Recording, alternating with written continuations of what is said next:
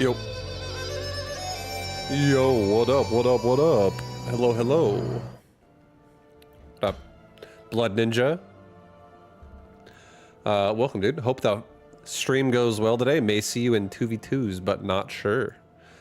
Great Torp was asking me to play some 2s, actually, earlier today, before I was streaming. So, the chances are high that we'll be playing some 2v2 today. Chances are high. What's up, Tony Moss? Welcome, guys. Welcome to this stream today. Welcome.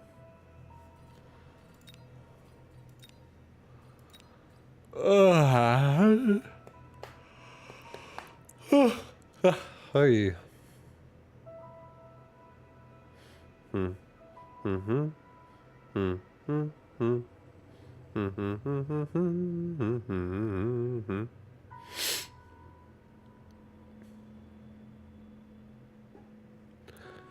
Dave Simplicious.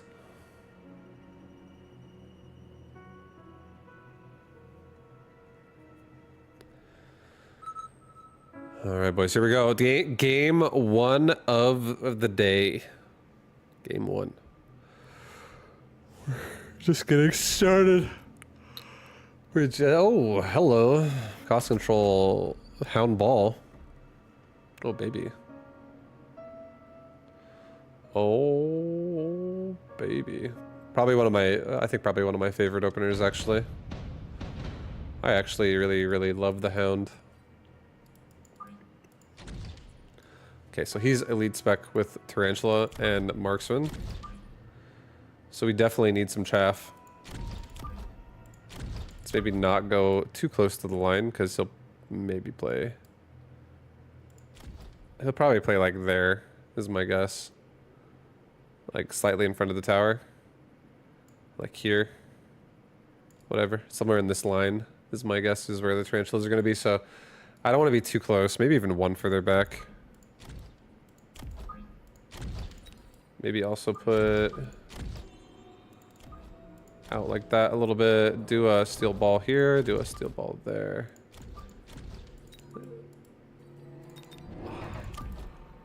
Oh.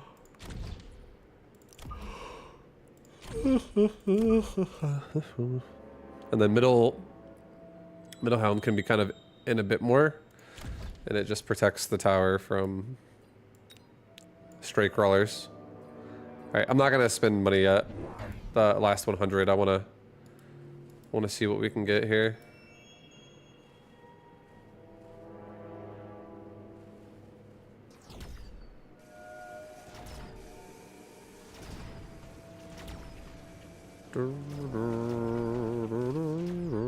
No, a crawler's loose in the base. That's not good. It's level 2, it's scary.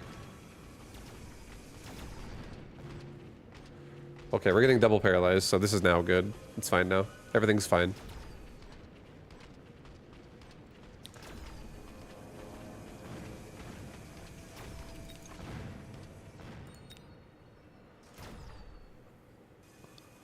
That's a very long paralyze.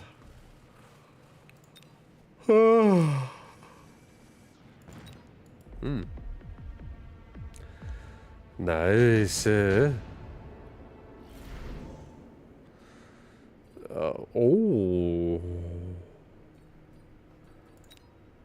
A shield airdrop. Yeah, paralyze this. What's up, flexible nut? It does stack, yeah. If you get... It's just additive. Every time you paralyze it, you get 9 seconds of a debuff on them. And if you kill another one, it just adds 9 to whatever's left on the first one. So if you do them at the same time, you can literally get it to like an 18-second debuff. And that's kind of what that just was just now, because both steel balls connected to both towers at like the exact same time. And then they just was like double tower debuff. So he's basically out of the fight for like, that is a very long time to be locked out for just 18 seconds straight. All right, I think we take shield airdrop. I think shield airdrop is kind of nuts. I think we help aside. Maybe even actually help the mid?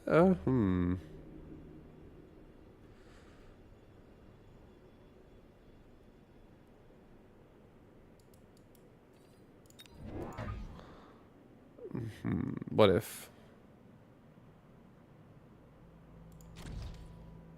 we do this?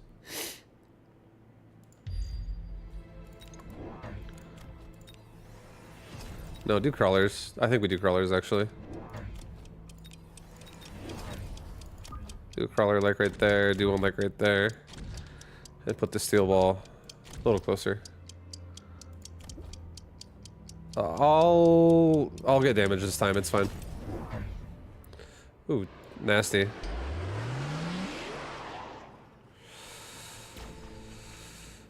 Oh, I'm glad we didn't flank.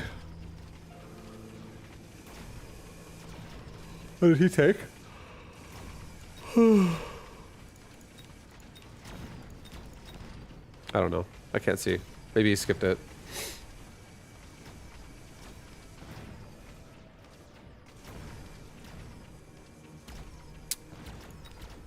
Yeah, we got a level 2 steel ball on both sides now.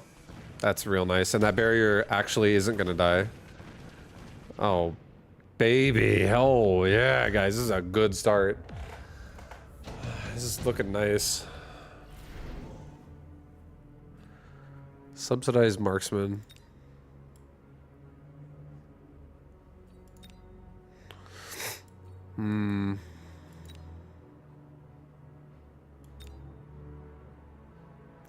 I feel like he's really hard pressed to be able to afford everything. I think underground threat sounds nice, but I think like just straight up killing a squad sounds even better. I'm gonna put a missile device like right here, and I'm just gonna try to kill a good chunk of what's on this tower so I can just like get a tower kill immediately. Let's level everybody up. And air units are totally possible. Let's maybe get like 2 fangs just in the back. This can help if like you know, it's not going to be great this round. I'm not going to lie, but I think we're actually having a really powerful round anyways. And I think one thing we do right now is maybe get another chaff squad on the side that doesn't have a missile, so that if he does do another missile himself, like closer, I don't just blow up. At least this side covers a little bit with my own missile device. I don't want to do any rapid resupplying. It's like way too ridiculous right now. You know what? Maybe we do this. Maybe we do 2 crawlers and 1 fang, and do one on both sides. No missiles for me, please. Yeah, something like that. Okay, that's a little bit better. We just wiped out the right side pretty heavily. That middle is gonna once again absorb a ton of damage.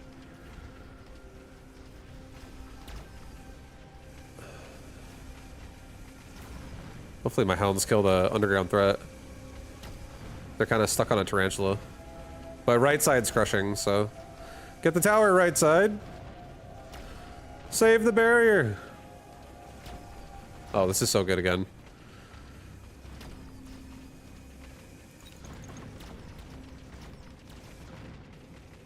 Oh my god, we barely save it. I love these like almost die barriers. I love when they stick around though. It feels so good. Okay, Scorpion totally could be a play right now. I feel like I could put my own, like he might take a Scorpion to kill the barrier. He might take, I could take Stormcaller and I could just stack the front with it, and I could grab another barrier like right here next round. I have no anti-air though at the same time. I have no anti-air. He probably takes a Scorpion is my guess. Seems like a level 3 and then a level 1 Scorpion to kill steel balls would be kind of good. So it does really make me want to go Stormcaller, because I could just like get range on hounds sell steel balls and then just start killing his units from far away. He has like no chaff. And if I make him feel the need to make more chaff, I feel like that would be good. Because I could just like punish that really hard with pounds right now that the hounds I already have could punish that even harder. So for now we're gonna chill. We're not gonna get crazy here.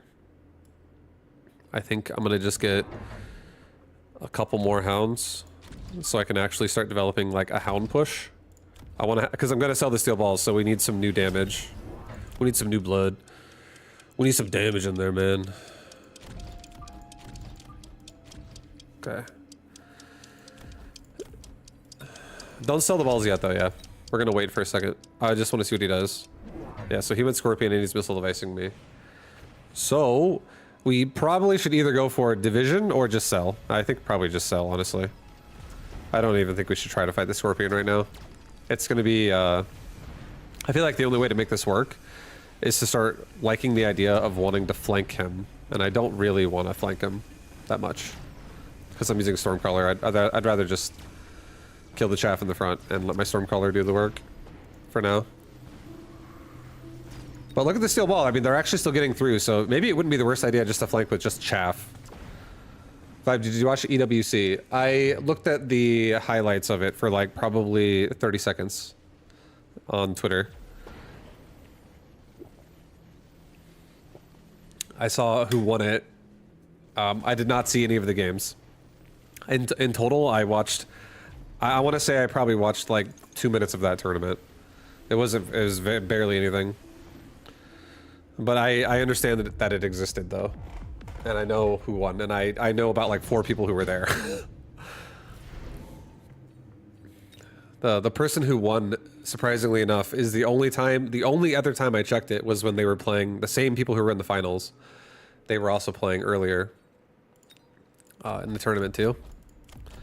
And it was Cyril versus Classic. But I saw that for like 2 minutes, and I know they were in it, and then I saw people, you know, a couple Twitter pictures, and that's all I know. But that's sick though for Cyril.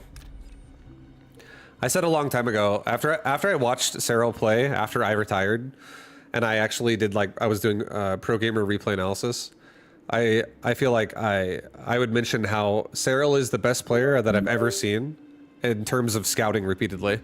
No one has ever really like done it as cleanly as he does, I feel like, when I was watching him play. And he's so, he like doesn't stop doing it. He keeps like doing it with the whole game. He does it like a consistent amount of the time. And he's very diligent about it. And watching people do that is not... It was impressive how well he did it compared to like the average person. And I was just... And he's very well-rounded as a player too. And I was like, I feel like he's like the best player that I've ever seen play StarCraft 2. And it's so cool that he, you know, he's still right now that good. He still wins tournaments and shit. So yeah, I feel like it's cool. I didn't watch it, but that is cool. Or maybe cancel one upgrade. Let's get Chef. Oh shit, I gotta build Chef, guys. Oh, barely got it out. Oof. Zerg isn't OP. I feel like Cyril's OP. And here's the thing. Whenever you get somebody, this is how it goes sometimes. Whenever you get somebody that really just understands how to play really well, and then they make other people feel inspired because of how easy it can be if you just play like that, everybody else starts playing like that, and everybody from that race gets better. Or that faction, whatever, that people who like the playstyle or use the playstyle as well will just be able to be like, oh, I'll emulate what someone else does. And it just gives you like something to strive for, which makes it easy to have an example to make it feel like everything's like OP. But Cyril himself is like a super good player. I feel like he's insane. And it doesn't even have to be something that's super deep, like, oh my god, it's so profound what he's doing. He just shows you that, like, you can be capable of scouting better if you just keep doing it and don't be lazy. And that's what, honestly, like, he has good mechanics and he's just insane at scouting. And he wins so much because he just, like, doesn't get surprised. And he always has, like, good reactions.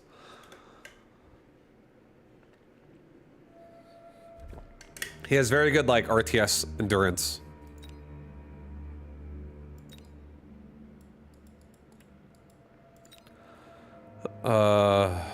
Shit. Yo, Saber. I need to sell my steel balls. This is a horrible feeling having them anymore. I'm just gonna get a farce here. This guy's going double down Scorpion time. So we're gonna, level that hound up. We're gonna level up the Storm Caller. I do want to get some air going in here a little bit. But I feel like I'm gonna take armor, the explosive anti-tank shell shots. And I think I get my Farseer range. I don't want it to die. I'll actually keep it alive. Let's get another Farseer. Let's get another Farseer. Farseer anti-air game here. Because I already have it. Why not? Get another crawler pack that's like protecting one of these level 2 Stormcallers. Let's get another one over here in a second. Let's missile device out this right here because he's gonna run that way. Yeah.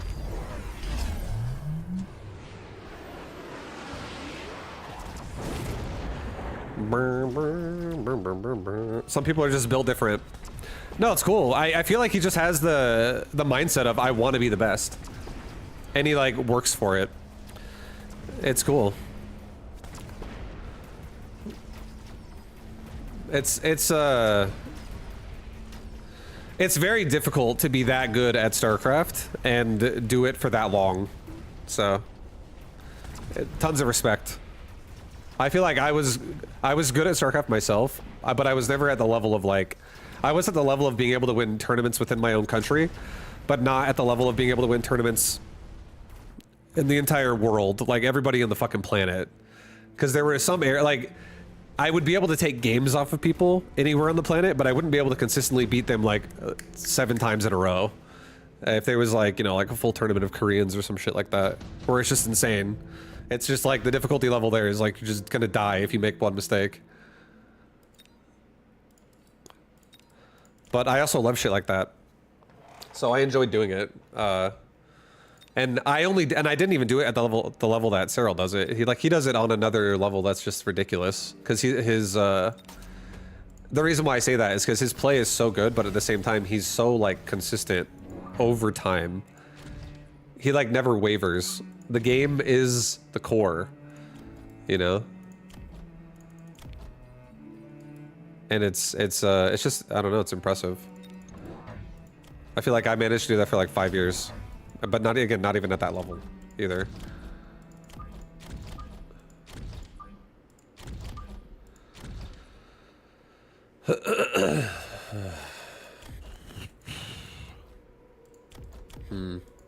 I kind of like a damage device.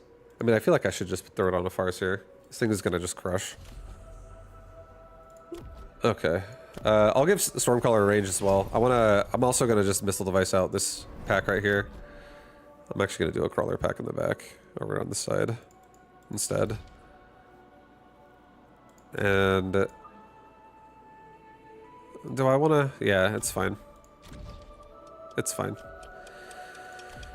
Get damage, and I can actually sell off this last steel ball. It's just gonna die anyways. I'll just actually start taking range and speed. I'll go with that. We'll just let it go with that.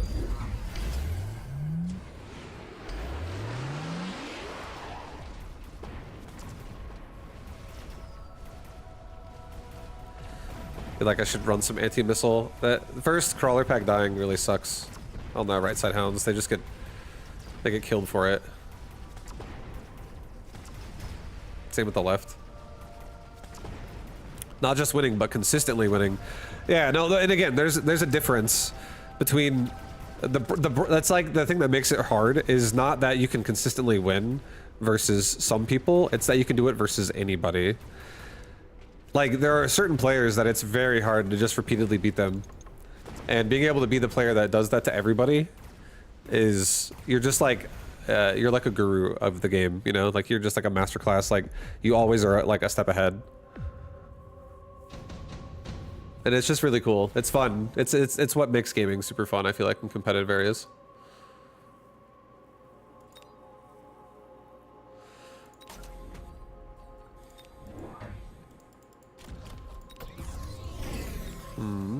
Okay, I'm gonna do... I almost want to like put barriers on the sides and just like distract them this way.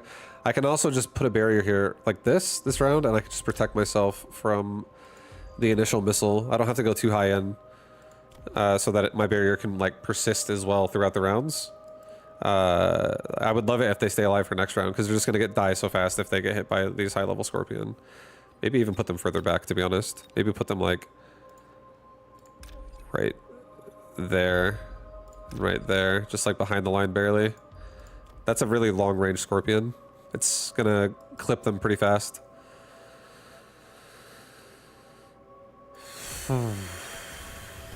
What's your ratio of Titan wins versus no Titan wins? It depends. It depends. Sometimes it can be 100% to 0.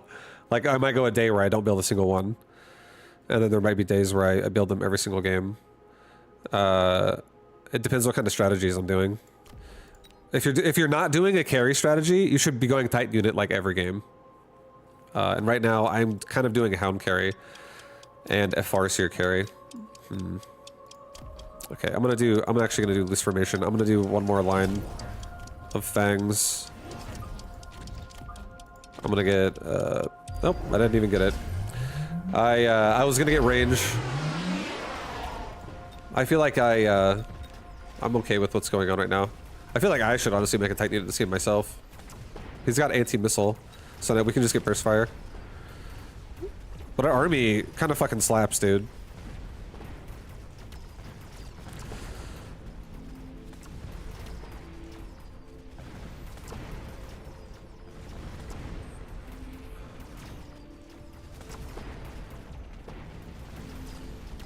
Yeah, it's good. The reason why this is happening is because he invested in this Scorpion, and those are really expensive Scorpions because we had steel balls, and he's elite specialist, so he can't even recruit anything below level 1, or below level 2. Sorry.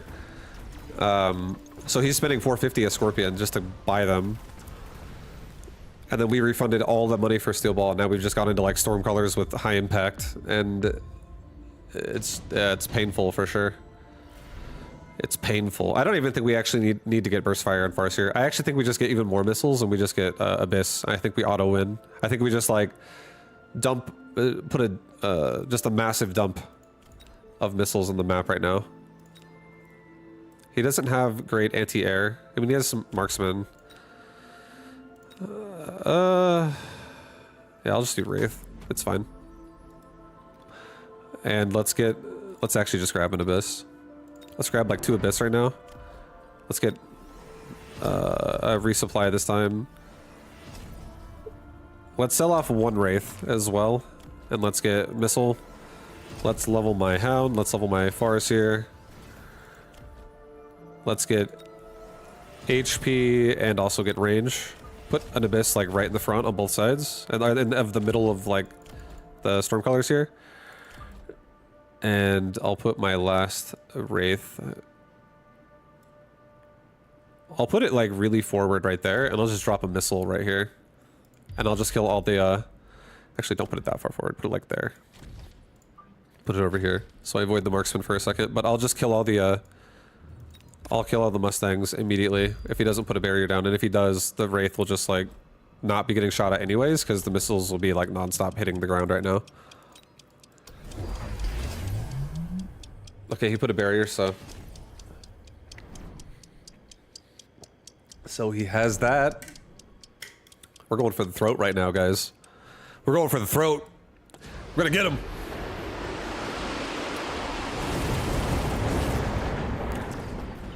What's up, Vibe? Mechabellum is a strategy man's game. Yeah. What up, dude? It is. It's really fun. This game's great. I do enjoy it.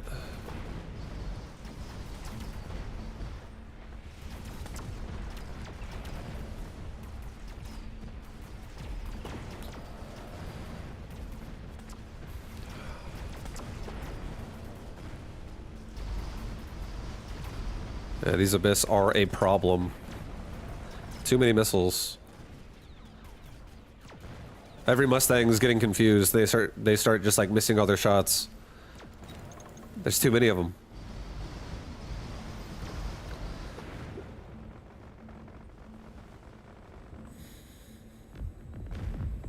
Oh, oh, oh. Nice. Hell yeah. That was a good game. That was honestly just a solid, nice hound game, guys. Oh, yep. Yep. I really feel like getting rid of the steel balls were carrying so hard at the start, and that barrier we had at the start too did such a good job. These were nice. This game also had nice barriers. I'm really glad we got the barrier drop. That thing is so fat. So fat, so good. Such a big, juicy health bar. Getting a barrier really early against like anything that's anything that doesn't do more than 1,000 damage per shot. If the whole army consists of that, and then also specifically it doesn't have steel ball or like a melting point, because those also don't do high damage, but they ramp up. So just like on the card, it doesn't say it does high damage.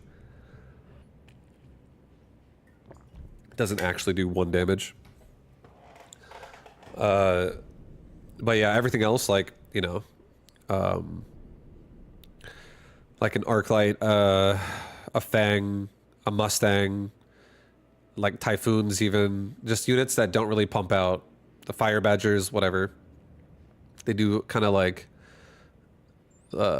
mediocre DPS at the start. No Sabers or something big like that. It just feels so good to get a barrier down because it just lasts for like, it's almost like getting a Paralyze. A barrier is the same thing as getting a Paralyze. You just like start winning that part of the fight because the barrier absorbs everything and you just have like something else causing interference in the army, in the fight. And you just start like, by the time the barrier is gone, you've already killed like 50% of their units. If it's like gone fast, or it just lasts the entire time and you win and it never even goes down. It's nuts. Definitely think there is definitely strategies that either do or don't work in this game based on if you do or don't use your shield generators or your sentry missiles. Like being able to throw missiles out and shit and drop barriers down whenever you need them is round changing, because a lot of times people will build, you can punish people for not respecting how to build properly. So it's just really a lot of opportunity there to really take like advantage of the game. I really like this formation lately. I'm gonna try this again. This formation's making me happy. I feel like it owns. It just like gets the tower every time.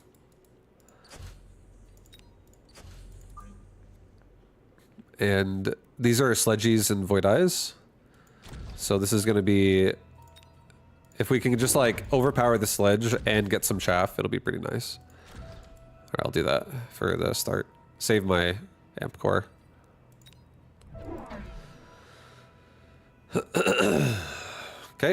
Okay. Looks like we're gonna kill a lot of the Void Eye while he's busy fighting steel balls. Because my Void Eye, the Void Eye will get stuck on my crawlers. Hopefully we, oh, never mind. He's relocating. I don't know who's gonna win this fight. Actually. I think I do, but I think it's because one of my steel balls eventually gets to the tower. Okay, this is much better now, suddenly. I feel like now we definitely win because he moved the Void Eye. He moved it to a side. The left side's gonna get crushed though. Left side's gonna not do very well. But right side should win the whole round though.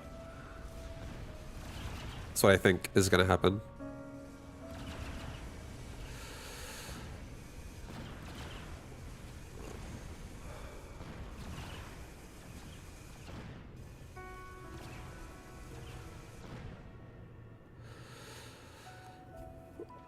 Yeah, I feel like this is going to happen too, just because we have the faster army, so, and we're also forward, so we just get paralyzed faster than he does. So we get to abuse just, you know, those momentum swings in the round there like that. And we also get all the experience for the tower. He does paralyze us once, but we still get it.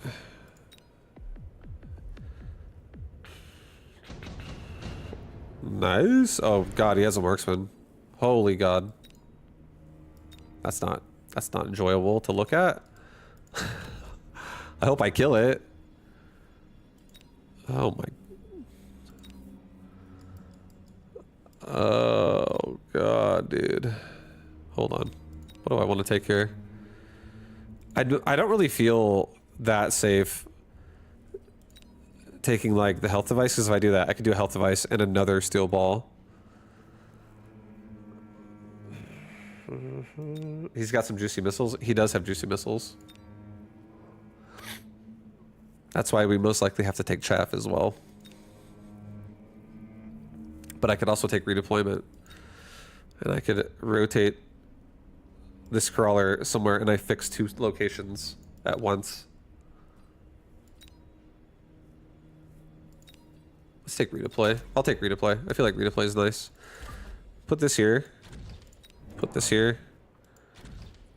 Put this also right here. Yeah, we're getting some crawler devastation right here.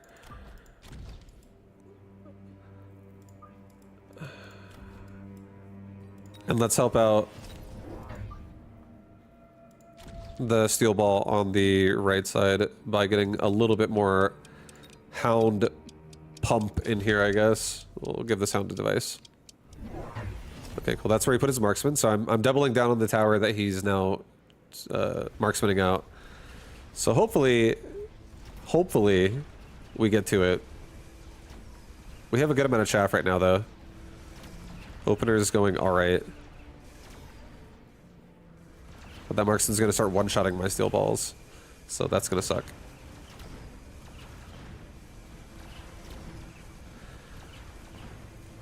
Okay, this is actually making me want to get just energy absorption. The leech on the ball. If they level, I could totally do that. Yeah, they did. Laser sights, smoke bomb. I could smoke bomb diagonally and just really punish that marksman. Actually, not really. He doesn't even shoot me. That's actually not... I feel like I could punish left side even more. Or like left and middle. Do I want that? Do I want this? Do I want this? Here, let's do this actually. I see an opportunity. Let's get a laser sight and actually put it on a steel ball. Right there. Let's level this guy up, level the hound up. Put a steel ball like right here. Give me a crawler pack right there. And I'm going to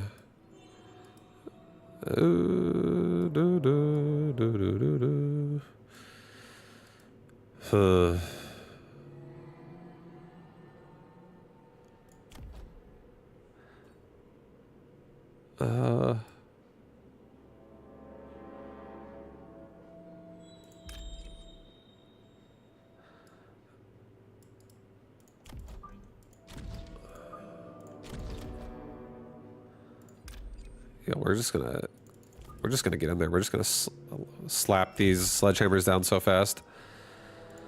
That's what we're gonna do, actually, guys. That's what we're doing. That's what we're doing, dude. Let's get HP.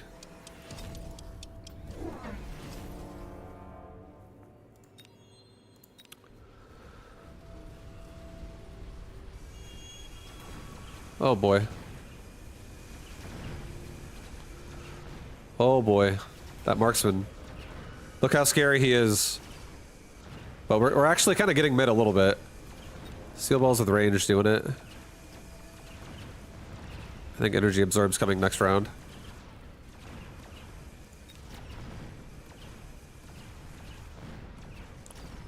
Oh my god, we're so close to getting that tower.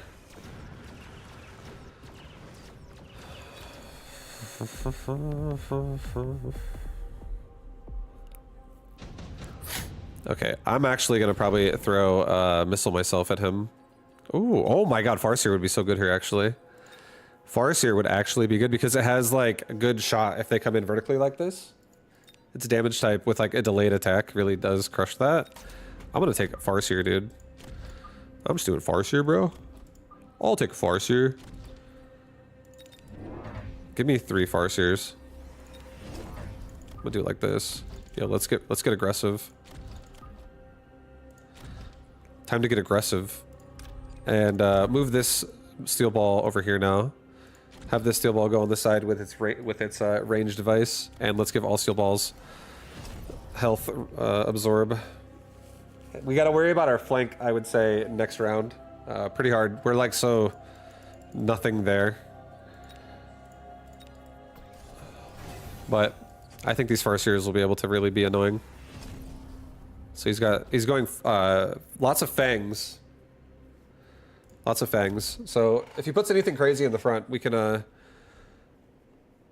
always get burst fire, but I do need to really probably think about getting maybe 3 more hounds next round and getting rage in range on hounds and just have them farm all these fangs. Especially since they have armor piercing bullets. I'd love to kill fangs.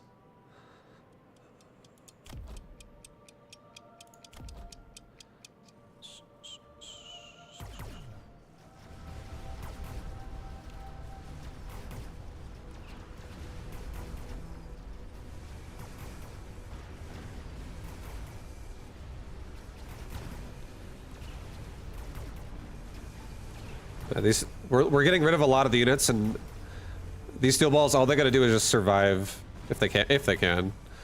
Get some latch-ons, baby. Survive a little bit. Oh, Farseer on the left is going down. Farseer in the middle is going down.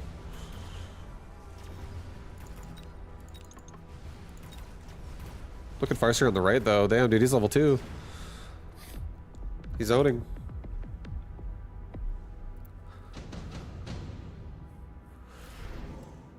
Heavy armor. Oh.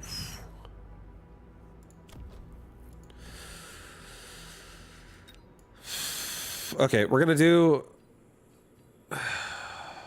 Shit. I hate that Rhino Assault.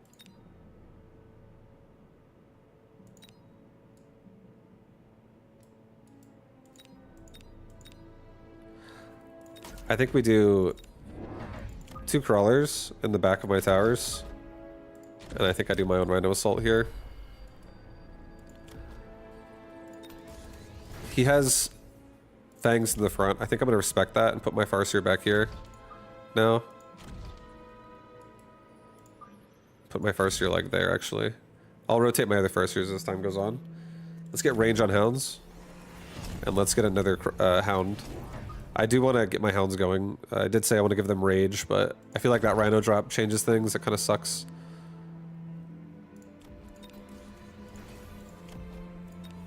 Alright, get damage for everybody. Okay, okay, okay. This is okay. Alright, he put oil down. He doesn't have range on Fang, but we have range on hounds. And he's going more chaff with crawlers, so I'm really happy we're going hounds.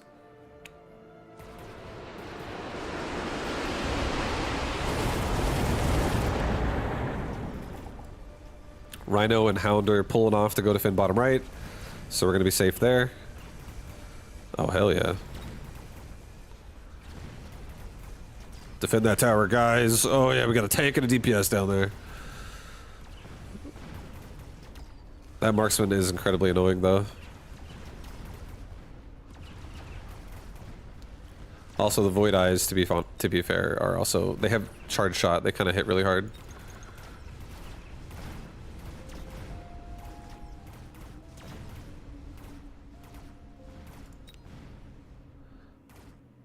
But you know what also hits hard? A Farseer.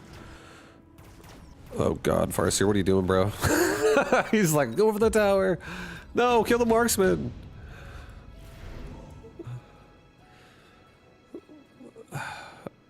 Okay, we got a barrier. I could take a barrier, but I don't really feel like making a fortress right now. Sorry, my bro. Driving that Farseer. No worries. I understand. Killing a tower is nice. You went for that XP play. I respect it. I respect it. And I would have done the same thing if I was in your shoes. I would have been like, well, dude, there's a tower like right there. I could just kill that and then kill the marksman. And then I'd be like in the middle of shooting my missile at the tower. Oh shit, I'm paralyzed. Oh no. Oh! Before you even actually can say anything, you're just dead. You're just dead. Alright, I'm rotating over here as well. I'm just gonna get into a nice, good old photon emission placement here for most of my army. I'm actually gonna pop photon emission, guys. I'm tanking through... I don't give a shit. I'm not selling. I'm tanking through these Void Eye. I'm also gonna get another HP upgrade. We're gonna heal through it. I'm gonna heal through it, baby. And with more hounds now clearing stuff, and also there's a nice fat oil spill in my face on the right. So what can you expect, you know? Things are rough out here. Now it's gonna turn into a fire spill. So we are gonna eat some damage.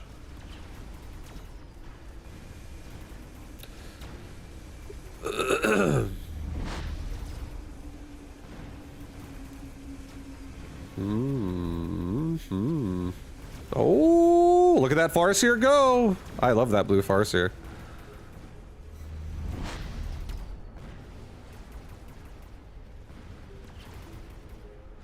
Nice, we get the Vulcan. The machine is dead. We can get the tower. Hopefully Farseers can do it again. I feel like Farseers should maybe be respected more than they're being respected right now and actually receive a proper upgrade, like range. They're crushing.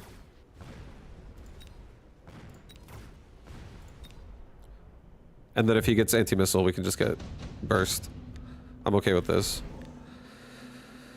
Okay, yo, Fortress. Oh, God, if we get Fortress, that's kind of crazy. I'm gonna get Fortress. I'm gonna put a Fortress right here. I'm gonna put a Fortress right here.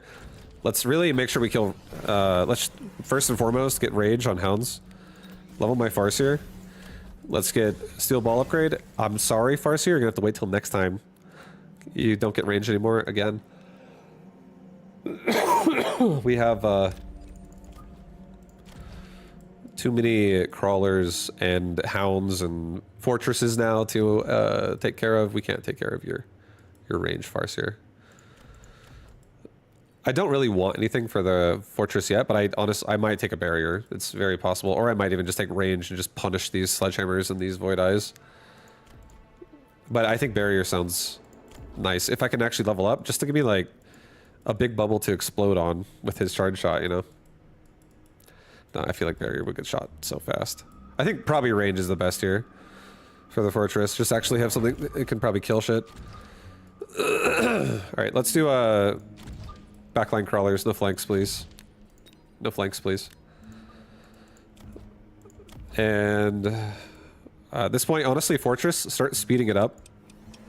Fortress now are in my army, but they're really slow, so let's speed them up as well. I feel like going from 6 to 9 is way more impactful than going from 16 to 19. Like, this unit goes from being a slug to actually being able to get in the fight before it's over. If it's a push. Get some sledgehammer kills, dude. Get in there.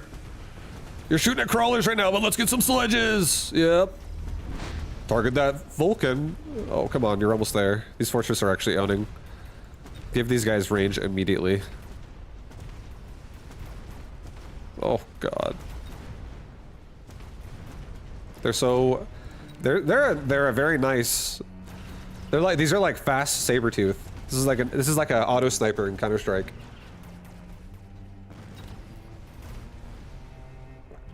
Just hits really hard and it just keeps shooting non-stop. And it got level 2. The guy on the right got level 2 as well. Holy God. Let's give him a device. Oh, hold on. Wait, you know what?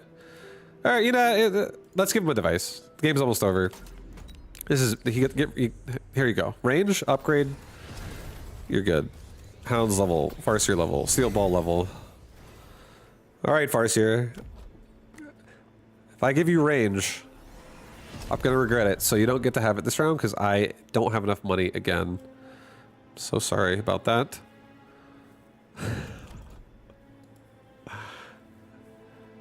What if we take overload?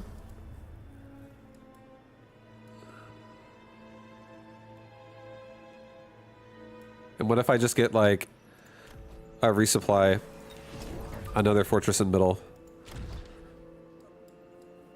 Bro, I'm just gonna go to town on this push. I'm going to fucking town. Yeah, I'm just gonna get into another area of the board. These middle sledges and stuff will get dealt with real quick now, as well.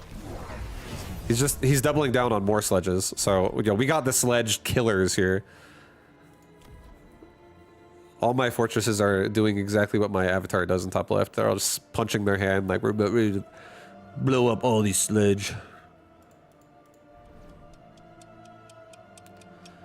He's missile devicing me. Okay. That fortress eats that missile. That's nice.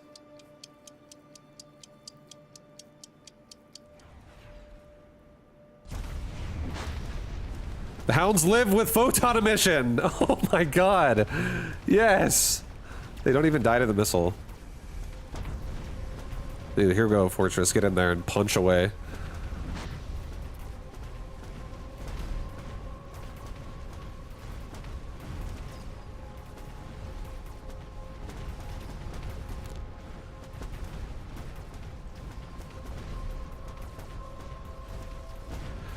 Yep.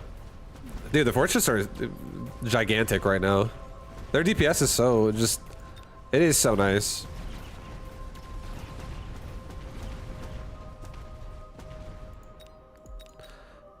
This guy's got so much damage as well. He's with his fat level here. I feel like at this point, really, we just close this game out with some air in the back. Maybe also take advanced targeting system.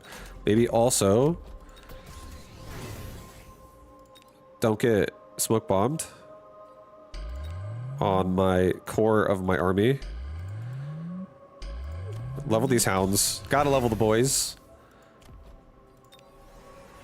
Oh, shit, steel ball. I'm sorry, I can't give you any attention at the moment. Yeah, I'm gonna do this. I will actually cover the back, just in case he makes like a phoenix or a wasp and tries to like press my tower. We are being pretty greedy this game by never having anything in the back. But I did redeploy stuff in the back and then back up. Or did I? No, I didn't do that. I was always forward. I was like from here to here. Never mind. Okay. Do I want to redeploy anything though? Not really. I feel pretty satisfied about this. He might throw an oil. I mean, I can't stop it anyways. But a nice fire bomb all over my crawlers. It's not really that big of a deal. It's not that big of a deal. Maybe I just like slam into this. Just like blow up a couple sledgehammers right away. You know, later bros. Kill two of these guys, just punch them out. Let's also missile device that. Why not? No, cancel that. Get speed, speed!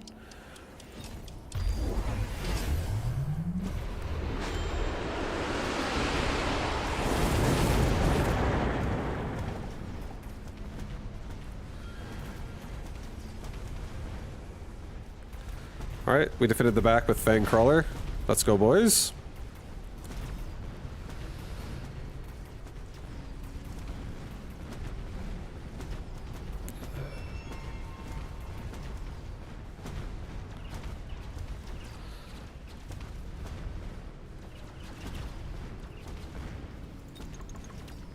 I feel like I know exactly what I want to make here. I'm not dead. I know exactly what I want. We're gonna twist your fucking dick, dude. We're gonna twist it. We're gonna grab it, twist it. Let's just get two overlords. Yeah, easy choice. Put them in the back. Don't have them too far forward. Let's get a couple of these bad boys. Give them range. Take range on everybody. He has a range device marksman that's level 5 right now, and then he has fangs with armor piercing in the front, and one in the back. That's all of his anti-air right now. I'm hacking this guy's face off though. I feel like hacking him is going to. There's so much. This fight is so slow. This fight takes like a year to finish. I'm gonna get range as well on my boat. Hound. I kind of want to level you, so I'm gonna. Sorry, Steel Ball. You don't get any love right now. Again. Might actually just sell you because he has armor-piercing bullets. Let's put that device on a fortress.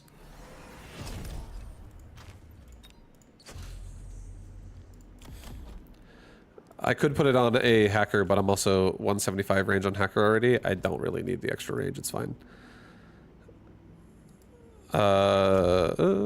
Damage.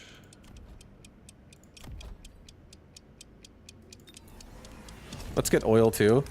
Sabotage this guy right in his face. Alright, put it here.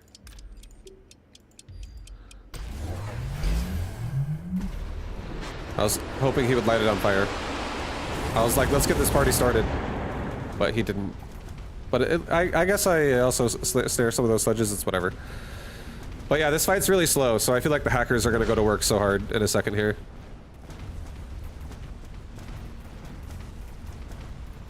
Dude, this middle fortress is like on crack. I'm just watching this guy. He's just like boom, boom, boom. The middle's dead.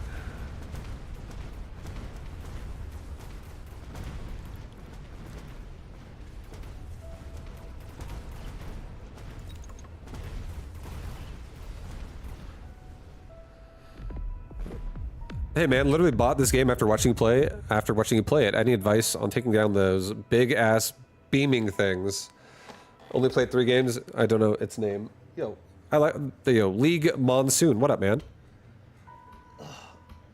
Thank you for watching and enjoying the stream. Yo, I'm glad you enjoy the game. Or I'm glad you feel inspired to play the game. Thank you, man. I would say for killing a melting point, I used to call it a melting pot. When I first started playing this game, I would always call it the melting pot. That's how I remembered it.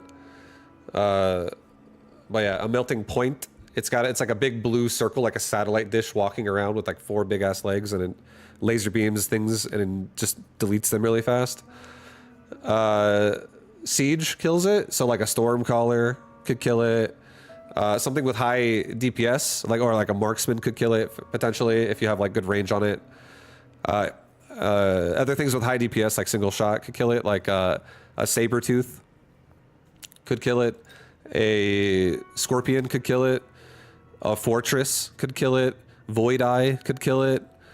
Anything that does like a high amount of damage, and specifically if the unit has this upgrade right here. If the unit runs this upgrade and you specifically turn it on to kill a melting point, and it's called charge shot.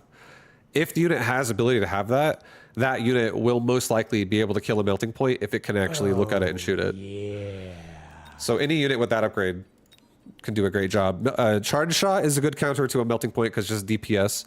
Double shot like what a scorpion and a saber-tooth has, where it just says each attack fires 2 shots instead of just 1 with a small attack speed penalty, but you get way more burst damage out right away. And it's the attack penalty doesn't actually make you do less damage by any means. You're doing more damage with this turned on. It's just it's less rewarding when you're fighting things that are like super low HP, like crawlers. Like if someone has mass crawlers, you don't want to turn that shit on. And then yeah, EMP as well. You cause like you basically every single auto attack of a unit that has EMP active makes whatever receives the damage, all of their tech turns off for like 4 seconds, and it stacks repeatedly. If it keeps getting hit repeatedly, it just starts over 4 seconds, like 4 seconds. You just it's like out of commission for a few seconds. So yeah, it's a no good. The first minute of your advice, I was on ad break. So here's what I said. Crash course. Any unit that has charge shot is a good counter to a melting point. Any unit that has double shot is a good counter to a melting point. And any unit that has EMP also could be a good counter to a melting point. The best way to kill a melting point is to turn off its ability to heal itself, or make sure you burst them before it can heal itself. Because the worst thing about a melting point is if your army does no damage, and then you just watch it kill all your shit and it just heals itself repeatedly on your units, and it like multi-beams them all down, and you're like, oh man, I can't kill this thing. You gotta either turn it off or you gotta burst it, one or the other. Or you can always siege it and stuff like that too, with like a stormcaller or something. Oh boy, high HP training spec. Oh ho ho. And yo, League Monsoon, thank you for the prime, dude. I appreciate that. Thank you for the prime sub.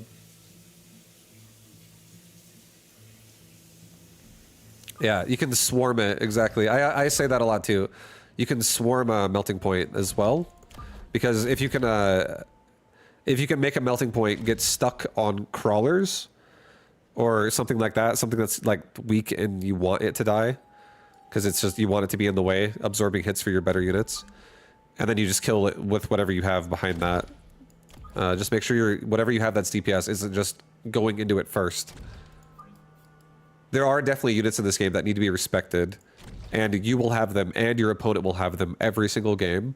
And you need to have those units busy on something that's like not relevant. So like if your opponent has a really scary unit, but you can keep it busy for like 15 seconds on crawlers, and in those 15 seconds you can kill the rest of his army and then kill that as well, because you keep it busy. That's kind of how, that's a concept in this game that you'll do a lot. And it doesn't always, it's like sometimes it's multiple units too. Like you'll have like multiple battles going on in like different areas. All right, so we're gonna hard stack the left side. I'm actually gonna do that. I like my new formation I've been doing. I like this better. This one really makes me happy. Okay, go with that. Yo, what up, Durango Duke? We got that pull-up bar handy? No. I haven't actually done a pull-up for a while. It got moved. The pull-up bar was moved in, to the other office area, and I just never went and grabbed it.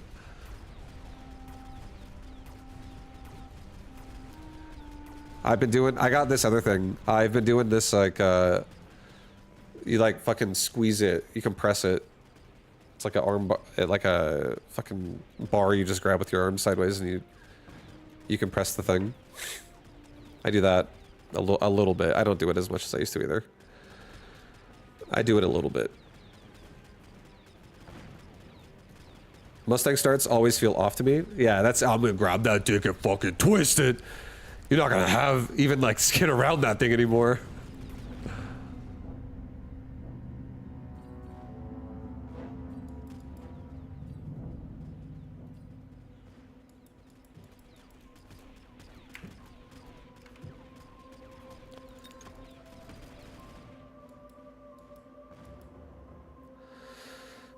Doing Kegels? Oh.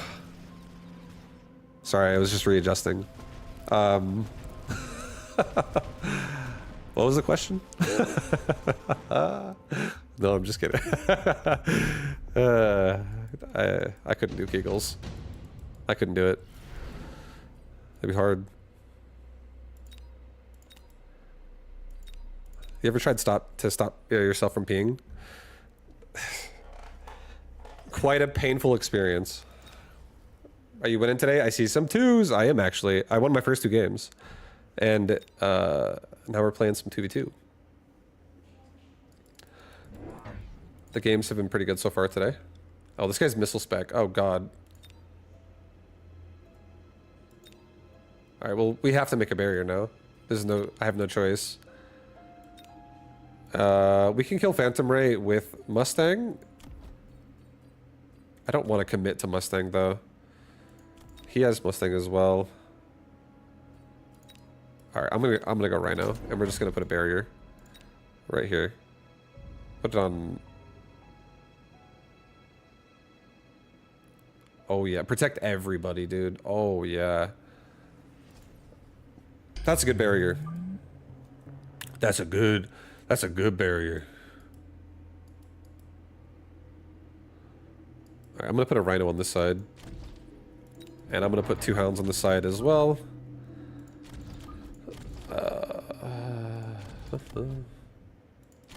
Do it like right here. Rhino, you can go like, yeah, like right there. Not too fast, but fast enough. I'll get HP. Now that I actually have a Rhino here, I want him to like survive longer against the Mustang. Yeah, look at that. That Mustang, protected. He protected everybody with that barrier. That was a nice barrier. Very nice. And it's not in the front, so it's just gonna be up every round.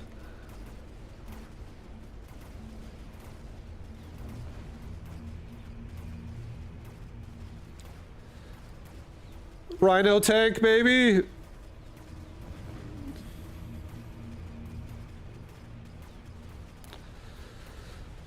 We almost got it.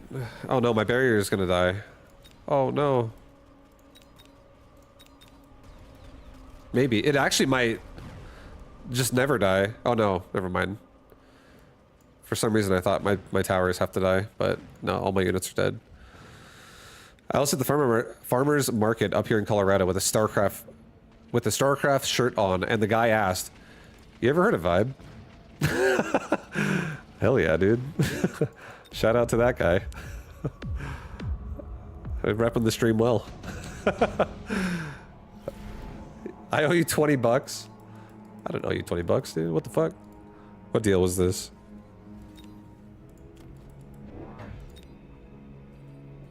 Yo, intensive training, double time? Oh shit, dude, we could double level the Rhino. Okay. I owe you money for doing push-ups? You want me to do push-ups? Are you asking me to do push-ups? Or are you saying I owe you money for push-ups? Yo, Donson. Donson. Thank you very much for the 3, baby. I was gonna say, I don't remember failing any challenges of push-ups. I was like, this couldn't have happened.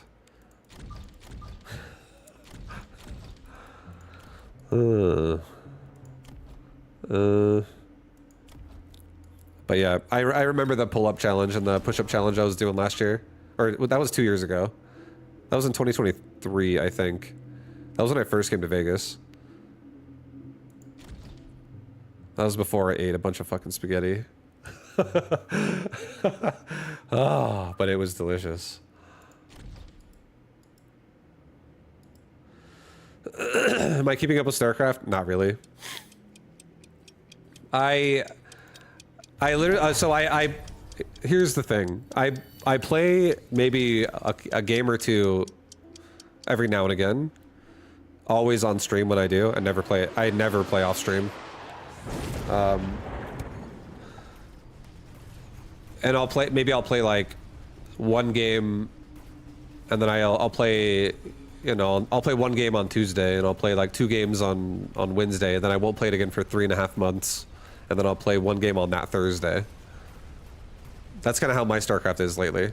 It's like I play probably a total of like 10 games a year in StarCraft, or like maybe more than that, maybe like 20 games a year, but not much. Definitely not much.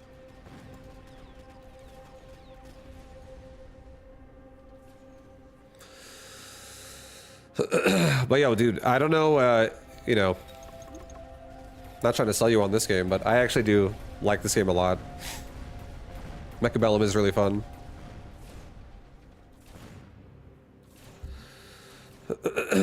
It's good to see you on. Yeah, dude, you too. And thanks for letting me know you had that experience. That was cool. Or that's, you know, that is cool. I'm gonna do a super heavy armor. I'm gonna do a Mustang behind. Yeah, my brother, one time my brother was like, "Hey Dan, pick up the phone." I was like, why, what? He's like, because I'm like, whenever I talk to my brother, he's not the type of person to just like randomly call me out of the blue. You know what I mean?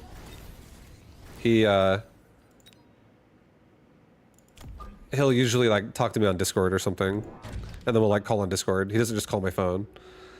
But he'll one time he called my phone and he's like, "Hey, Dad, pick up the phone." And I picked it up, and he like immediately puts me on a fucking video call with somebody at the bar that's like drinking, and he's like, "Hey, vibes, brother." I was like, "What the fuck?" I was like, "Yo, what up, bro?"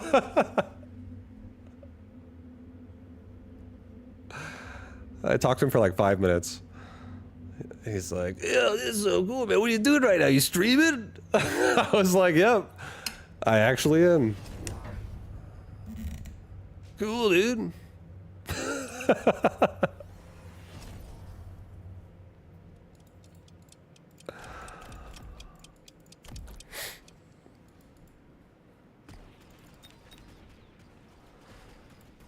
Yeah, good times. Oh my god, this rhino is stuck on so much chaff back there. Gross.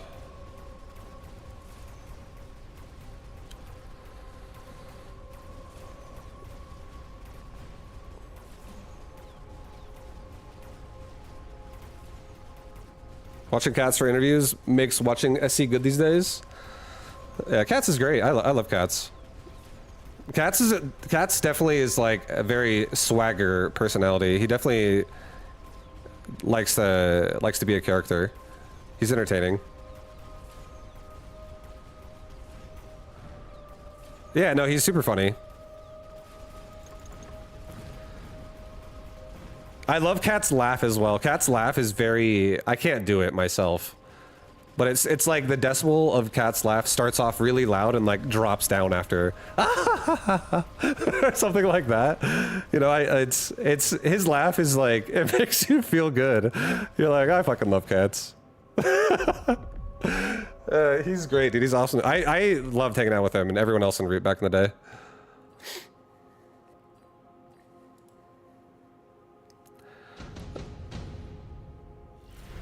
His favorite thing about cats was his ultra drop harass. Yeah, dude, it was... Link's Liberty was such a fun time.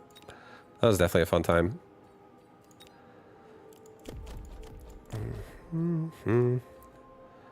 Alright, I'm about to double level this rhino again, dude. It's about to happen, guys. I'm getting the Phantom Ray. I'm putting a Phantom Ray right here. Putting a Phantom Ray right here. I'm leveling the rhino 3 more times. This thing is juiced up so much now that I am actually going to give it... No, I'm not going to give it armor. It has... I'm going to give it rage. I'm going to give it rage. This thing's beast.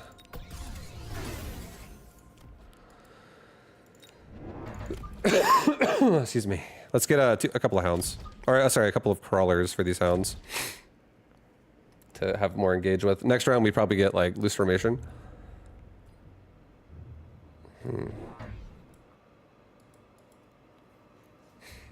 Let's actually sell Mustang.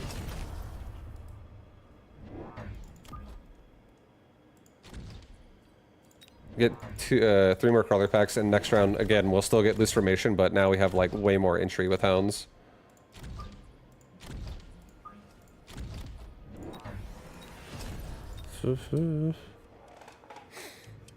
This again gets a little too much, but I could deal with it. Everybody has their quirks. Everybody has their things that they do, and if you constantly pick on people about what their quirks are, they're just gonna, you know, I don't know. It depends on the person, but probably just like do it more, because they're probably gonna like internalize more, and they'll be like, "Alright, fuck it, I'm just gonna be, you know, chat's being rude. I'm gonna fucking do my thing." I feel like he just likes to sing. He's a singing guy.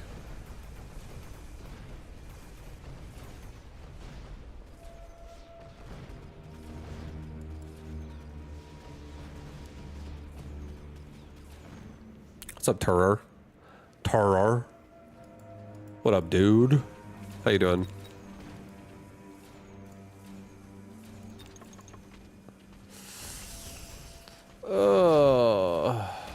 Oh god.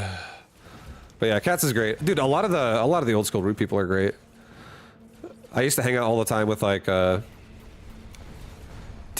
Drewby, Kiwikaki, Slush, cats. I feel like every time I usually played, that's usually who I was gaming with. Sheth when he was, but he wasn't really on Root though. When I would game with him, he left that team before I was there. But I was good friends with Sheth though. Sheth's great. Sheth and I actually played custom games together for a little while. We played like tower defense games in Warcraft 3 and stuff, and Starcraft 2. Like I can't remember even what some of them were called, but we went through a phase. And then we also played like Heroes of the Storm together for a while. Or for a little bit. No, I played Brood War. I played the beta for StarCraft 1 before it even released, period. Like original SC1. I played the beta for that because my brother actually like knew what Blizzard was that early. and and my brother introduced it to me, and we played. It was like a Terran versus Terran one map only, on like a little demo server. It was cool. Yeah, I'm gonna take the missile. I'm gonna take that missile. I'm gonna take that missile right now. I'm getting rage and range. I feel like my hounds suck. I need to make them better. Let's sell off my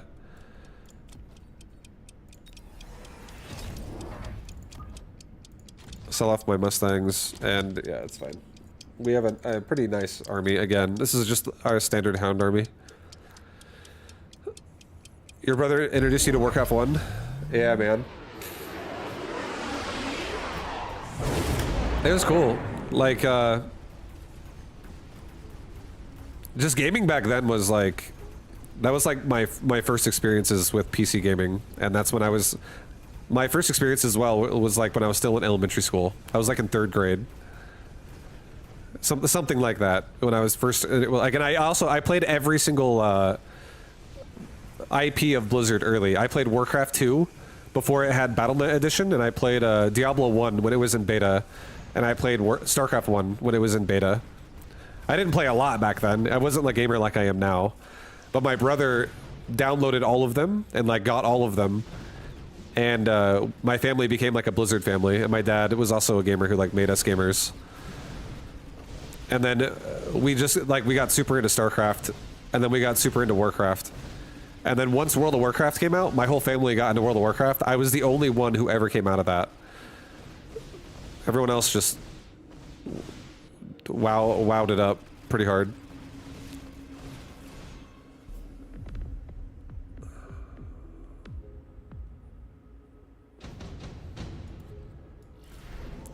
I want this Rhino to be good, but he's really just getting kind of crapped on. I'm gonna give this Phantom Ray a chance now. I'm gonna get Loose Formation. I said I was gonna get this earlier. I'm also gonna sell this. I'm also going to Mobile Beacon this. And I'm not messing around anymore. We're going right for that tower, guys. Like, I'm not messing around right now. This is what I'm not gonna lie. This is what I should have been doing the last like 3 rounds. But I'm not doing it yet because I'm kind of not paying attention. But now I am. I've woken up.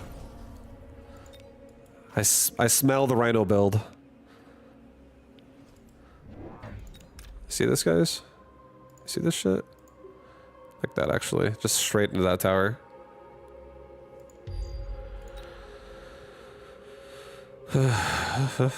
Yeah, no, I'm just joking. I'm not actually really worried about if I'm doing good in this game or not.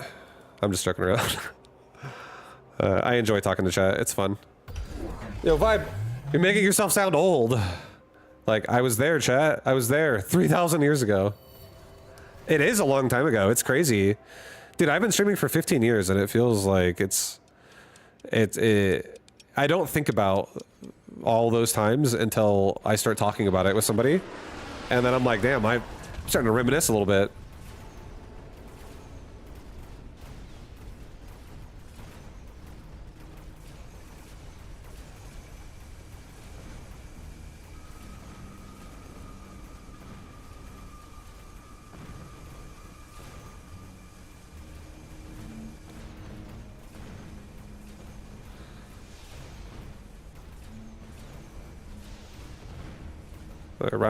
The Rhino did great that game, or that round rather.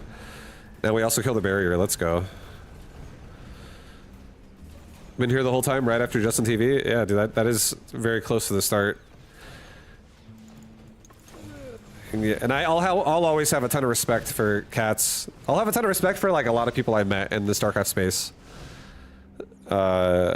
Like the person I'm playing 2v2 with right now, Great Torp, is another person I have a ton of respect for. Just getting to know at that time in my life. Like, I remember when I first started pro gaming, I had no idea what I was doing. Honestly, I had no idea. And I remember I was like so dead set on a team's salary and also like giving me like free tournament travel. I was like, yeah, I want to get like my tournaments and like all like paid for, and like flights and shit, like flights and hotel, all that stuff's paid for. and I just want a small, like a salary, because like not having a salary was like standard. So I was like, I want a salary, and it wasn't even a big one. You know, we're talking like very small. Like I remember the first team won me over because it was the first team that's willing to pay me, and it was some guy who was willing to pay me $15 a month. And I was like, bro, that's like what I was getting in high school from my parents. Or like, not even, I was getting 20 bucks a week from my parents. 15 bucks a month? You gotta start somewhere. I was like, I'm getting nothing right now. 15's better than nothing. Sure, I'll join your team. And I met a couple of my, I met a couple buddies that I met, you know, that I got to know pretty well. For the rest of StarCraft 2. That's where I met a Protoss player named Response. And, it's always cool to like, you know, whenever I would see him in tournaments or ladder, it'd be like an ode to like having that experience with him, being like, yo, what's up, man? Because we don't like keep in touch nowadays, really, but experiences like that were cool. Yeah, hold on, guys. Remember how I said I'm not messing around? I'm really not messing around.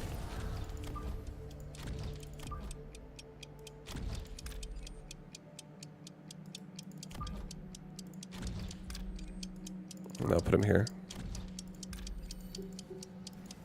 Okay. He's gonna go crazy.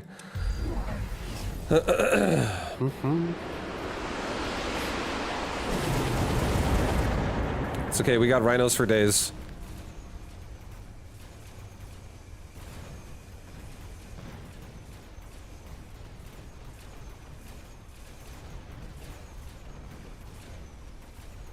To be honest, all the XP the hounds are getting right now is critical.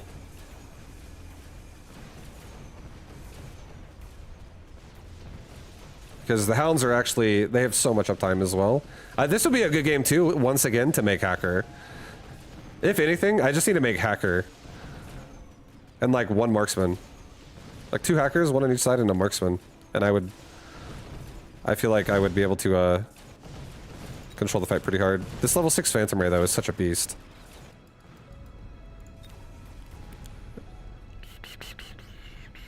Fortress Anti-Air. I don't want to make forts, only because it's only round 8, and unless I get a drop for forts, just buying the forts is like my entire round's budget. It's just, I think the idea just sounds too expensive. It's my only turn off to it. But I actually do like forts though. They are sick. Okay.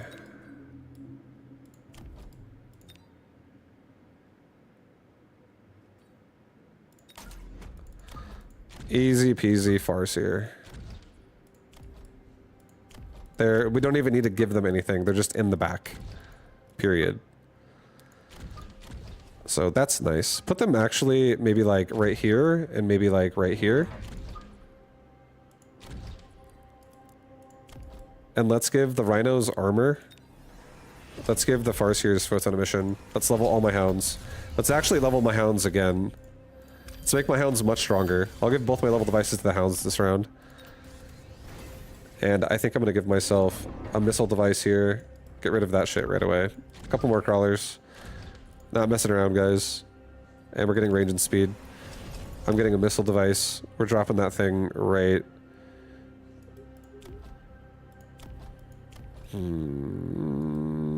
right here. Just do it right here. Get rid of that chaff right there, and let's once again have this rhino now dodge the arc light and just hit that tower. Get in there, bro. I believe in you. I believe in you. He has 2 missile devices active right now. Let's maybe do a barrier like right here. Let's do a barrier like right here. Let's not let my hound, and I feel like those are good missiles, because if my rush gets dwindled down, I'm not going to push. Okay, so I blocked one of them. He gets another one over there. My hounds didn't even die. Doesn't even matter. They're still strong enough to live. Let's go, baby. The levels on the hounds.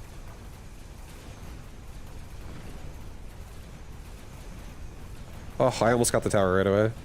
But the hounds are so much stronger than they were before. I leveled the hounds a ton here. So they're actually pushing like crazy fast now, comparatively. We're so close to the tower.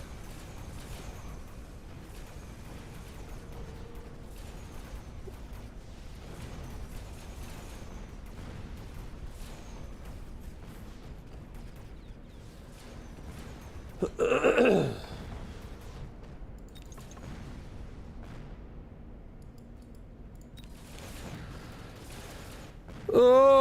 shit, dude, I'm dead. I have to sleep now.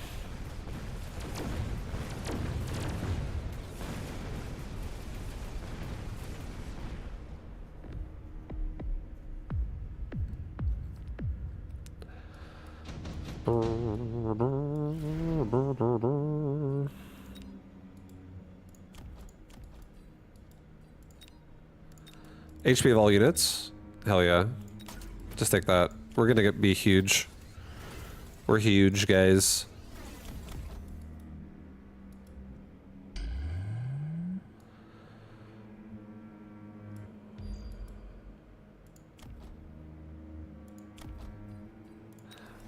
I think I'm gonna grab armor as well on my hounds, because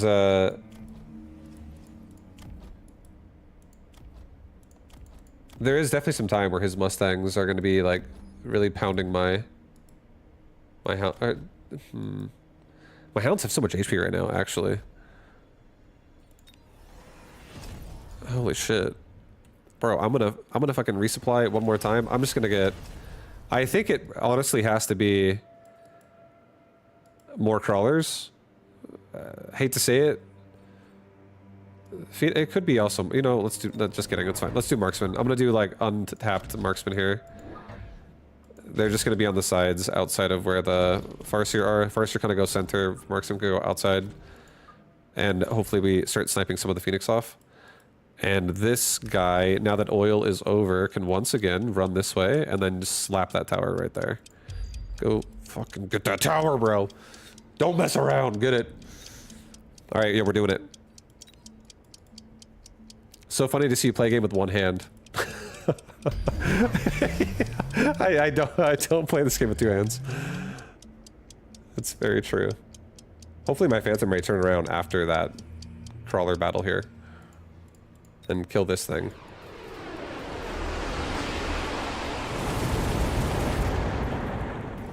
Phantom Ray, turn around, please! Save the tower! Okay, we're fine.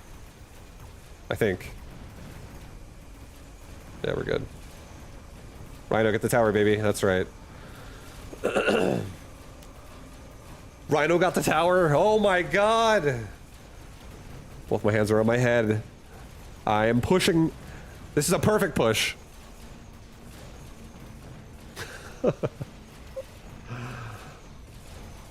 Yeah, we got it. That quick paralyze really is like the nail in the coffin. Whenever that happens, it all came together.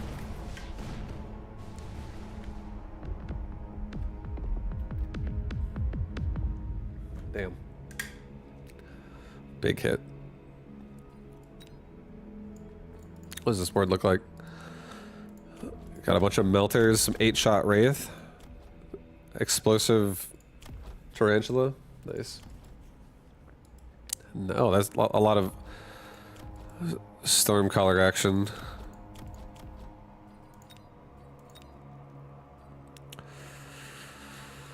Oh, yeah. Nice. Nice. Nice, guys.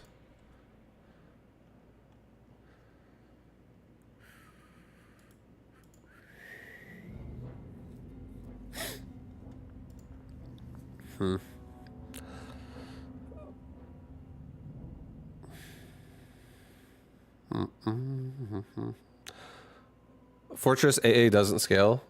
It does. It does, actually. I thought the same thing, but it does.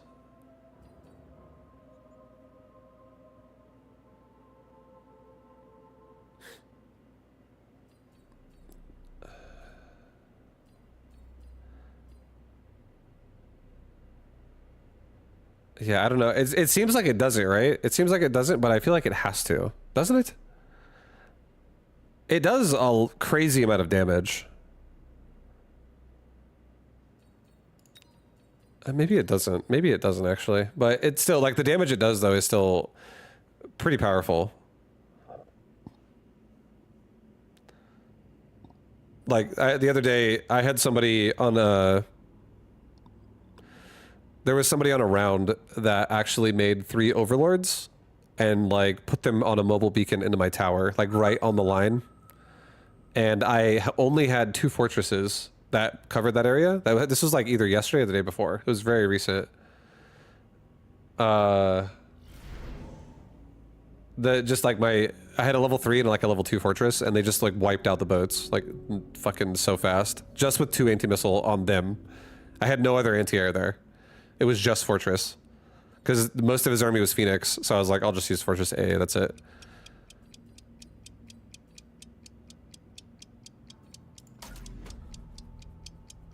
It doubles with every fortress you make. That's how you scale it. Tell him. Tell him, my old melon. Fort A spreads all over, but it hits the shit out of OVs. For sure, exactly. One thing that's really nice, though, about Fortress Anti-Air that I will say as well, that is something that it's really the biggest perk of it all, is that a fortress itself is actually just a really strong unit. And being able to soak up all that XP that comes out of the air, like if you kill like a level 3 Phoenix or something with it, your XP bar just like, you get like a full level like every round you'd have that thing. So if you have like devices or something, or if you just have a good spot for fortresses, it's kind of insane how good that feels.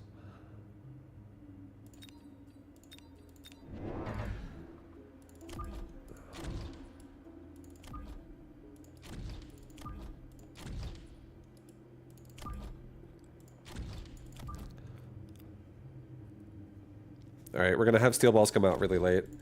I'll put fangs in the front.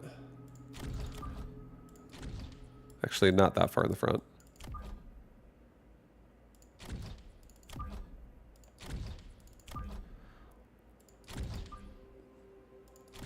Put the steel balls on the inside too. I don't want them actually on the outside. I want them on like the closest to the tower on the inside. All right, go with that. Device and arc light.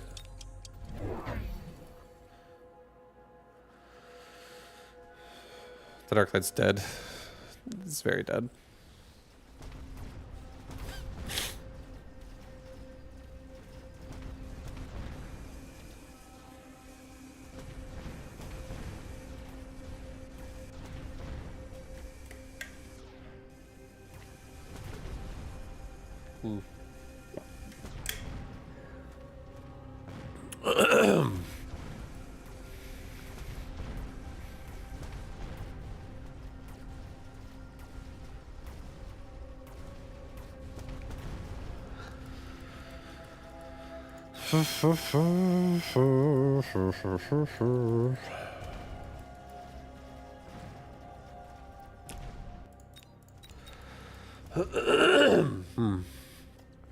All right. That was a lot of hound damage, guys. That was a lot of saber death, or saber killing rather. Arclight death. Oh no.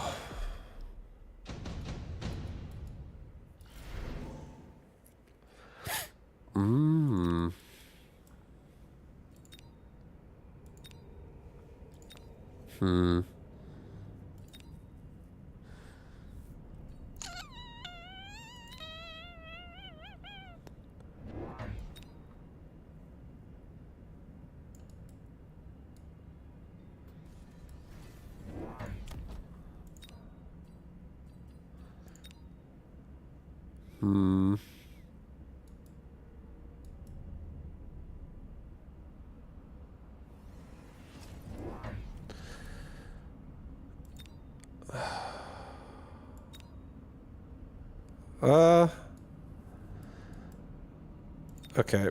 I think I'm gonna skip. I am just gonna commit a little bit more to Arclight, I guess. I'm gonna get some more Arclight action right here.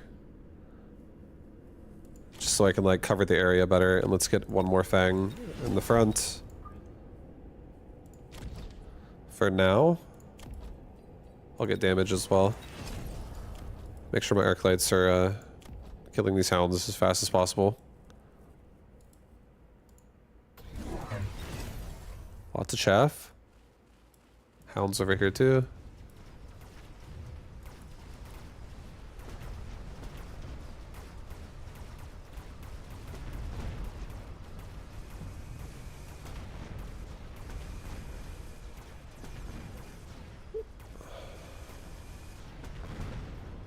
No, man, I'm not gonna kill it.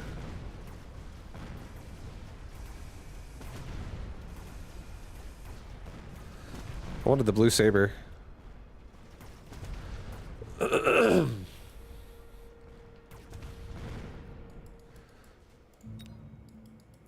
okay though. We held out for long. You know, we held out for a while. We got some XP. Going into an air unit right now too wouldn't be a terrible idea. Just so I could actually like slow the round down that way too. He has 0 anti-air right now. There we go. I feel like I need to take the Phoenix. If I take the Phoenix, I now have DPS, and if I take, I'll go pressure the tower with this other one. Let's get range on Arclight. Let's get crawler. Get a crawler pack like right here. Get another crawler pack like here.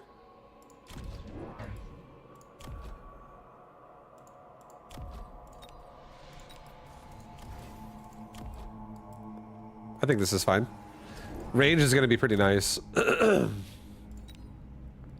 I could also missile device right there and really slow this down.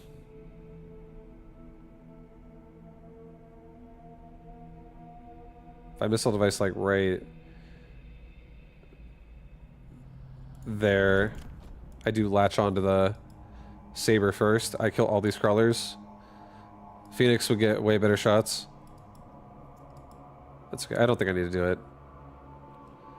I'll save. I don't think I need to do it. Maybe I should have done it. He put both his Phoenix on the same side.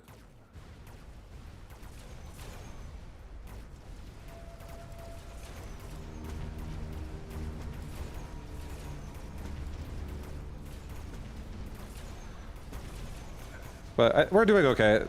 Just get some more chaff, honestly, and we can actually kill all these hounds so fast.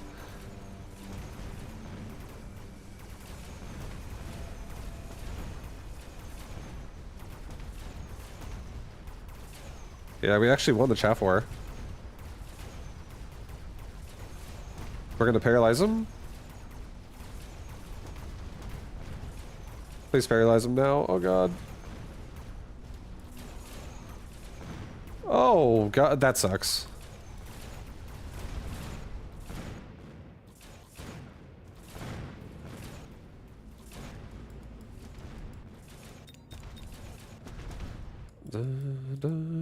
Oh no, that really sucks.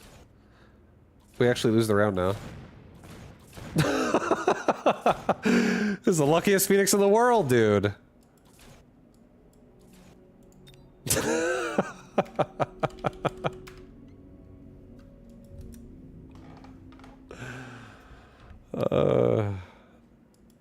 Yeah, that sucks.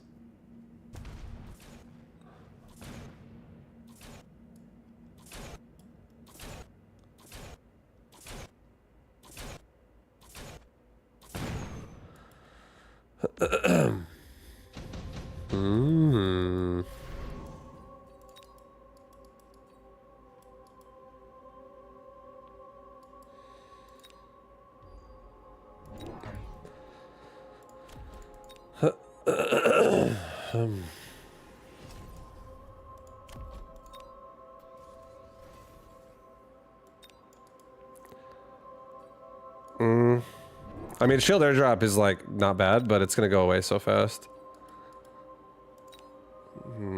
I kind of almost feel like taking supply here. Who are we playing with? I'm playing with Grey Torp.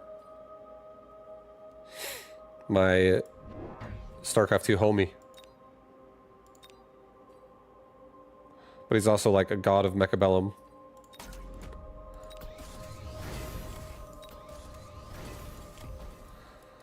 Alright, I'm gonna get more chaff this one more time. I think I'm gonna get one more Arclight maybe too. I want to have more of an angle really punishing these hounds over here. And crawlers and stuff. I'll get more chaff in the front. Closer up. And I think I'm gonna get myself an oil spill too. Just really slows him down on this push. May as well.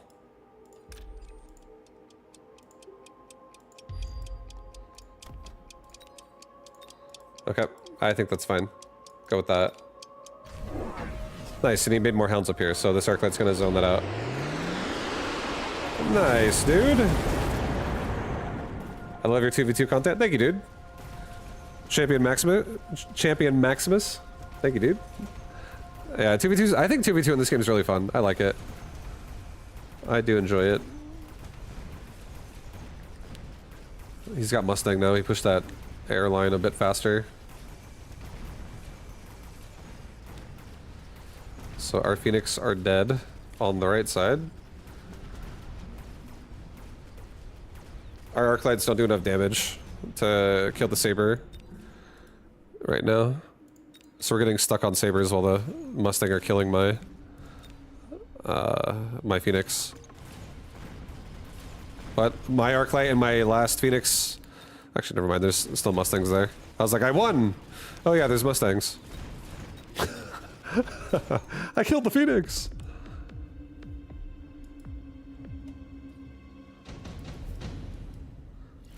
If I wanted to see one of your old matches, do you have one set in SC2 that you would recommend someone to watch?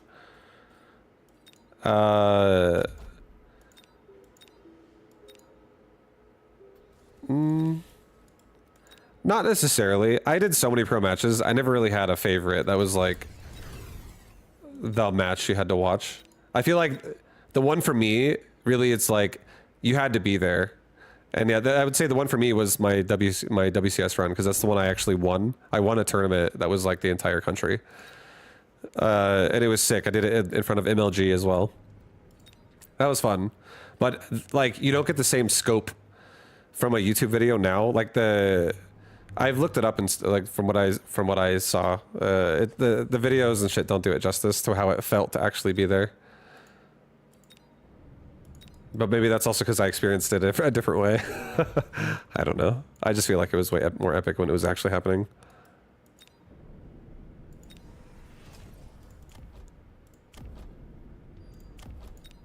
I was there and it was hype as balls, dude. MLGs back then were so fun. They really were super fun. Right, I'll get a haste module on this Arclight. Screw it, dude. We're gonna get elite marksman, guys. You know what I'm doing as well? We have oil. We got some oil. We're gonna go ahead and get one more juicy pumper in the mix over here, and we'll get like a chaff squad again that comes out this way. Okay. I want to believe I'm going to be able to push this back with the amount of arc lights we have here.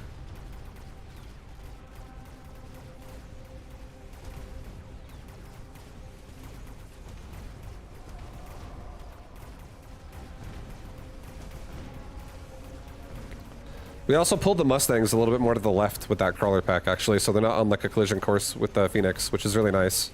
We like redirected them a little bit. And the other Arclight that we just added is actually enough to kill the Saber now. So that actually went amazing. Very nice. Vibe versus Avillo. Buckle up, boys. It's a long ride. Best VOD ever. Yeah. That game was... I feel like that definitely has entertainment value just because of how toxic that dude is. He's fucking ridiculous.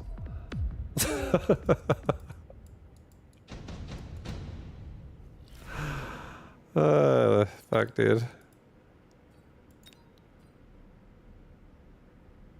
Everybody loves drama. But yeah, for me, I feel like it was an experience that was like, here, hold on. I'm gonna get a Fang and then final two arc lights. Or 3 arc lights, so just, I'm on a deal. I got a 2 for 3. So I buy 2, suddenly a third one appears. Must be because I have additional deployment slot. But we're not going to put this one over here. We're going to actually set this guy up, like, over here. I want the right side really just pumping hard. I want to... Maybe like that, actually. I want to get some extra DPS out here. Okay, let's get DPS. Let's get... Phoenix level. I'm happy. Heavy on arc lights, yeah. I think I'm done making them now, honestly. I just want to make arc lights, and then I think behind this, I'm going to do, because I already have steel balls, I'm actually going to do a war factory, and I'm just going to get a war factory that just spawns steel balls. And then the steel balls explode into crawlers. I'm going to do like arc light with steel ball division summoning war factories here. I think that's what I'm going for.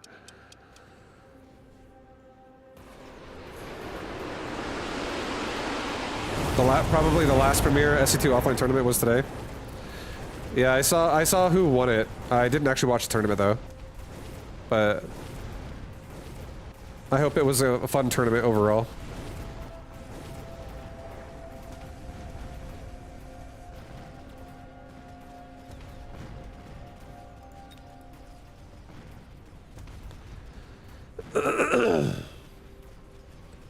Alright, well he got regeneration on sabers.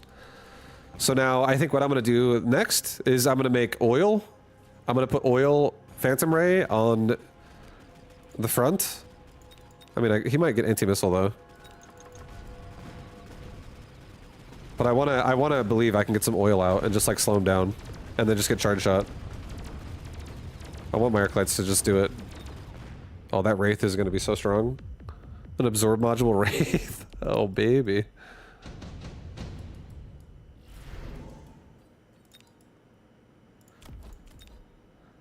Stormcaller, that goes well with my, if I actually do want to do Phantom Ray right now. Just more missiles. It's actually good DPS too. Let's do it. Get 3 Phantom Ray. Next round will be, I'm going to save some money here, and next round's going to be War Factory time.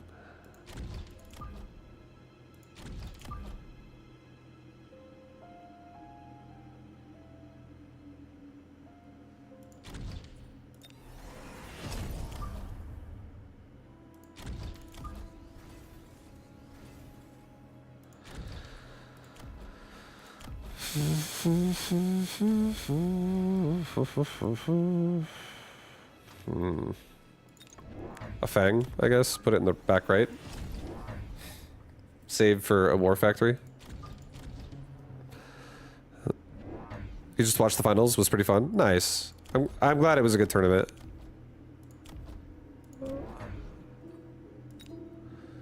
I'm glad it was good.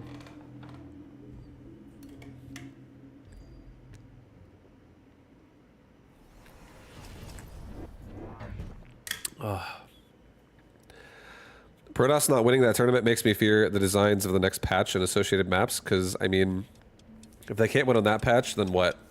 And yes, I did watch the games. What do you mean?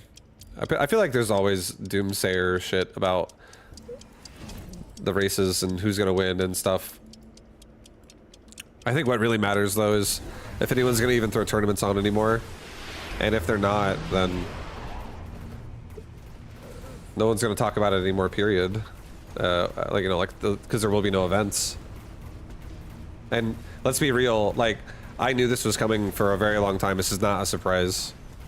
Blizzard being like, we don't want to support the game anymore is definitely a clear sign. It's like 7 years ago. 6 years ago, whatever, however long it was. It was back before COVID.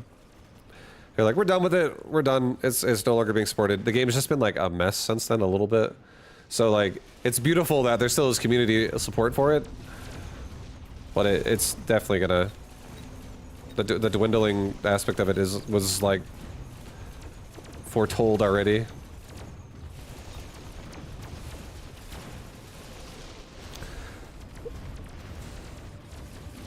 The day Cyril gets bored and quits the game, maybe Zerg will stop being so good. Zergs will be like, what do? We forgot! The ways of Cyril are gone.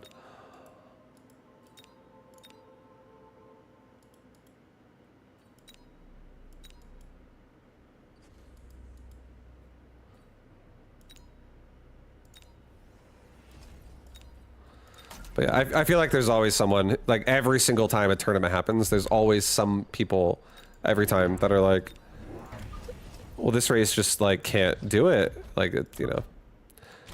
It's usually Terran players, I swear. Terran is the most common one that does that. The fucking Terrans, dude. Fucking Terrans. They're like, I'm gonna get carpal tunnel playing this game with how easy everyone else has it. Fuck!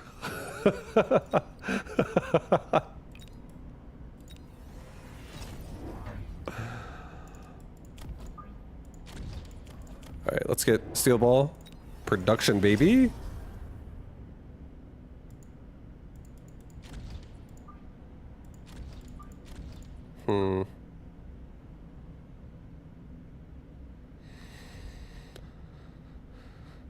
Okay. Do a war factory right there. War factory right there. I want it in the back, and it has steel bar production. I'll give this thing I'm gonna give it maintenance as well. And we also have yeah, we're good, we're good. I think we're good. Let's get a missile device here. Let's get rid of these guys like I was saying before. Do it this round. For the first time, we're gonna missile device. He put a Fang Squad on the front. Shit.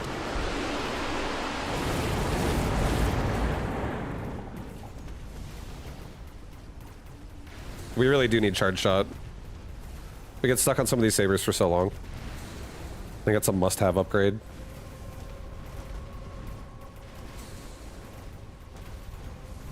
Really all the sabers. Not even some of them, all of them. They're all so strong. I wanted to do the war factory though, so I kind of forced it. It's great, but if we just get the last two upgrades remaining on the arc light, that's how we win this game.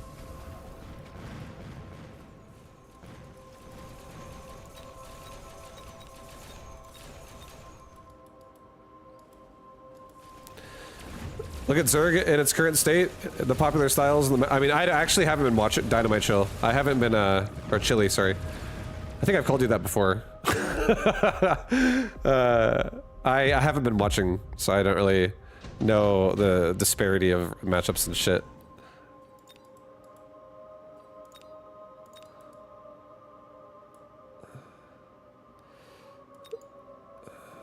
But you said in its current state, look at Zerg in its current state, the popular styles and the matchups are Battle Mech and Turtle Sky Toss. As a more accomplished Zerg player than I will ever be, does any of that sound fun? Honestly, yes. I love breaking an egg open. Making myself an omelet. A creep omelet. I fucking love it, dude. I don't mind endurance. Have you ever watched me play endurance games? I never complain. I've never complained being like, man, that game was too long. I'm always usually like, fuck this all-inner. That's my... that was always my mindset. I'm a farmer, dude. I love to farm up a game. Let's farm a nice long one. Alright, we need to get charge shot. I need to get aerial spec. I can't afford the big HP. I don't really need it anyways. It's whatever. Get my upgrades going. Get 2 more fangs. I'll just get a couple more fangs. And we'll get a wasp bundle here. Put a wasp bundle right there. You know, kill those crawlers. Quick. Real quick. But yeah, I actually love killing Skytoss. I don't love playing the same thing every single game. I don't think anybody does. I think it does get boring if you never have any variety. But, I never really minded playing any style anyone played. I think the most annoying playstyle, the only playstyle I really truly hated was Protoss, and it was Wings of Liberty Protoss, that would play 2 base for 20 fucking minutes, and then push out with Colossus, Sentry Stalker, back when like you didn't have Vipers, you didn't have Lurkers, and you had to go like fucking Roach Corruptor and stuff. Those days fucking sucked. I hated those games. Cause like every time a Protoss player just never took a third. They're just like, oh, the 2-base it. And then you try to attack them and they have a fucking Storm at every angle and Blink Stalkers at every angle. And you're like, okay, this guy's just got defensive Storm and Stalker in his fucking little island of cannons and shit. And his army. Like, those were definitely not the most fun games back in the day. You'd be like 7-base Zerg and it would still somehow kill like 5 of your bases. Dude, I got destroyed. Oh my god. GG. Holy. If AoE 2 can survive 10 years in limbo, SC2 will probably be fine. I think SC2 will be fine. I think SC2 will have a community that will still support it, but I think SC2 is not... The thing that isn't going to happen, though, is SC2 is not ever going to be... It's never going to have a successor. There's not going to be a StarCraft 3, and there's not going to be a Warcraft 4. And then also, there's not going to be premier tournaments anymore. The only way there is going to be is if somebody with a lot of money, once again, just goes, you know what, fuck it, let's throw a StarCraft tournament. On like their whims. The rich people whims is all that is going to support this game anymore for like big tournaments. Otherwise, it's going to be like grassroots stuff. It'll be like someone being like, hey guys, you know, I got $100 like backyard brawl. Diamond League players coming out to play today. You got Jimbo Dean coming out of the top left corner as our Zerg player. He's been playing this game for 15 years. Best placement was Diamond 1.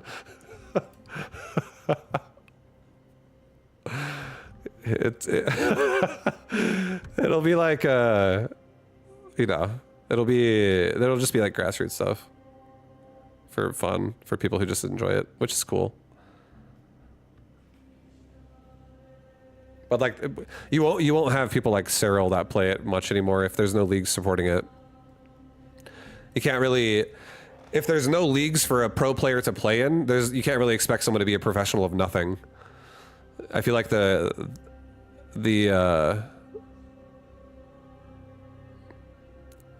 no draw, like, you know, there has to be some level of draw that makes somebody want to like train for something.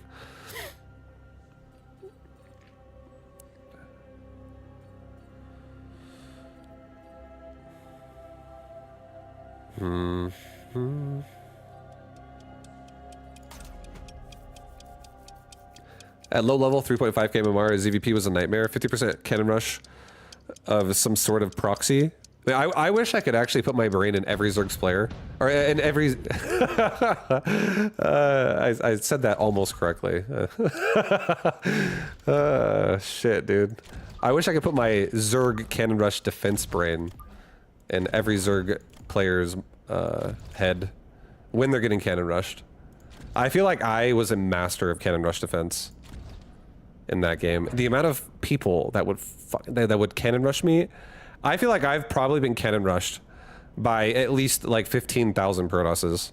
Like 15,000 games of cannon rush at least.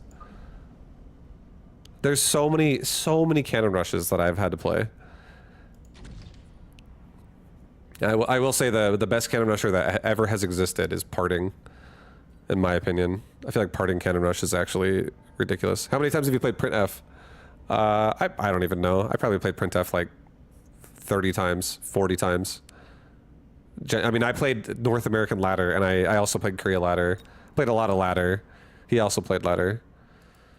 I'm gonna run into him quite a bit still. I played him, yeah, quite a bit.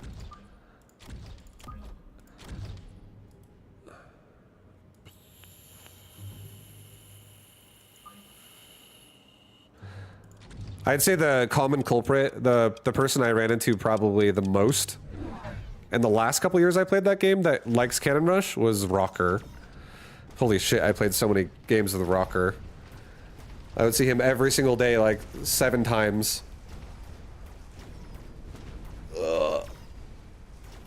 And then he'd always be like, fuck his vibe, I gotta Cannon Rush this macro. It was a lot of drone defense versus cannons.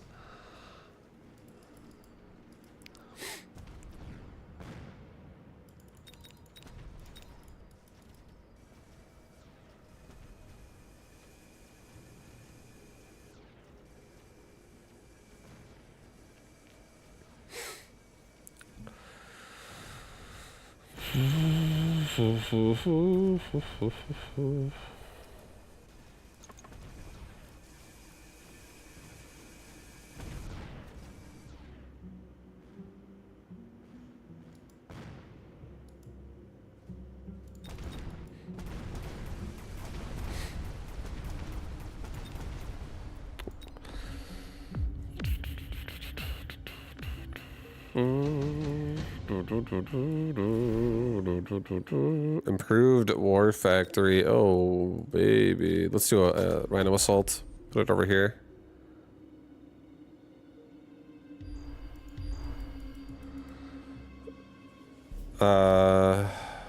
He may hit my tower with the same thing. Let's get a marksman on this side too, just to be extra safe. We have to get another chaff squad as well. Otherwise, both of my tarantulas are dead again.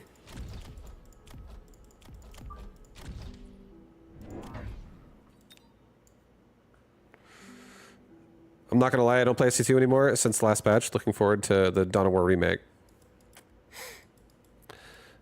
Yeah, I mean, it's okay. It's all good. I feel like I went through a phase of StarCraft 2 and having to like pull myself away from it as well, and I feel like I went through a phase of hating it for a little bit, but I feel like I actually love StarCraft 2 nowadays. I don't want to play it as much as I used to by any means, but like, you know, like grind it 6 to 8 hours a day, 6 days a week. But I do still, whenever I do like play it, it feels fun to play it still, just for like a little bit and then hop off.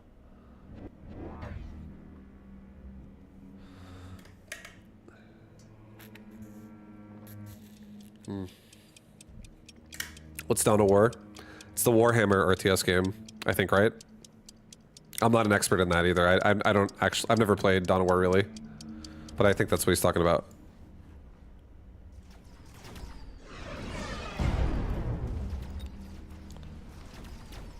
Oh god, don't hit the marksman. Yes, perfect.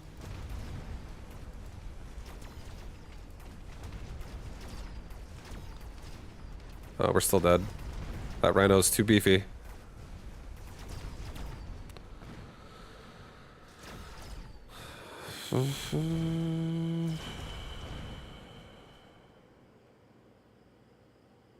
Diamond on NA is 95% Terrans, and it gets so boring playing against Terran every game. Yeah, I sometimes it's just like a bad time as well. You just have bad luck. Because like not many people are queuing and you just get like the few people that are and they just happen to be the same race or something, and you can find them also multiple times maybe.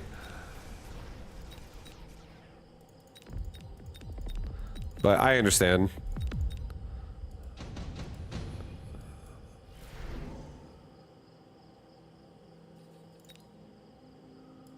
I think I want to get a Typhoon, dude. I actually am just gonna take a Typhoon here. Get a crawler pack.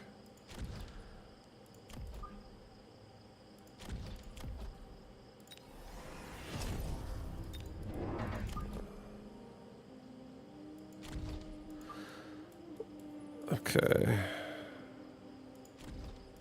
Put it here. I'm gonna put a Typhoon. I'm just gonna do a Typhoon style all of a sudden. I actually am totally down to do a Typhoon style. Especially with the start of a level 2 Typhoon here. It's gonna crush. When StarCraft was popular, it was mostly older guys and weird guys in their 20s playing when I was younger. Weird. Who is, how old were you when, and what StarCraft are you talking about? Are you talking about StarCraft 2 or are you talking about StarCraft 1? Because I feel like in StarCraft 1, I felt like I was a young guy in that community. I felt like I was younger than everybody. But in StarCraft 2, I actually felt the opposite. I felt like I was the old guy. I was like, in my entire life, I was literally the baby in everything I did. I was the baby in school because my birthday was like the end of the school year. So everyone else always had their birthday before me. And then I only had one sibling who's an older brother. So a lot of my friends tended to be older than me, and a lot of my, like, whenever I would hang out with my brother and stuff, always with people who were older than me. I started working at a job right away when I was 18, and everybody was older than me. I was like the youngest person working there. And then when I got into pro gaming, that was the first time when I was like, how old's everyone else? I'm like 23 and everyone else is like fucking 17, 19. But then like, you know, obviously some people are my age too, but a lot of people were definitely younger. There was one guy one time that had his dad with him so he could come to the tournament and play, and he was like my opponent for like round 3 of MLG. It was like a 14-year-old Protoss kid. His dad's like, hi, how you doing? I was like, what's up, dude? I felt like I was so much older than the majority of everybody. Like everybody my age usually was like casting and stuff. That's what I felt like. Because I'm almost as old as like Artosis and Tasteless and stuff like that. I'm like 1 year behind them. But again, there was obviously I wasn't the only person. There was other people that were my age too. There's plenty of them. It's just I felt like on average I was definitely one of the older people now.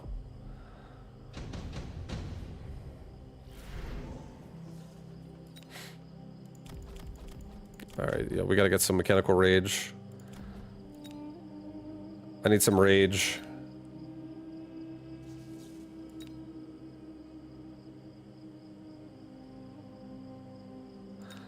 Okay, I have a plan. This is actually interesting. Let's do this. Let's do my own saber.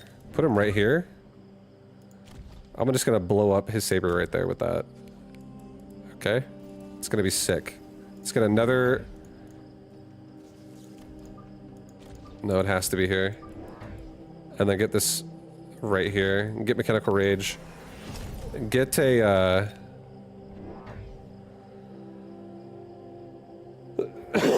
I don't know, this actually kind of sucks. I might lose one more round. I might just sacrifice this round one more time. But I do think next round this could start turning into something really nice, because both my flanks will be... Because we're doing a full flank commitment this round. So that's kind of rough. I'm also saving my device. I'm not actually applying it yet. I'm not sure who I want to put it on. Okay, so we are going to flank him. We're actually going to pull more stuff from the other guy's board too. Help out Great Torp a little bit. But not much, just like a crawler pack.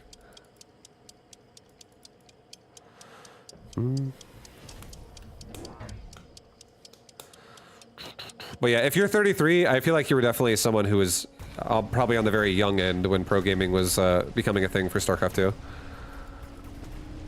Like 2010 era. That puts you at probably like 16 years old, 17 years old, something like that.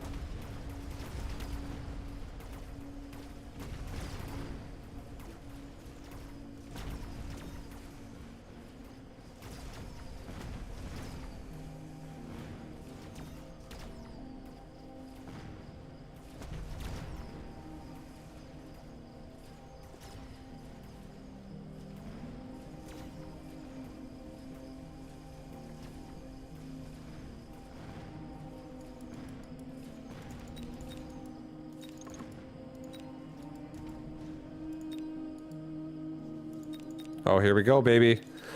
Get that farm. Eat some XP. Hopefully you get some.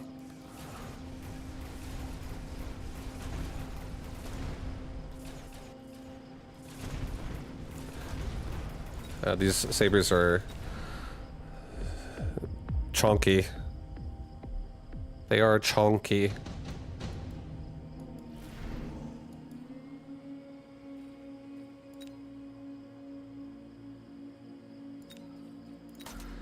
Alright, I'm gonna take Elite Rhino. It has to happen. I'll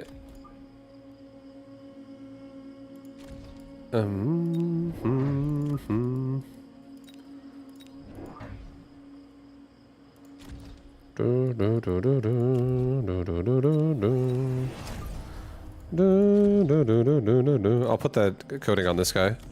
That sounds nice to me. I like that. I'll go with that this turn.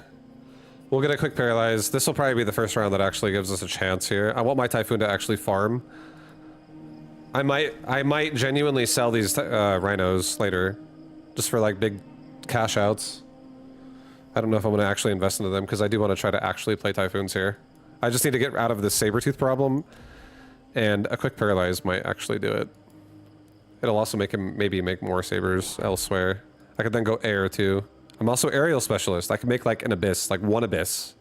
Just one abyss. And have that thing just like roast everything with Typhoons under it.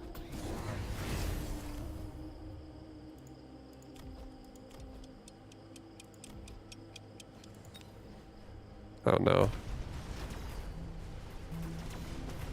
Well, that's not ideal. The Rhino's like, I'll see you later.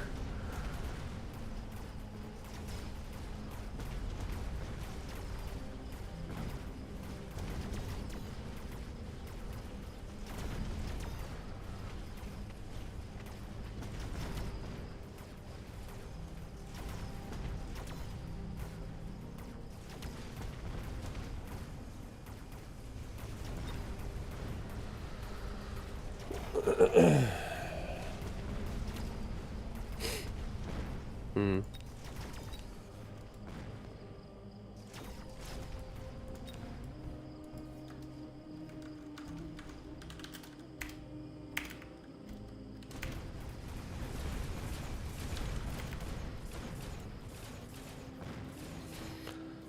Mm-hmm.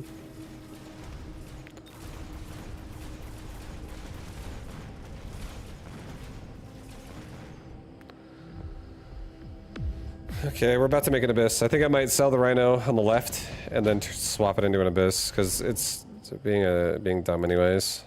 All right, I could actually run it to the force it to run to the left as well with a mobile. Hmm.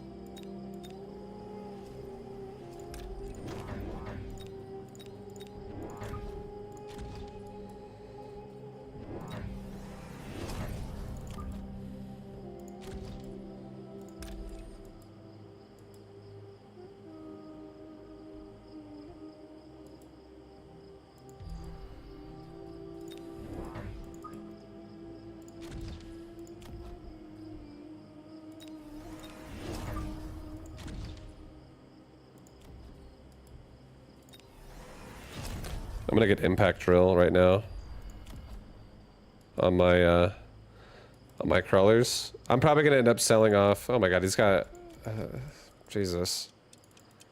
He's in my face so hard. This guy's all over my face, dude. I'm just gonna probably just play Abyss, period. I don't even think this Typhoon needs to be there anymore. That's a directly in my face saber right there.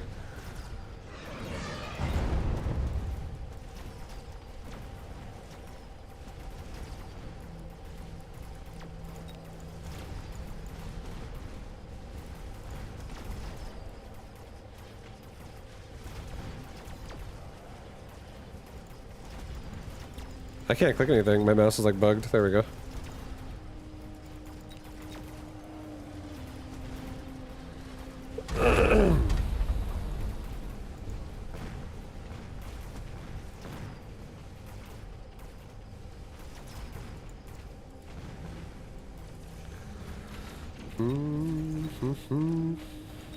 Well, my Abyss did not level up, so... Laser down, up, down, laser, one shot, the entire flank. I don't have the vertical swipe upgrade. But it's okay, I don't think I need it.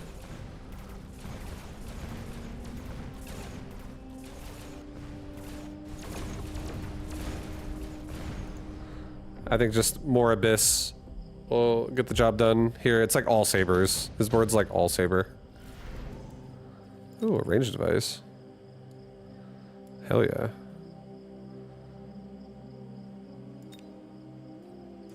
Here. I'm gonna actually sell off the, this flank is awful. I'm not keeping it. It's like an instantly dead unit right there. I'll put the range device on my Farseer. Do I believe my Farseer is gonna die right now? I don't think so. But he's just gonna upgrade his tower again.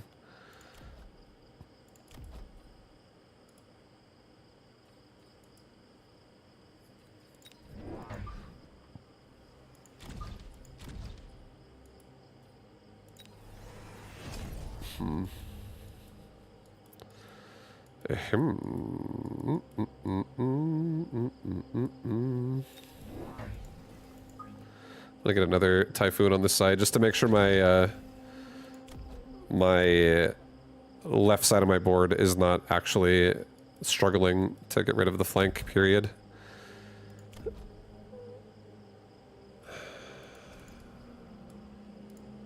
I feel like I also want to give myself... I'll just give myself HP. It's fine. I want to upgrade a tower too, to be honest.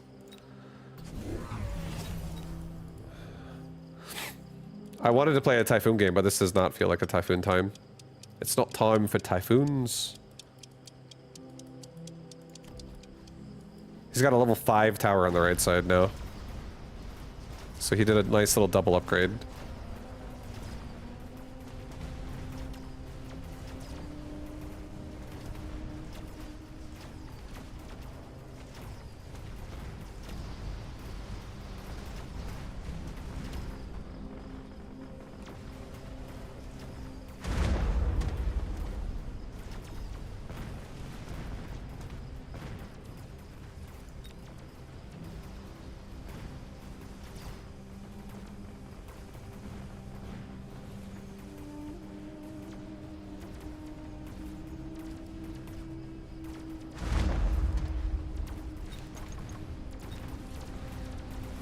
Oh, my Farseer's still alive. Oh my god.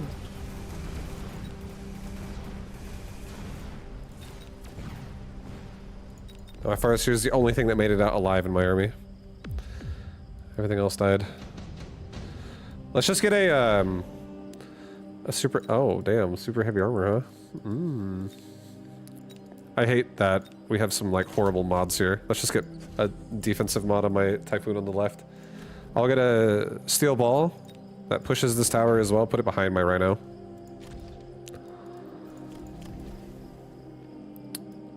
I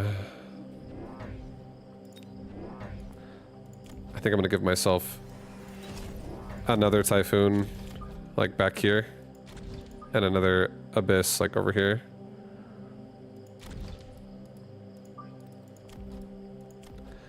I'll also give myself a tower level on the left side. Less of a liability. I think I might also sell off this Rhino. He's just... And I sell off that Saber. He's really doing crapola. This flank was not good.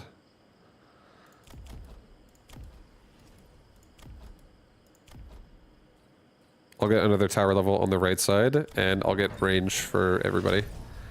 No need to level my Farseer, I don't care. I don't care about the Farseer that much. It's okay. I would rather prefer that device go on a Typhoon that's a higher level, but yeah. Just because they can kill Chaff way better, and Chaff killing goes way better with the Abyss, I think. But it's scary because Sabers could also just one-shot my Typhoons. AM device to counter high-level Farseer. He can get Burst Fire. And then burst through it.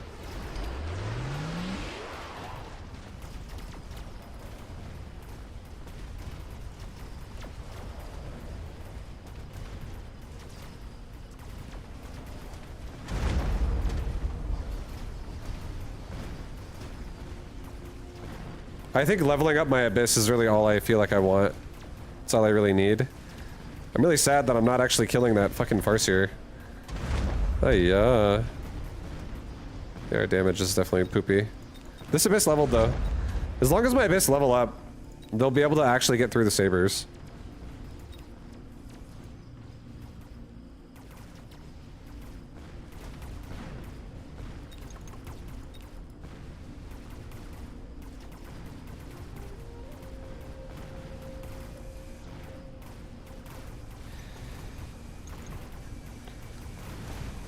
Look at this. We're feeding the Grey Torp crew with these fat Saber XP bombs. So I'm not complaining, you know. He's getting stronger. Those hounds are looking well fed.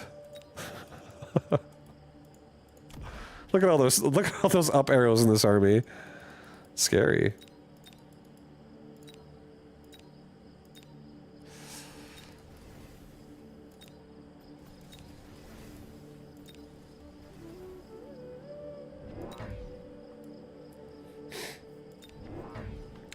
I'm gonna take the fortress, honestly. And I'm gonna put a fortress right here. And I'm gonna put a fortress over here. I'm gonna get 2 more Abyss guys. See this? Do you see this? Actually, 1 more Abyss. Level this Abyss. I'm gonna put this one right here. These guys are gonna tag team this area. And we'll go ahead and give myself... I can't do an easy peasy loose formation, unfortunately. Let's just sell off the Rhino. He's really not necessary anymore. Probably sell this one next. Let's get disintegration. Let's try out disintegration. Let's disintegrate him.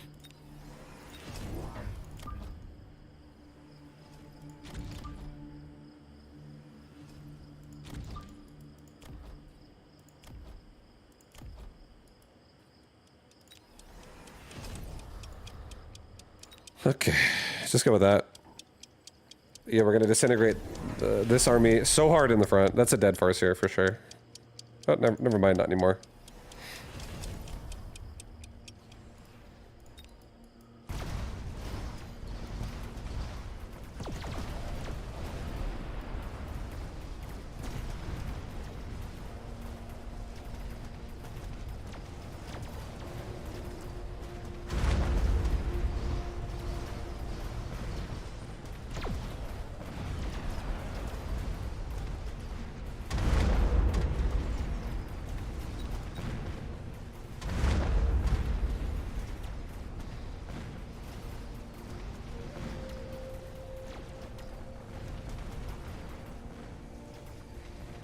Yeah, this Abyss right here is getting strong, dude. This thing's about to be level 3.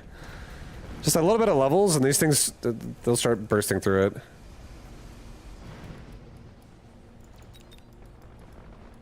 But we ultimately did win the round this time. By staying alive with this Abyss.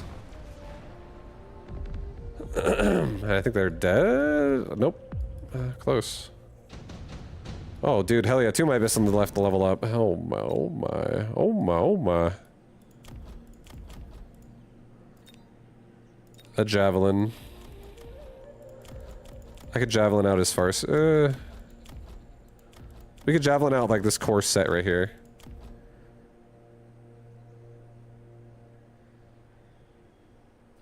This farce here probably dies pretty fast to missiles if I javelin there too, to be honest.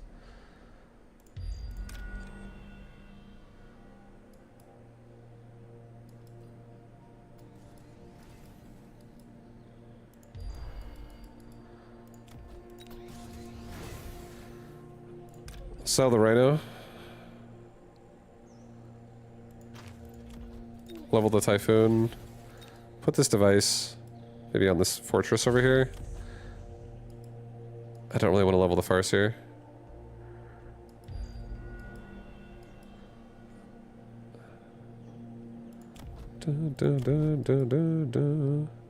Let's get wreckage does he have EMP? He does not have EMP. Let's get wreckage recycling. Try to heal up these Abyss. Let's get damage for everybody. Let's get a resupply. Let's get more chaff. That just runs in front again of the Abyss. We get range. But now we have wreckage recycling, so my Abyss will heal themselves whenever they kill shit. And it's especially scary for, I feel like, the level 3 and level 2 Abyss on the left side.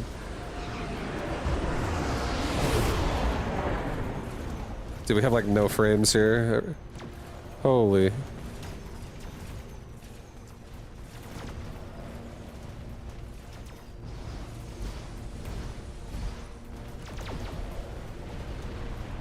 Everyone's game is gonna explode. Oh, that's like a full heal on that thing, dude. Oh my god, we're just full healing off these sabers.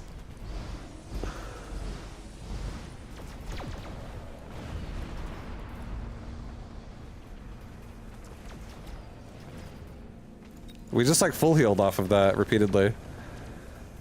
That's pretty sick.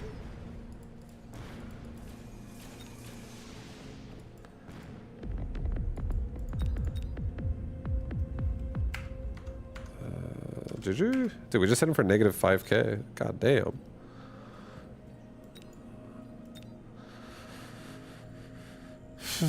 What up, Lunar Spirit? How you doing, dude? How are you doing, dude? Welcome.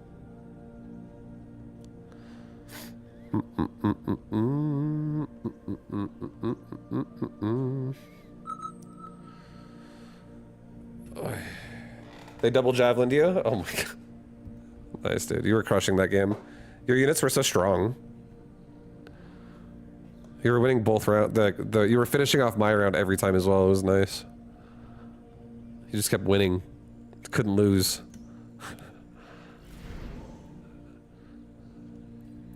Alright, this is too good to be true, guys. High health, speed.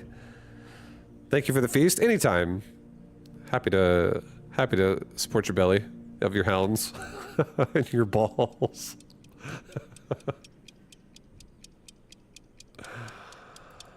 All right, dude.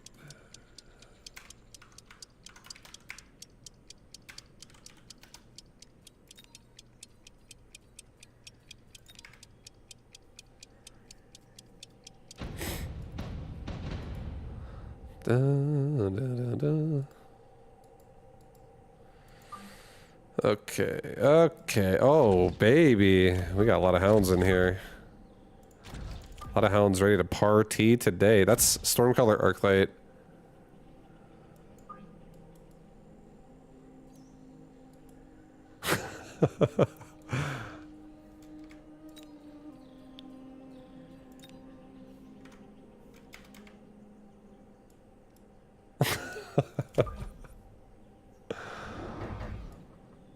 Shit, dude.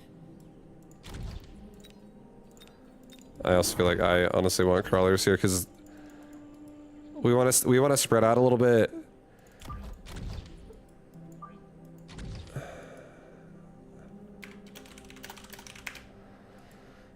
I'm gonna go left. It's fine. I don't want to get dragged around.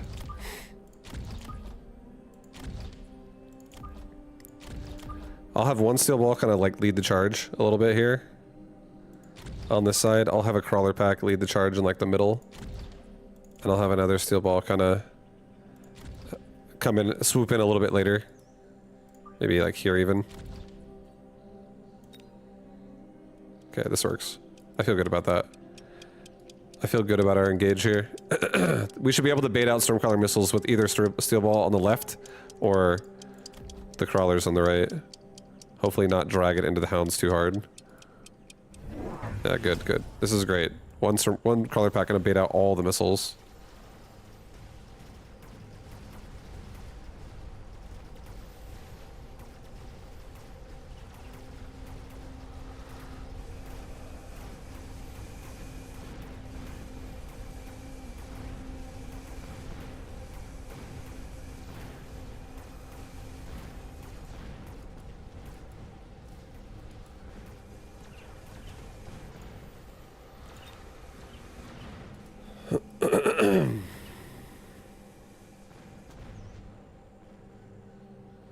Nice, we're gonna get a tower.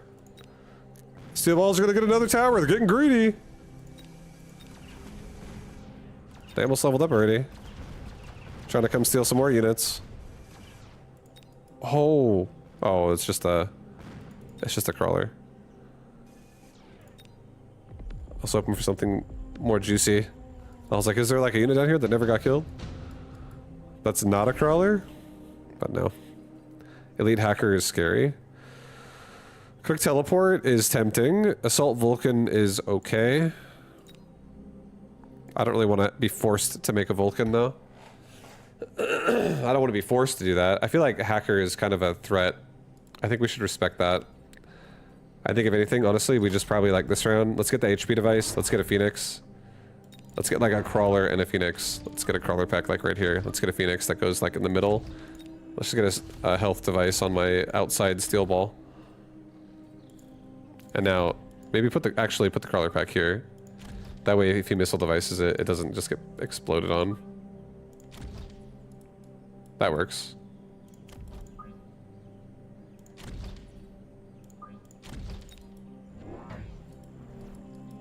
Nice, yeah, we blocked the missile. We blocked it. We blocked it.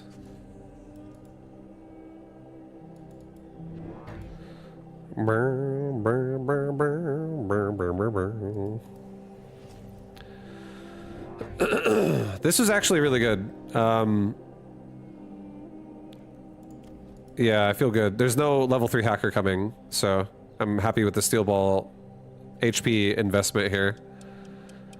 I might, because now we're fighting sledgehammers, so I might actually just get energy absorb.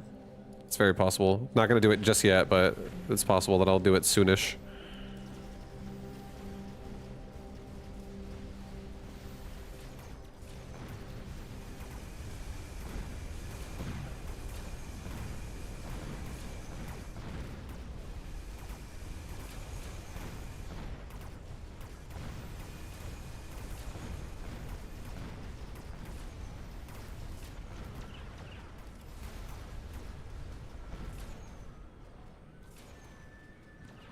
Kill the fangs! I think we got this still. I think. There's not too many fangs left. We are shooting at sledges right now, though. Oh my god, now we're shooting at an arc light? What? What the hell? What's wrong with you, pilot? Oh, now we're shooting another arc light? Damn, man. This Phoenix don't want to look left. Oh.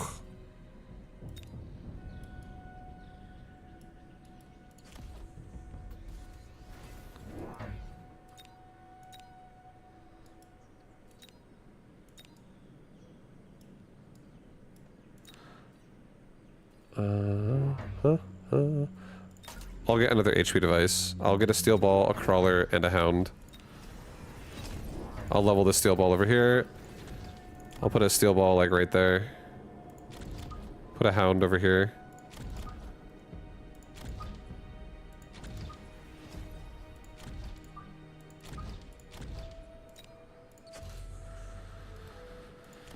Alright, and this Stormcaller should be busy shooting at maybe more like this, to be honest. Kind of like that better, actually. I want to go in. I want to lead with the steel ball over the crawler a little bit. I like this. Damn, bro! I got oil and artillery in my face. What the hell? Oh my god, this is nasty. At least we have this.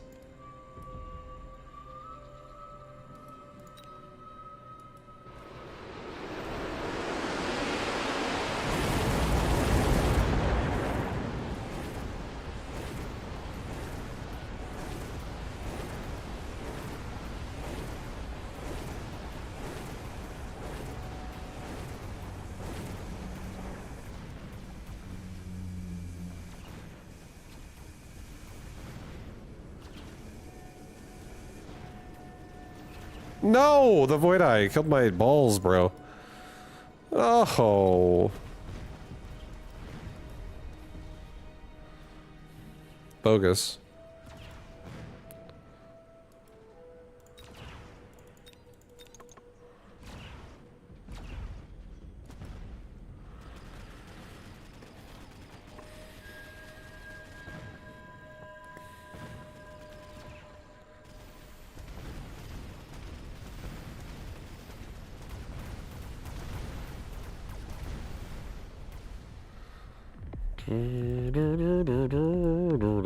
Yeah, that was a lot of spells in my face that round. Oil on top of artillery, that's a lot.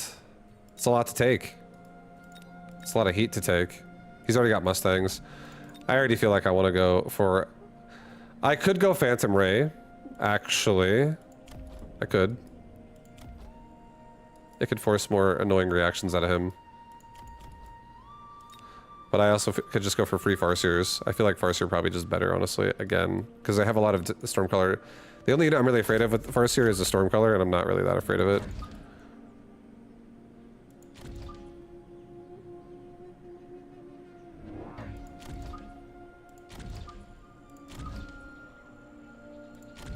I'll put it here. And put the other one here. I want to be able to... Oh, maybe here, actually. I want to be able to do a mission on my balls. They're both like in range now, I think. Alright, I think we're gonna maybe give myself 2 more hounds and 1 more crawler. I'm gonna get range for this round just so I can shoot over the oil and not be so oppressed the whole time. Get 1 more hound like here so we can't be detonated on in the front. Yeah, that missile should keep us protected. Or that crawler, rather, should keep us protected from like a missile device.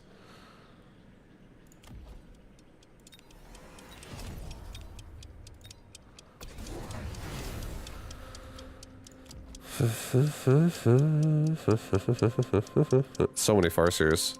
Holy shit, we have so many Farseers on this board now.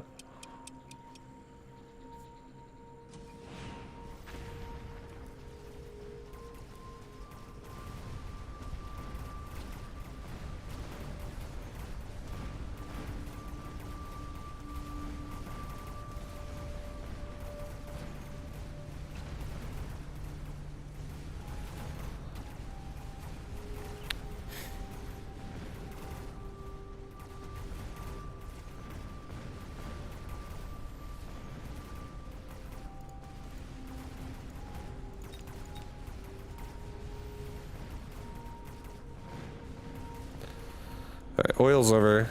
Anti-missile? I don't think anti-missile's good against Farseer, because they just get burst and then you don't stop any missiles again, and now you're just like down in investment.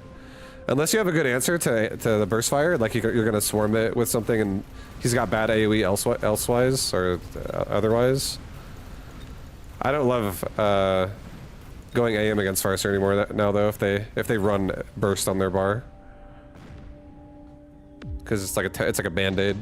Doesn't stop the wound, just stops it doesn't let you see the blood for a second, and then it's just oozing out again right after.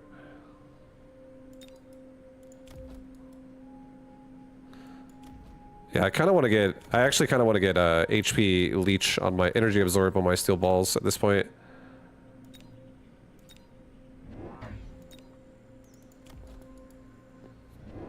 I feel like they would be very tanky. Farseer. Or not Farseer, sorry, Rhino. I might get Rhino. There might be Rhinos in my face. Fuck, I'm scared, dude. Let's get a Farseer, one more Farseer, get a laser sight, like right here. I don't want to get Rhino dropped in my base and be like, oh shit.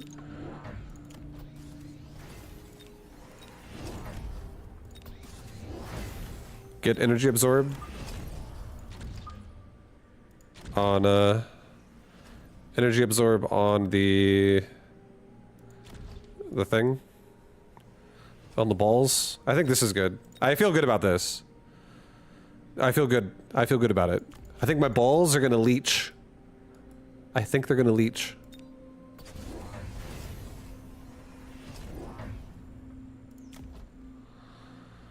They're gonna leech hard, guys. See this? Do you see that melting point that he just made? It's a little frightening. It's a little bit scary. What up, Sky? What up, dude? Welcome. Alright, no Rhino assaults on me. Happy about that. Left steel balls trying to get a connection. They're all over chaff. Once we get Mechanical Rage too, this will go a lot faster.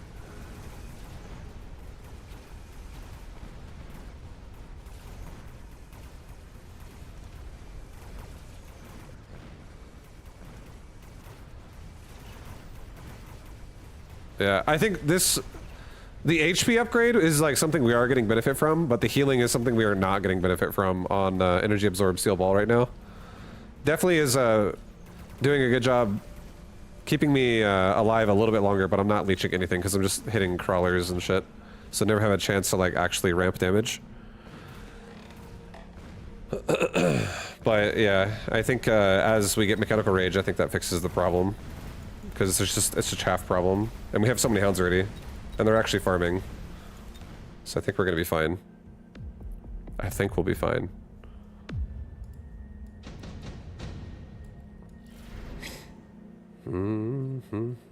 A level 2 fortress. Oh boy. Three level 3 marksman. A Raiden. I think I'm gonna go for the fortress. I think this fortress is just a beast. Get another crawler pack right here. Put him here, actually. Get rage. No, put the fortress there. If he actually starts missile devicing me and using a melter, I honestly could just sell it. I don't know if I actually want to start playing fortress for real overall. I mean, I am speed spec though, so he is pretty fast. Shit, maybe I'll put him here. He's not too slow. I just want him to start killing Sledge early, but I don't want to give him range. I also don't want him running in the melting point right away. Maybe this would be a good spot, actually. I'll just go help this part of the board so these guys don't get flanked by, like, Void Eye.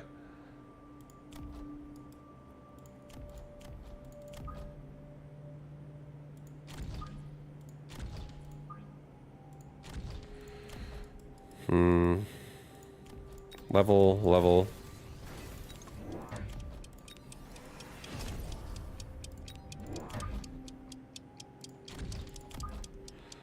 Okay. More chaff is fine. Maybe like this, actually. Rush with more chaff. Alright, we got Vulcan in my face. The steel ball would be great against the Vulcan, as long as I can get on the Vulcan. We just gotta make it to it. Some of my hounds get stuck on these sledgehammers, so that's not nice. Not ideal.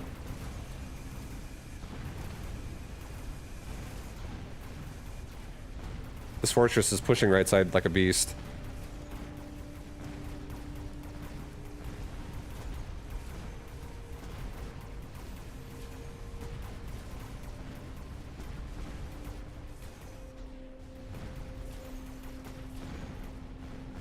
Yeah, this fortress is an animal, dude.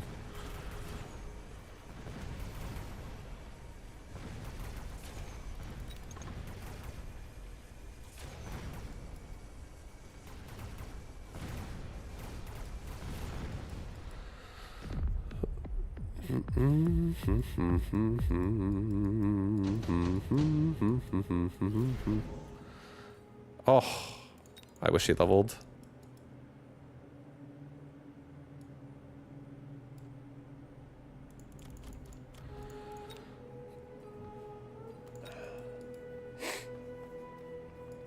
I think we'll take a lightning storm. I'll put it right here. I really do believe that if I can latch onto that fortress quickly, these steel balls are going to level up and be just fine.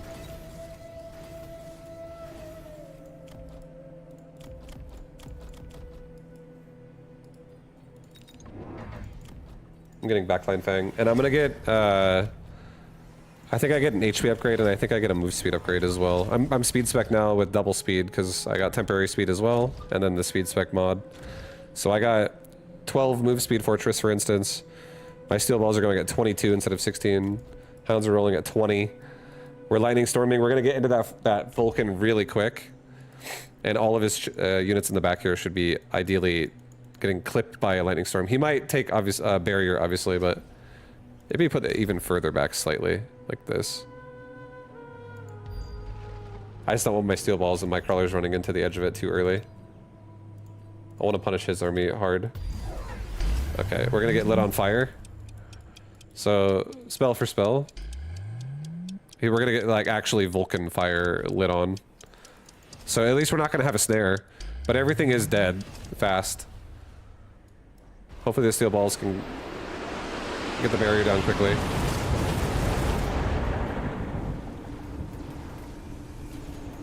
Oh god, get on the ball, or get on the barrier, baby! Oh. It's not going great. Oh boy.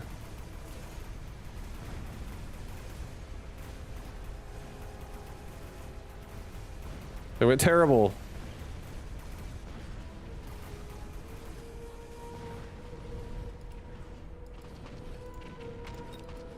I'm sad the barrier's still alive.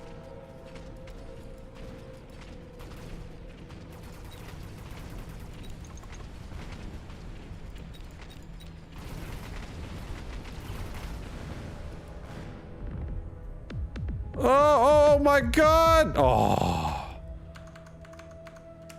GG.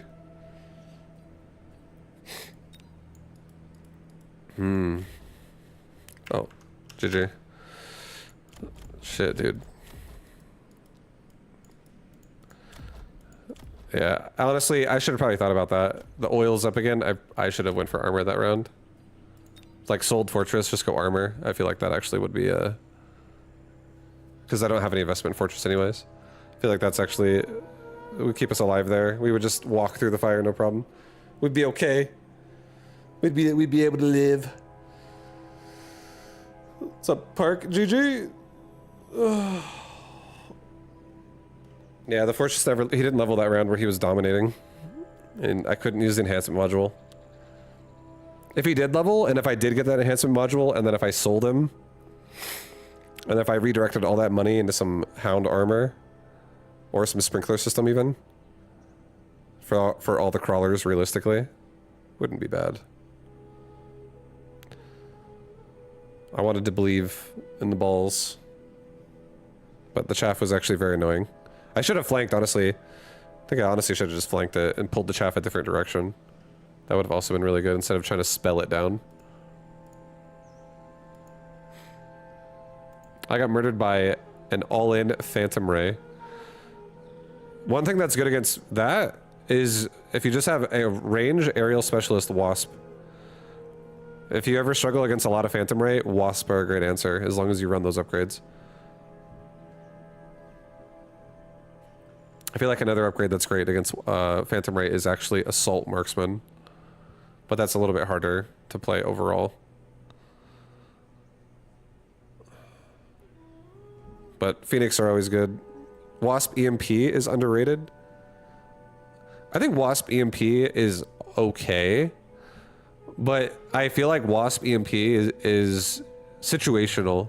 I think if you don't have control of the airspace that goes forward, if you're not pushing him, and instead you're getting pushed and you go Wasp, your Wasp are just gonna fly out and die instantly. But yeah, if you have the push going, like if you have EMP Wasp behind, like, I think Hounds are honestly the best chaff when it comes to pushing forward, because they just move quickly and they're good chaff themselves. Like, they're cheap and they're reliable. They push the line quickly. Nice move speed. I feel like Hounds definitely are nice with something like a Wasp.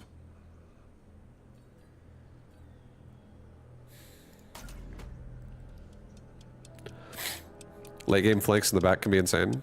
They definitely can. When you make the units like run away, like his Vulcan in the front would be way more exposed if I made his Vulcan would be way more exposed if I made like if his Vulcan's here and his chaff is like here, and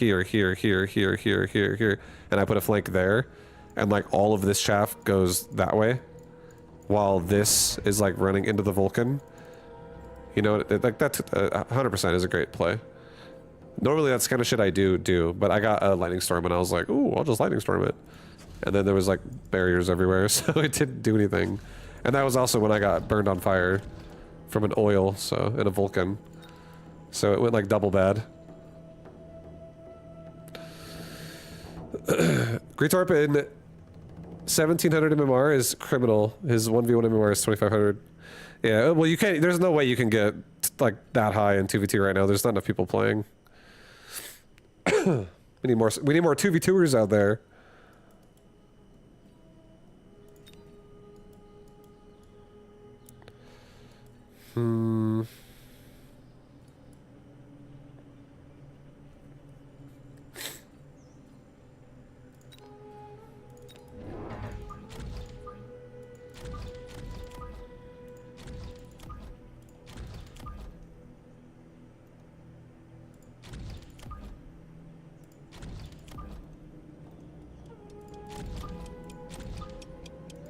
I'm gonna go for something like this.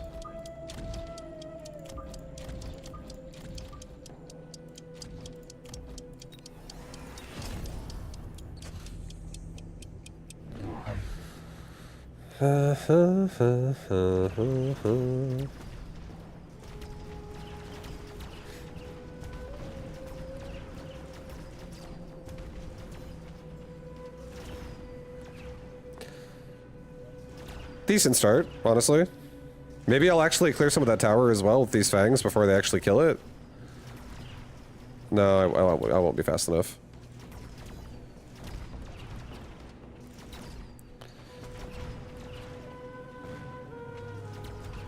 Dio's MMR in 2v2 is 1300.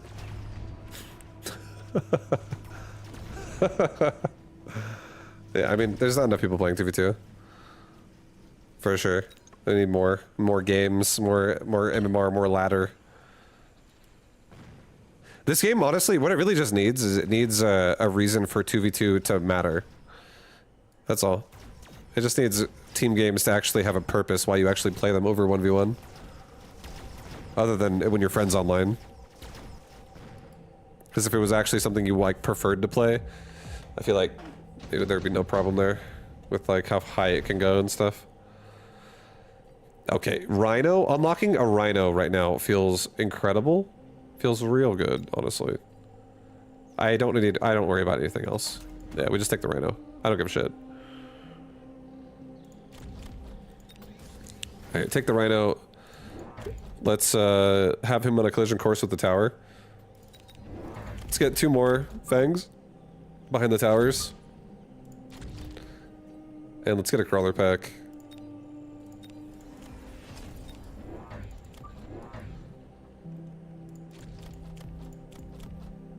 We'll do that. We'll have the crawler pack just like turn around the marksman and also the crawlers while his tarantula, like, you know, get a little bit more exposed here. Maybe I actually put a fang squad like right. No, I don't like this. I don't like that either. It's okay. We're going for a quick paralyze. The saber is really just a tank anyways. I might sell him. It's not that big of a deal. I like that I'm turning around a couple marksmen here on the right as well. It's going to really make the saber last a lot longer because he's not going to be getting blasted by 2 marksmen at once. We're pulling so much of his chaff out with that. Oh, he actually missile deviced it. Oh my god.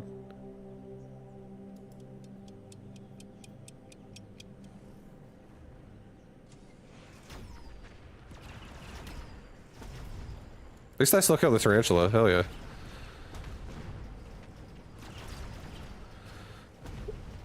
Our rhino's getting in there, killing some level 2 sledge.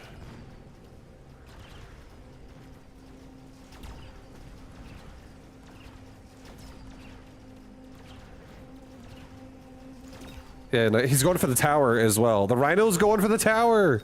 This is great news, guys. He's gonna actually get level 2 this round because he's gonna flank the marksman. Oh, he's got such an opportunity right now. This is so nice. Don't you dare steal that kill, Saber, please. That's right. That's right, baby. That's right. That's right. That's right. That rhino's actually massive now.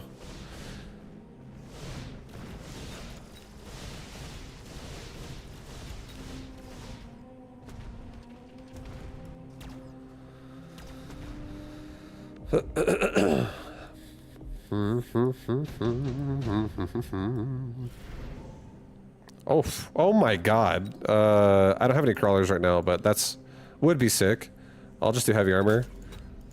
Put it on this guy.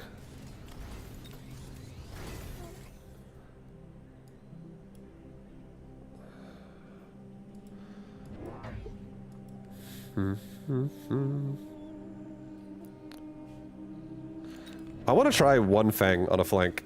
Just how annoying is this actually going to be? One fanger on a flanker.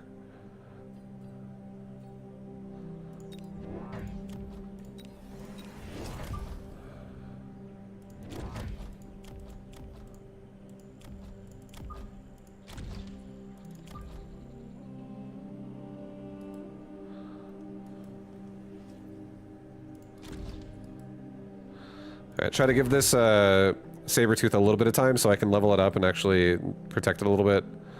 Just give it some chaff, some more chaff around it. Maybe like... It still is going to get targeted early if I do it this way. But it doesn't tank everything then.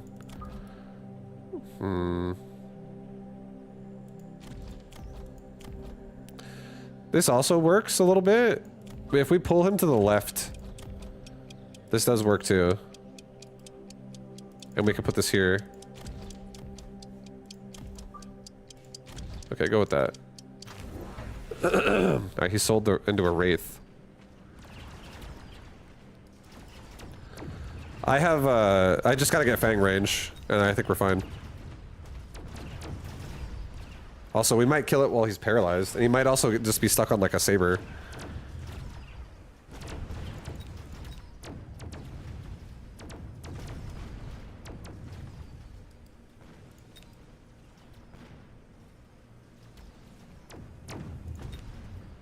Yeah, he's chasing my saber right now. So my fangs from behind it, I hope they don't get shot at, because they're like going to stay out of range while he runs out of my range. Uh-oh. I gotta get that paralyzed quick. Get my rhino under it. No! Keep the fangs alive! Protect the fangs! Save the fangs! No! Oh, we got a couple left. Actually. Work it, fangs. Work it, baby. Let's get fang range. For absolutely, positively get fang range right now.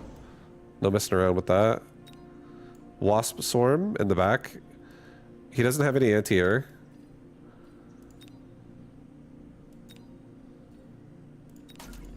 If we get a wasp swarm like right there, we could actually kill his if he puts one there. But also we could kill the tarantula. Possibly.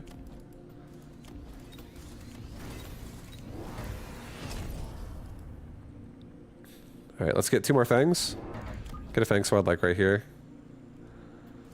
Get another fang squad like right here. Let's just get real aggressive here. Get damage upgrade as well.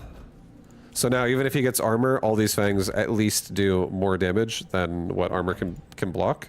Some of them that are leveled up do way more damage. And now the fang level up as well with... Oh, shit, am I gonna be okay versus these crawlers? Maybe just do this. I feel like this would be a cute play. I'd probably still die though because all these crawlers come over here and kill me anyways. It's like so much. This tarantula's probably gonna kill most of my marines or most of my fangs. Let's just play defensive. Make sure we're not gonna break. Because what if he also does loose formation, puts it there, or underground threat, puts it there, and then also has this coming and he levels this or some shit? I could totally break. Let's not break. Feels like subsidized crawler is dog shit. Don't ever pick it up. No, subsidized crawler's alright. It just depends on... It's not usually what you want, but there are some times when I would say it actually has a purpose. It could have a purpose.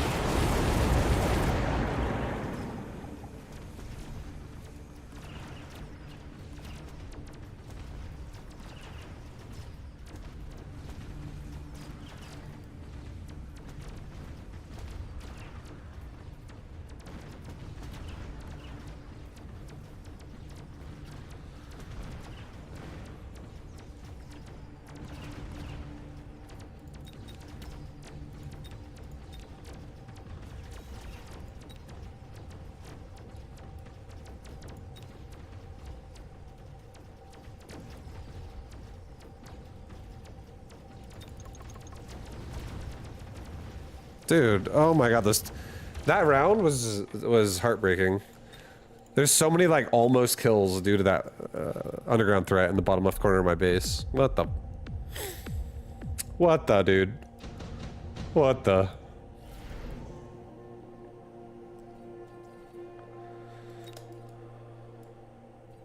Okay. I'm putting a scorpion right here. And then we're gonna put a crawler pack right here. We're gonna put another crawler pack right here. We're gonna get mechanical rage. I'm gonna put one more crawler pack.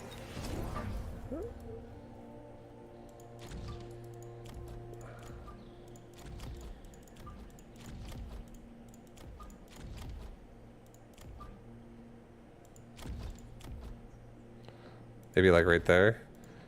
I just want to be able to separate the steel balls a little bit. Maybe also... Oh yeah, it doesn't... Just put a missile device right on the bottom. So we can like... no, don't do that. Don't do a missile. It's okay.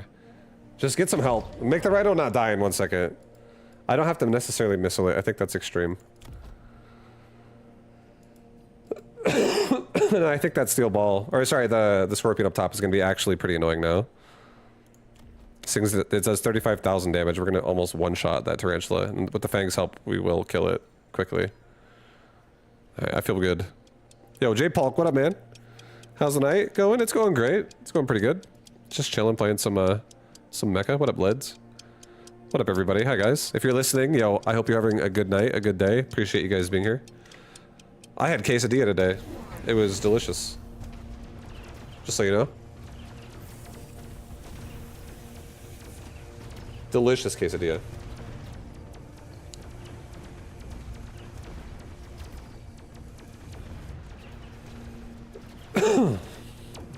Dude, that scorpion's holding! Look at him go! He's holding.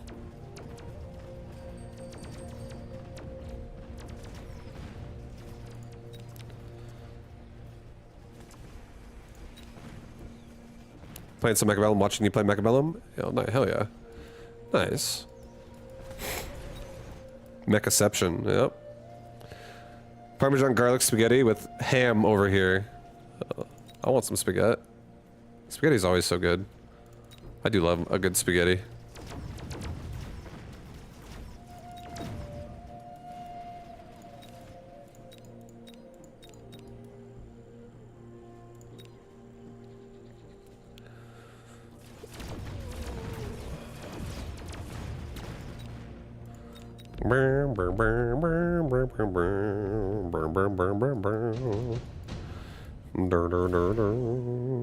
Efficient light or a regen device?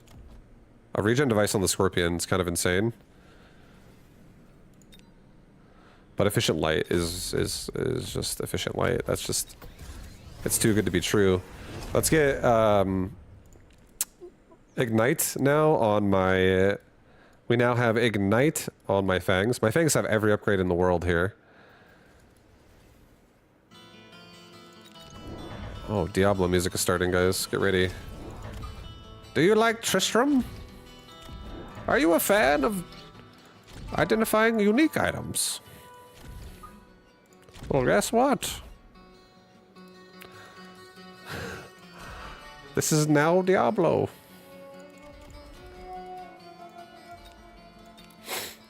Stay a while and listen. Stay a while and listen. Stay a while and listen. Stay a while and listen.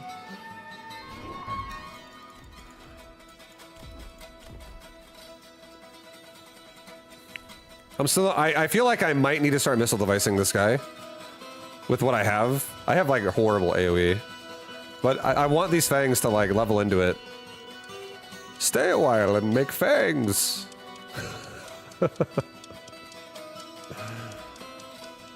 You're playing some D4? Oh, fuck yeah.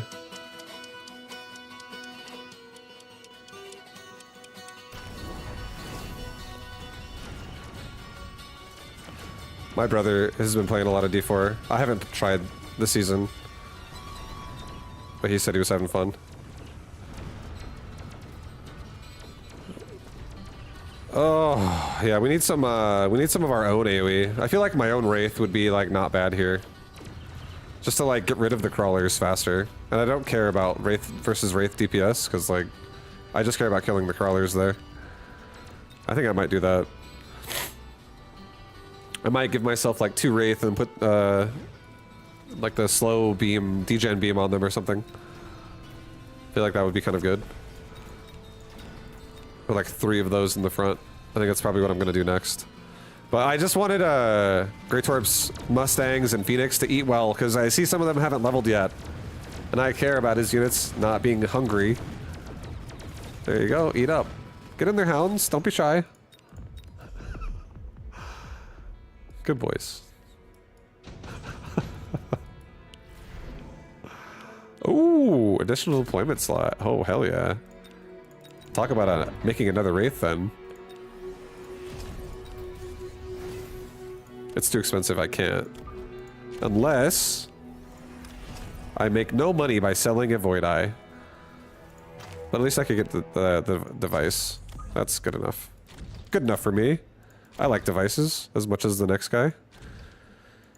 Alright, we got a nice spread of our Wraith to really help kill these crawlers faster.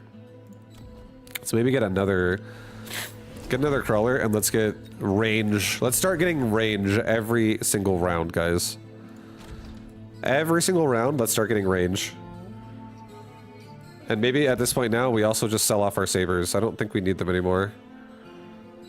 Actually, that's not true. I need something that stands in front of the fangs for at least half a second. I think it's fine. We're good. I think we're gonna be fine. The Wraith addition here is... it's a lot. It's pretty good.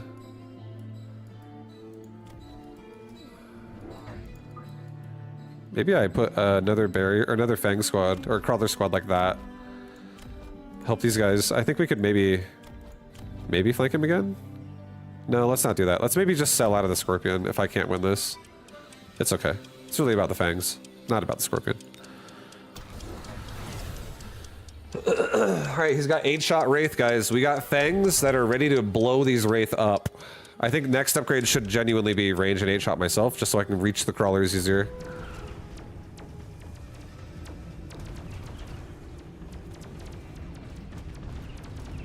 As soon as we get on those Wraith, they're just gonna melt. Goodbye, Wraith. You're dead. Right now. See? Oh! Kill it!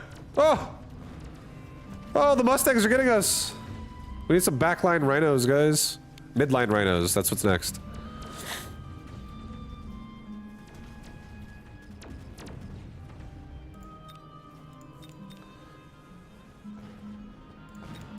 Get in their fangs. Rhino's going for another paralyze. Steel Ball's leaving. Oh, kill the Wraith. Yes. It's coming together. Slow him down. Oh! Oh, the Rhino's dead. Don't worry. We got Great Torp Industries at our back. Hell yeah. The gift that keeps on giving.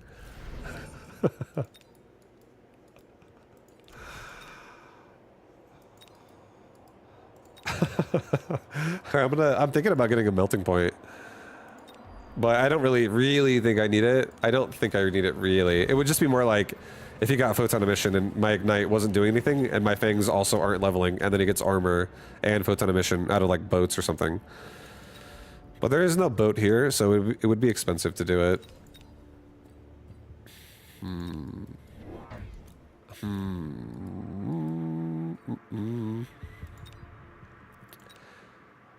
I'll just get a fortress. I feel like a fortress goes well with this. Again, get a fortress and sell off the other Void Eye. And this fortress will just go down the right side.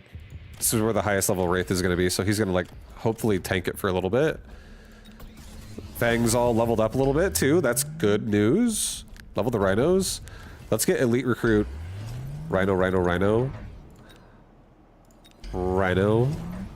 Let's get armor on my Rhinos. Let's put my Rhinos like right here, and like right here. I do not want them going to the flank and running to the corner. I want them going out like at a medium pace. At a a nice medium pace. He could do a loose formation, or sorry, an underground threat. I feel like I'm gonna put the Wasp back up here this round, and I'm gonna put a missile right there. Get rid of that shit. It was going boats. He went for Wraith. Immune to ignite upgrade. Or rather the boat one, a mission, and now he has it on his Wraith. So what we were talking about is what he did. Hopefully we can just hold for a little bit. Yo, Fortress, hold up. Hold it. Hold the line, baby. Yo, it's down. Emission's down. Wraith are going down again. Or they can go down. Oh. Alright. I have to have range. It's like unavoidable. 100%. If we don't get range and he does, he has like the same range as my fangs, and my front line doesn't tank well enough, especially now that he has photon emission. So these fangs are on struggle street right now. I could do something else, like make my own Phoenix and really punish them.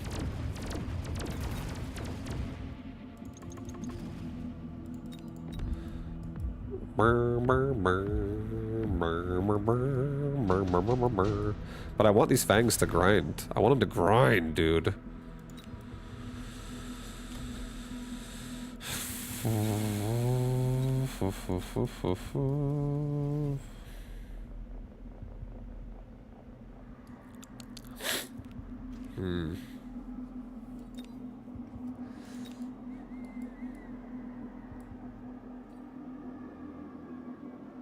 Okay, we're just gonna do this. Range device. Missile. Missile. Missile. Missile. Missile. Missile. Barrier. Barrier. Yeah, I'm device master now. They call me the device master. Just need a few devices and you're gonna be fine.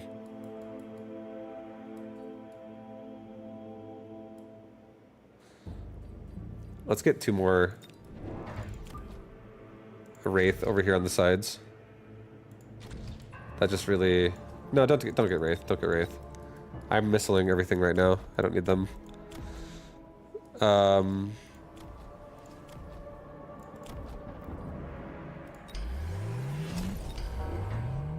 Maybe just give me like this. Range and another fortress. Or, sorry, range on a temporary and then another fortress with the barrier. Just do that. I'll get another Fang like in the middle here too. On the strong side. Alright, I feel like this is gonna be a strong round. Just gonna throw it out there right now.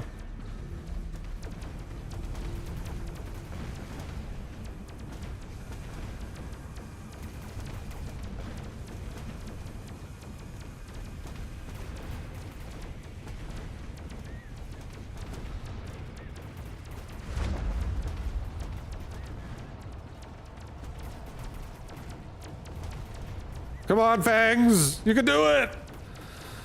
Fucking immediate ignite sucks!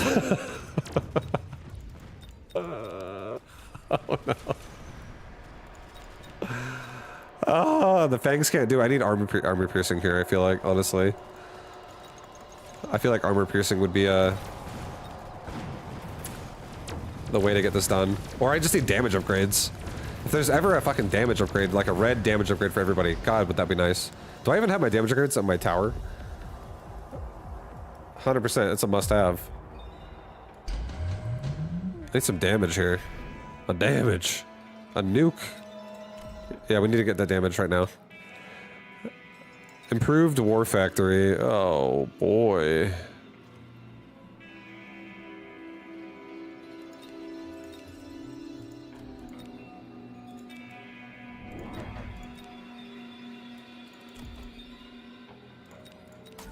Alright, let's sell off the Scorpion. Nuke him, like, right over here. I feel like this side is like the Chonker Wraith that needs to die. Alright, left side Fangs are getting strong. I'm happy to see that. Let's get range. Yo, let's get...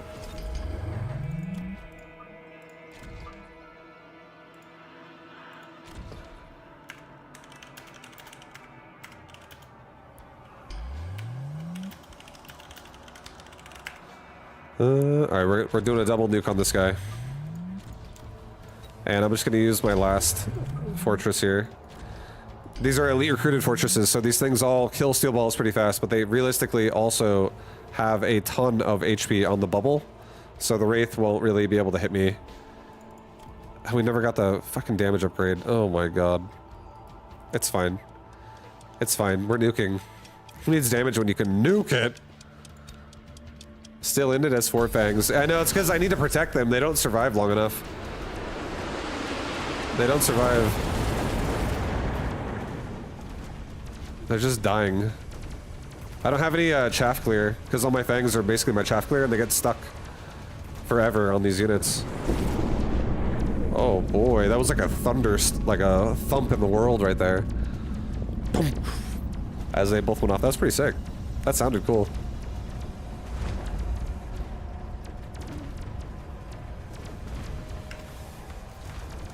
GG. GG.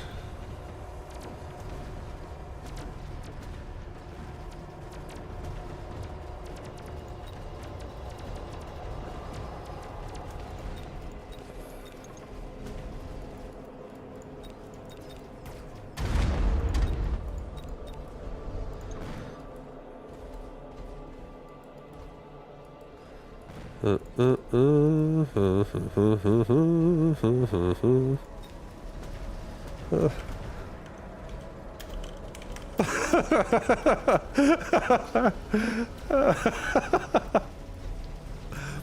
doing it, dude. Get behind the bubble.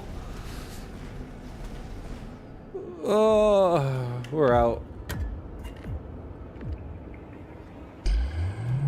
Yeah, that guy was crushing me. I really feel like I feel like that game though, it showed me I actually don't like fangs unless I have armor piercing bullets against something like a wraith as a first response, unless I have like a level advantage. But even then, I still don't know if I like it. I feel like you gotta really, having ignite just like is pointless. So if I'm able to at least get the job done with just having range and rage, and that's it, then it doesn't matter. That's fine. The damage really sucks booty though if you don't level. So the ignite really, you know, you want it to level. So realistically, all I had to do to fix that, if anyone's like, what should you have done differently?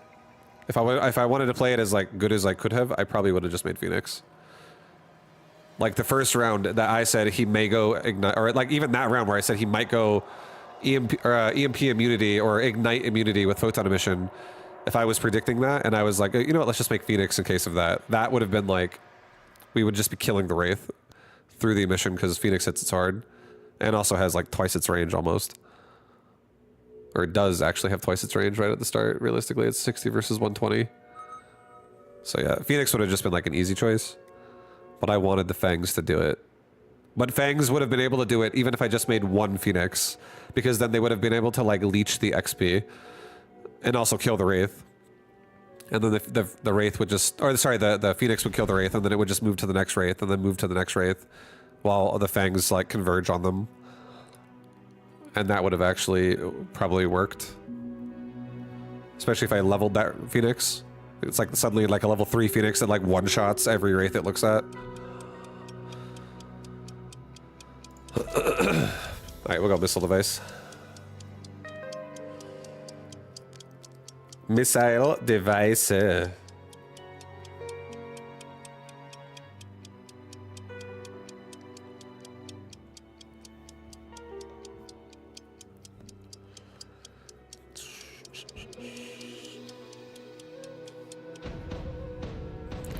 Just got home when you're clearing the Den of Evil on your new Hammerden. Dude, those are the days, bro.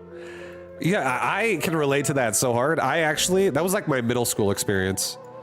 Early high school and middle school was like, oh my god, I just want to go home and play some Diablo. And it was fun because I had a friend that was as hardcore about it as I was, and we were both like, playing all the time. And we would always LAN not every weekend, but we would do it often. It was pretty cool. I had an iMac back then, and it was like a little briefcase computer, and I would bring that shit over to his house. We would play StarCraft, Warcraft 3, StarCraft Brood War, and Diablo 2 all the time. It was super fun.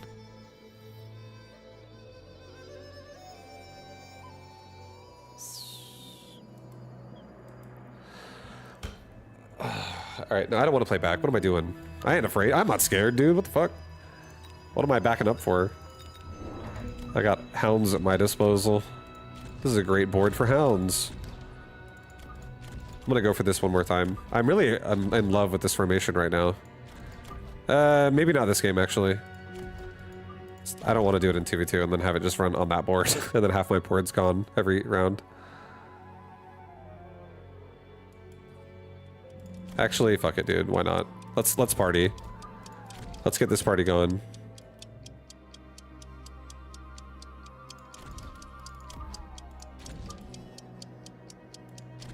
Okay. Alright, spread out hounds. Spread out crawlers. Protect the hounds. These guys, we got a clear tower break on the left. Some hounds are still alive, killing some fangs. Lots of steel balls are alive. Hopefully at least one hound survives before this tower dies. Okay, good. One hound's alive, so now this one hound can kill all these fangs right here. So that at least works out during the paralyze. Beautiful. This one hound is doing so much work. He's wiping out an entire squad by himself. That hound has like red eyes. He's the super hound.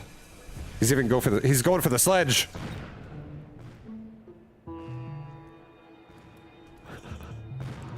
What's going on over here?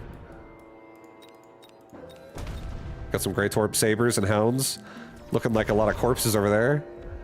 Let's clean it up. You know, time for another round. That was a nice amount of damage right there. Not bad. Alright, we got some stacks going on here, so we could easily be missiled.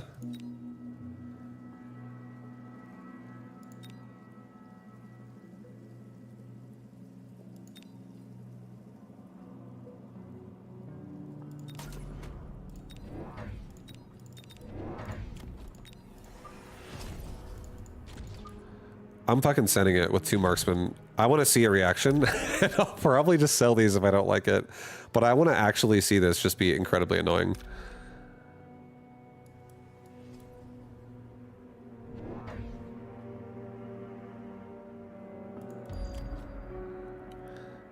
What if I what if I was that guy? I just double missile the sledgehammer and I'm like, sledge can't even exist in this round anymore. What if I did this missile though? This missile's pretty nice. Just kill the whole group of, just do that, honestly. Just kill the marksman and all these fangs. That's the, maybe even tickle a saber as well. Or a sledgy, I mean, sorry. Tickle a sledge, kill the marksman and the fangs. Maybe we hit 2 sledge. That's a really, really nice missile right there. Probably the best you'll see right now. I could also missile device that, but I feel like I don't hit as many fangs because they're going to start dying immediately at the start of the round. And I do think this marksman could maybe tank through it for a while. Alright, dude, we're happy. Oh, look at that. 1 marksman going for the tower, the rest of my army turning around. Let's go. No big deal. We killed off his marksman and his fang squad there. It's really about the hounds anyways. The marksmen are missile bait. Those marksmen are what I call missile bait. Our other army on the side spreading out everywhere. This board's very chaotic right now. That's for sure.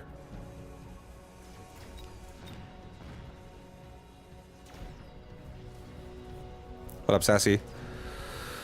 Hello, hello. Welcome.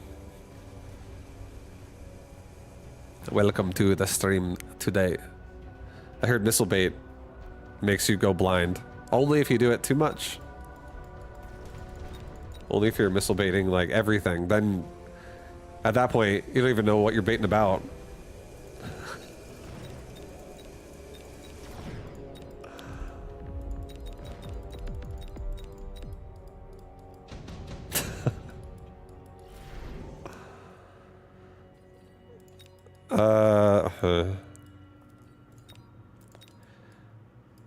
Wasp swarm. I feel like making maybe 2 more marksmen in the back just for that. They would kill the entire thing. I could also do it to him. Underground threat. I don't know. I don't want to make fangs here that much.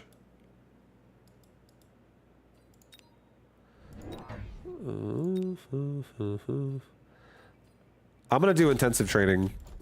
I'm just gonna do this missile all over again, honestly. Or maybe this one even. I think this missile's actually sick. Let's hit a couple fangs. Let's hit the marksman. These fangs aren't really gonna be moving because they're like already in the range. But these crawlers should be able to run into that and explode at the top of it. And then we'll get rid of the marksman, the rest of his fangs that we haven't killed yet, and all the crawlers here. I like that. I guess I'll also maybe level this marksman just so he's tankier. Just give him a chance to tank more damage. Let's get 2 more marksmen, like here and here. And let's just make sure there's no wasp that's breaking my tower in the back all of a sudden. Let's get another hound, like right here.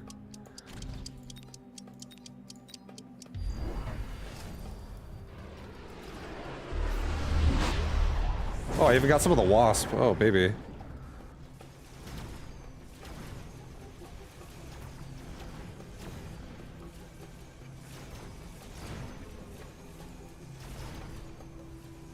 Nice, we stopped all the wasp as well.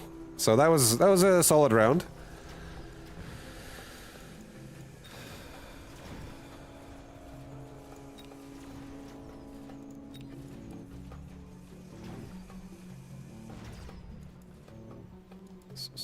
Nice, and we're actually going to run into the missile with going for his other tower right now. So we're actually wasting his missile here as well after the round's over. So that feels great, dude. That feels so good. If you get intensive training, could you have a big ass min? I could definitely make this an assault marksman game. It's already looking like a good one because I already have extended range as well. So that card is like insanely good for assault mode. It's so good.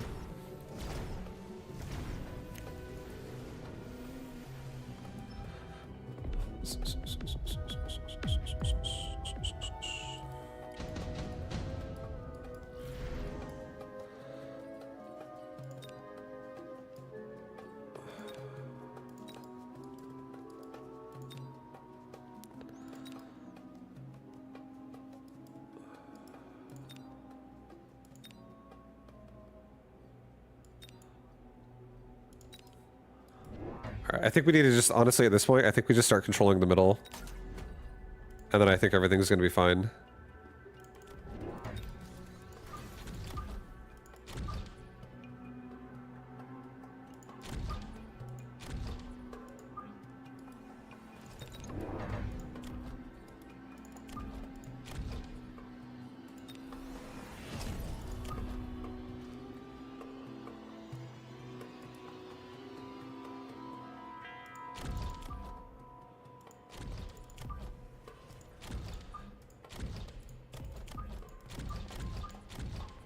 Okay, we have a lot of damage here. We do have a lot of damage in the front, pretty hard. Missile comes back next round too.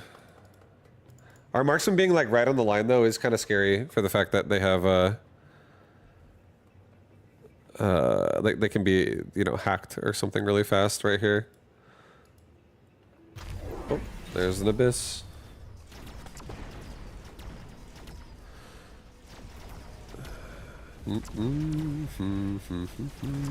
Let's go, baby.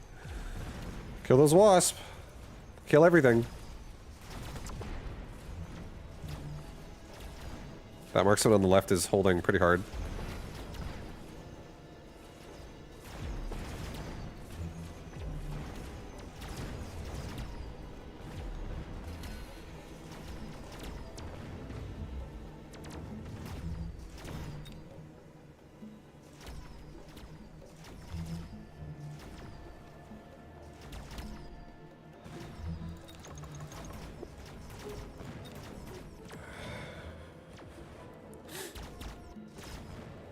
Almost. Almost. That was almost.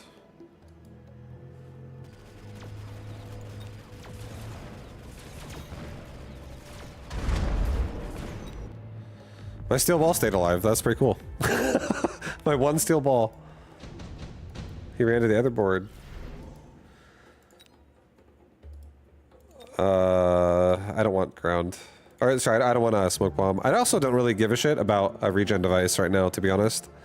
I feel like this is just bait of wasting my money for what I'm going for here.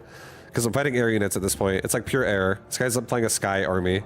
So if anyone's going to miss a smoke bomb, it's going to be him. And I won't be able to really regen through this with what I currently have. I don't think anyone really is going to survive that hard. I think we take a Scipola. I think we level up this guy right here twice in the middle. I think I get a nice quick reload. I think I get a mobile beacon on maybe like a good chunk of this. And maybe just like, not really. Get like just like the front line of it. Move back and then come out again. Let's get ourselves 2 more marksmen. Get ourselves a marksman like right here and another one like right here. I'll get one over here just in the corner to stop this from being annoying. Quicker. I need this guy being supported faster so we can get out faster. It's also a missile device like right there. So I can kill all the wasp and all the crawlers. And also hit that marksman.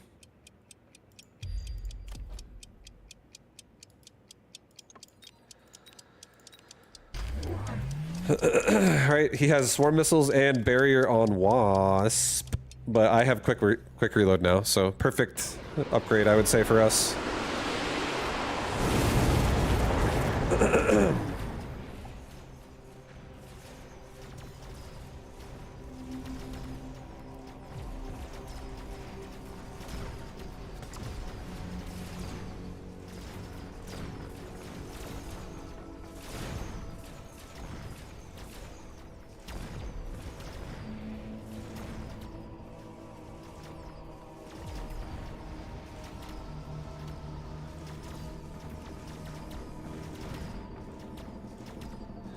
Farm the abyss!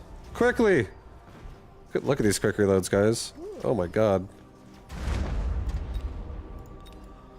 Beautiful. This was also the marksman that was standing in the front at the start of the round, so he just mobile beaconed all the way back, and now he, like, kills the abyss. So that worked out really nicely. It worked out nicely.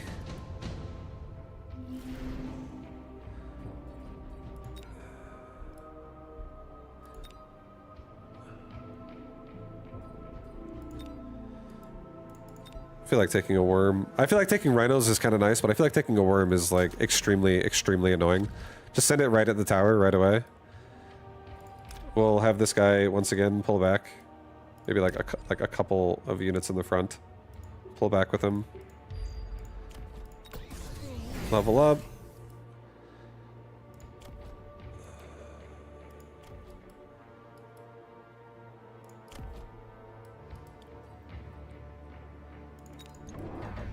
Get 3 fangs. Get a fang like right here, get a fang like right here, get a fang like right here. And then get damage, get a tower upgrade on the right side. Do another missile strike like right here again. Hit all those wasp and all those crawlers again. That was nice. Getting rid of it all so fast. I don't really think I need to get... I don't want to get range yet because I don't even have elite marksman yet.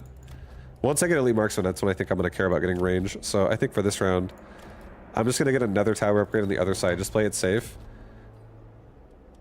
Maybe get 2 tower upgrades on the right side, actually.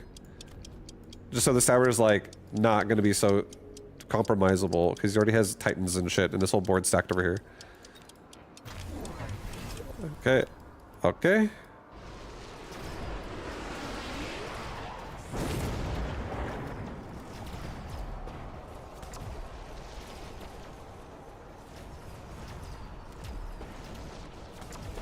That worm's going for the tower. This is perfect.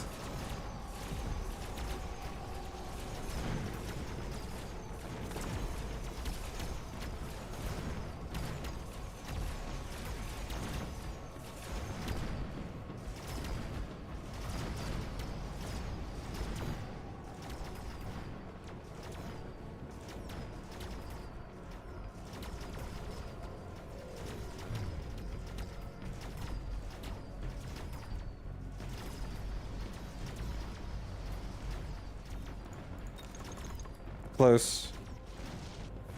We still need elite marksman.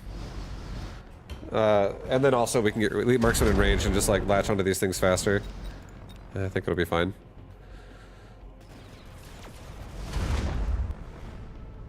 I think it will be fine. We should also get something that Abyss shoots at on the left side first as well, besides my marksman. Save him from getting instantly killed right away. Let's get a repair kit. Put it on my my worm. And give my marksman all. Level this guy twice. Do a Fang squad like right here. And do another Fang squad like right here. So that these things just like walk forward and get in the way for my marksman.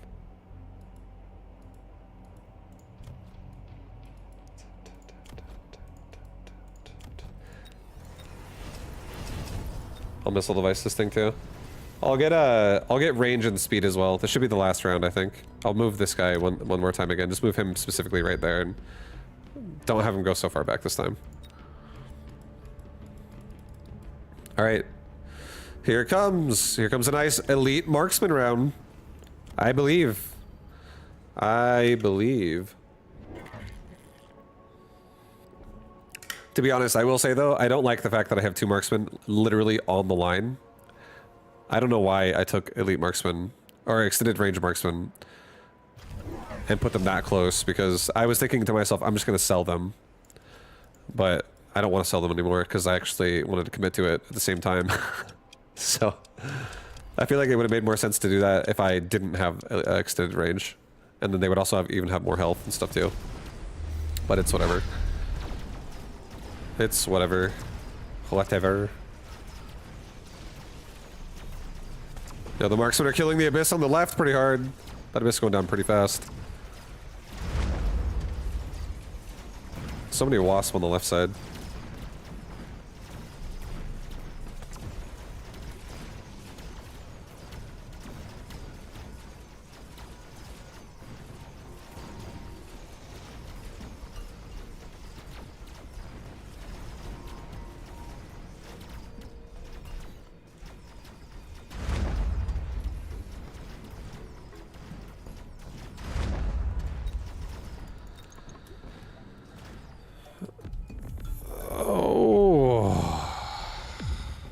Barely did it, but we did it. Barely did it, but we did it nonetheless.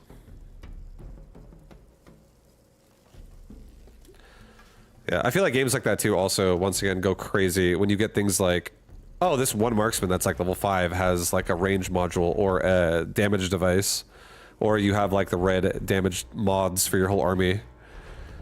I feel like it really... Seeing those things with that kind of a build is insane. It makes it go from being like if I had like a tier list, I'd be like, that build when you have extended range marksman goes from like being like a B tier build to like automatically like an A tier build. But then if you not only get extended range marksman, but you also get damage mods, you get damage mods as well. I feel like it goes to like, it's like an S tier build. It's insane how crazy that shit gets. If it's like has a lot of damage going out. Vibe, what do you like to do versus loose crawlers? Sometimes just flanking it can be really nice because you can make the crawlers run different directions and die faster if you can actually kill the flank a little bit. I like units that have really large splash, like a Vulcan, for instance, can really help. Not only with the fact that it has a widespread attack and it's quick at how it moves around with its attack, but also like you could throw fire on the ground and just burn the crawlers to death so that they run into fire and you don't have to waste time killing them, while you're hopefully then maybe like pushing the line back enough to where you can shoot the bigger units faster. Things like that. One thing that's not bad is if you somehow have a really nice tank, like a worm specifically is a nice one, where like if he doesn't have enough DPS, like a melter or some shit, and your worm can actually sit in the middle for a while and all the loose crawlers converge into the worm, and you have AoE just AoEing off the worm, so you can like get rid of them that way. Even if the worm itself is part of that AoE. Doesn't have to, it could be like a worm arclight or something.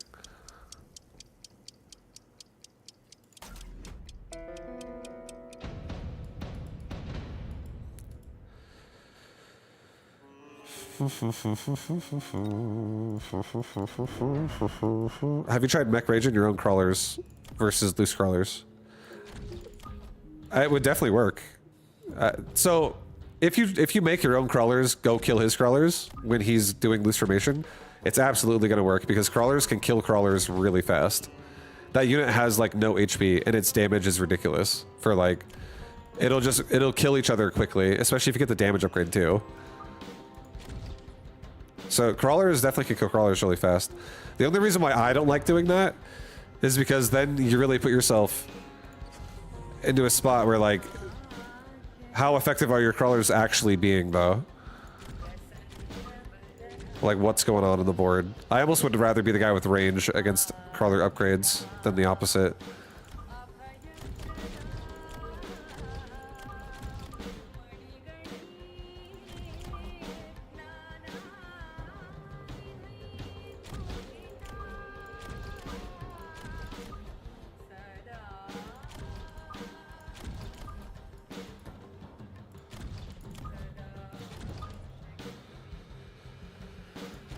Okay. Pull the steel balls back just a little bit more. Like that, yeah. I guess I'll device the arc light.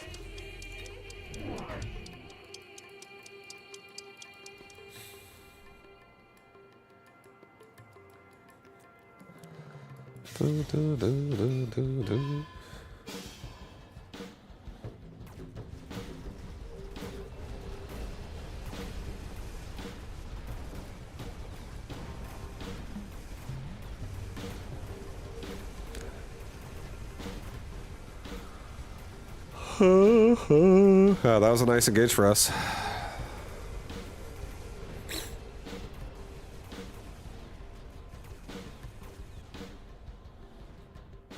Why don't you and Great Torp ever play 1v1, like best of 7 or 5?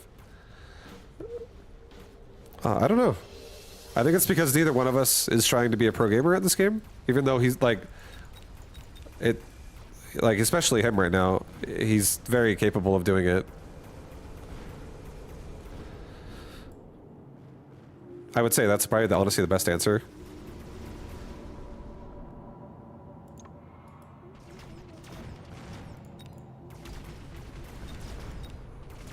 Oh, hell yeah. Dude, these arc lights are getting a farm. Oh, baby.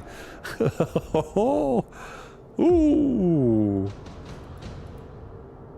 Oh my god. Oh my god.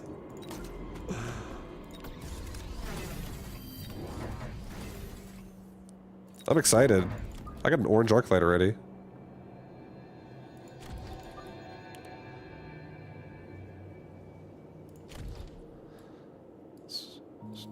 Arcs go ball. Dude, this arc light is great. I love them.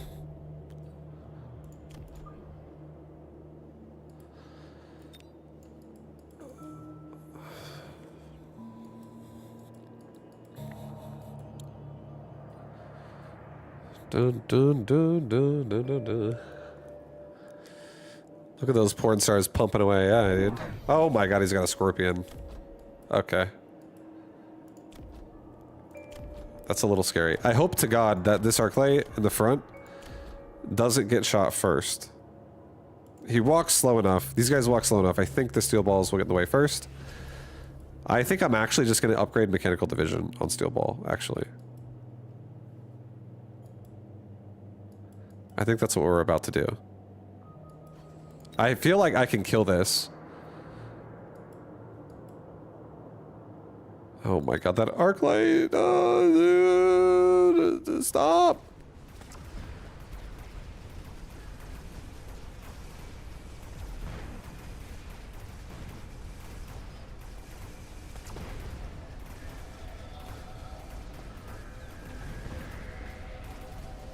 Get on the fangs! Do not hit my arc light, please. It's so close. Oh, yes, kill that. No! No, don't look me! Don't look at me! No! I'm gonna kill it, though. I'm not gonna kill it with this guy, but the other guy will kill it. But that sucks. I miss out on that XP, but it's okay. It sucks, but it's okay. I still won. Scary. At least I get a couple towers with this guy. Actually, probably for the best, honestly, you know? This guy gets to farm so much extra XP now. Oh shit, he's got a crawler feast coming too. Oh god, that tower's upgraded. Turn around! Get the crawlers! Holy shit! The crawlers saved me. I got to feast. Holy fuck, what a roller coaster round. Kill the tarantula, do it, you know you can. Oh. Damn, bro, it's close. What an exciting round. Okay. The Phoenix, yeah, we'll just do the Phoenix, it's fine. They definitely save a lot of what's going on here. Let's get range on these arc lights. And now let's get, like, another... Maybe like a Fang Pack over here. Or, yeah, Fang Pack over here. Fang Pack! Right side arc lights. Alright, that's fine enough. I'm happy with that.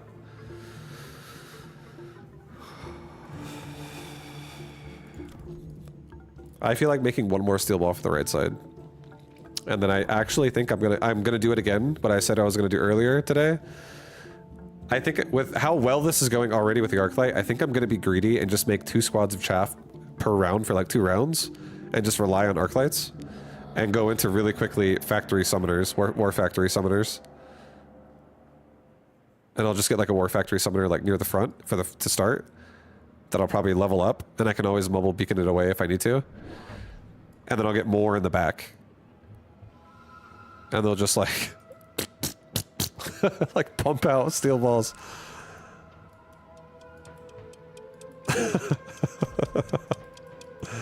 That's what the plan is, guys. All right, we got a melting point. Thank God I have range on Arclight, so they're not gonna go in so fast, at least. Hopefully the Phoenix gets some good shots here. Yeah, hell yeah, we're on that Scorpion real quick. And an Arclight's also assisting kill it. The level 1 Arclight. He got all the XP. He's gonna level 2. He's having a good life right now.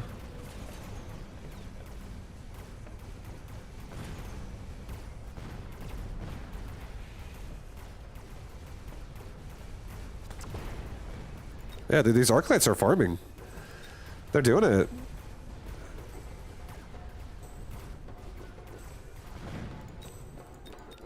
They all leveled. On the left, at least. It's good stuff. Right side got nothing because the tower keeps them out of the fight the entire time.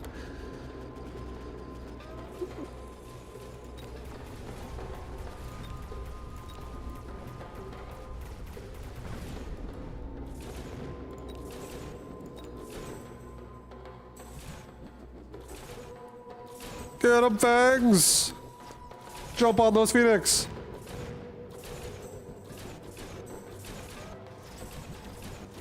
Too strong.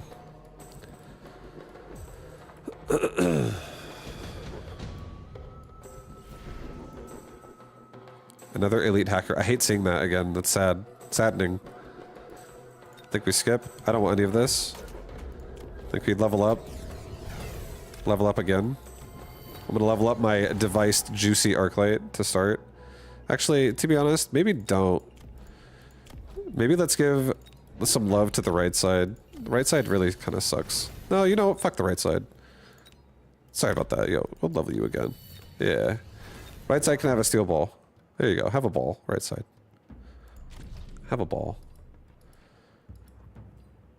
Let's also go ahead and make ourselves another Fang squad over here. And like I said, I'm being greedy. We're going to be doing a really fast war factory. So I can't make any more units. I'm also not going to get damage upgrades. Most of the shit we're killing is one-shottable anyways. And these Arclights are high enough level to really take down a melter or whatever. This guy's doing 2,000 damage a shot. He's a beast.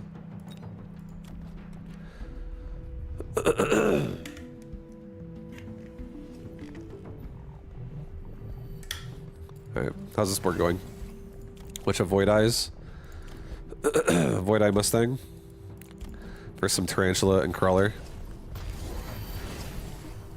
Alright, let's see it, let's see it, let's see it. Stay alive, everybody. Right side's got a steel ball. There is a Scorpion right there. These steel balls are kind of spread. Hold up. Oh god, they're stacking up.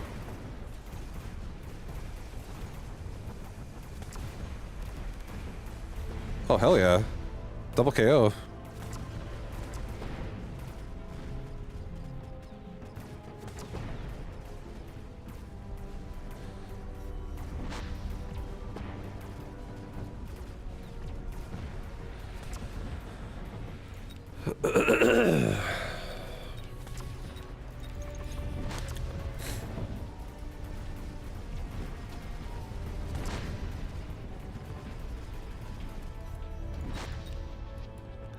Alright, well, Elite Marksman is necessary now because he has more range than me on Scorpions. So I need to get that before I go into a... I have to either get War Factory now, which I don't think is a good idea, because he has a melting point, and I won't be able to upgrade my War Factory yet. So instead, I think we're just going to get more chaff this round. Oh shit, dude, this is so good. Let's just get Storms, too. We already have Wasp in case he goes air. Let's get Storms. Let's put a storm here. Let's put another storm like right here. Maybe back to. Put another storm over here. Let's get Elite Marksman on Arclight. Let's get 2 more Fangs. Maybe 1 Fang here. Maybe 1 Fang here. This Fang is gonna die so fast, actually. Maybe get a Crawler on this side. And get a Fang here. And now, this is fine. Because now we can go into, Here, I'll also do this. I'll sell off a steel ball. Just 1 steel ball. And I'll put a device on this. I'm not gonna ever sell this one. I'm gonna upgrade, Mechanical Division on it. I'm gonna upgrade Mechanical Division on this, and then next round we're gonna be getting more Factory Summoners that just spew out ball at ball, ball, ball, ball. They're gonna spew balls all day. Spew them non-stop. And then once we upgrade Anti or Arclight, we'll sell off our Phoenix, probably. But I think the Phoenix also does protect us from like an Abyss, so it's not the worst that we have it. Alright, he's got boats in my face. That's cool. He's got boats on my face on the side with my Arclights that have no upgrades.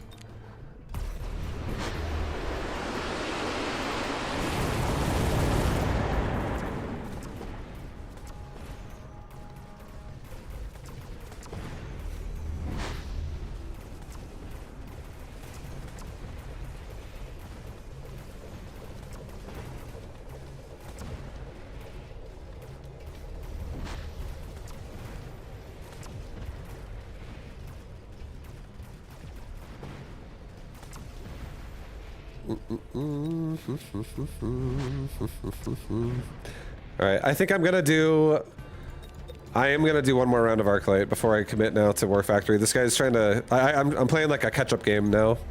And again, I can't go War Factory against Overlord either because I'm going for anti-ground on that. So I gotta skip a step. I'm gonna skip a step. I'm gonna just upgrade my Arclights again and make more of them on the right side. And try to just burst this down. And then I'll get the War Factory. But it's kind of not going the greatest. It's getting dicey a little bit.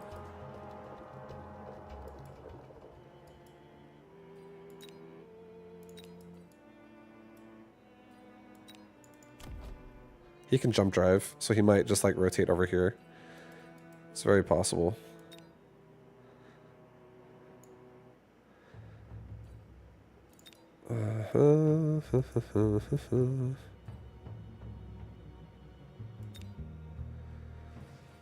I'll do a missile strike. I'll do a missile strike like right here. I'll hit some of those fangs and I'll hit the Mustangs too.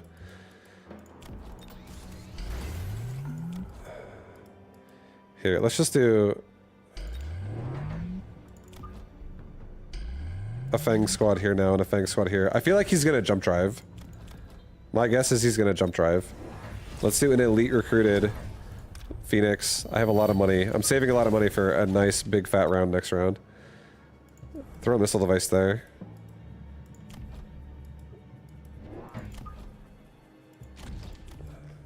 I guess I'll get division now since I'm getting it anyways and I'm rich as fuck.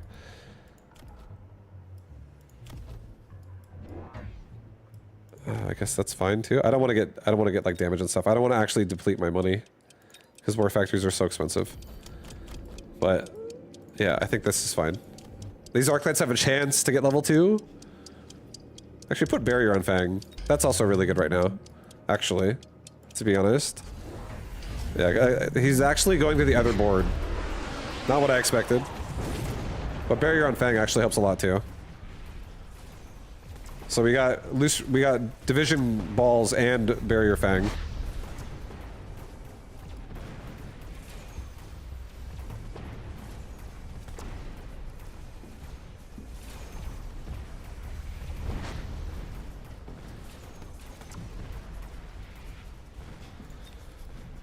Yeah, nice. Arclights on the right leveled up, or one of them did. At least one of them is not level 1 anymore.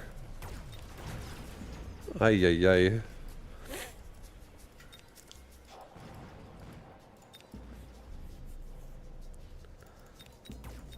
I think I got this. Maybe.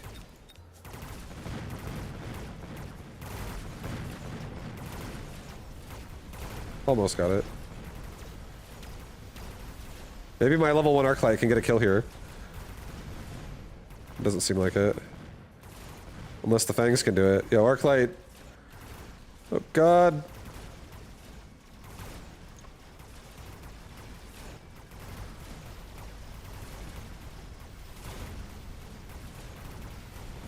It almost seemed promising for a second. I was like, damn, he's getting some uptime. Oh.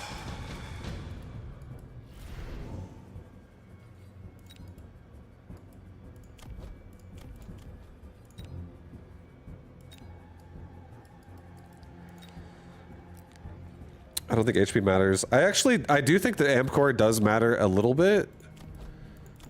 Because right side's pretty crappy. Right side's pretty weak. I'll take it. Level up all 3 arc lights. Let's buy a war factory. Buy efficient maintenance. Oops, that's not efficient maintenance. That's steel ball. Buy a war factory. Put this thing... I don't really want to go against the melting point, to be honest. I'm gonna put it over here on this side. And let's get ourselves another Fang in the back middle or something. Comes out late. Alright, I feel good. Next round's gonna be more war factories with ball production. And we're just gonna be like just pumping out balls. And we can also get... We still can turn on charge shot and anti-aircraft ammunition on my arc lights, which is why I really want to get these right ones leveling up a little bit. I'm so sad this far right one's still level 1 on round 7. I gotta give him level 3 immediately next round, hopefully. Because he doesn't have much to go, so... If I can turn this dude in level 3 right away, or if this guy levels up again, maybe I go level 4, level 2 over here with a device, and then I'm looking pretty decent.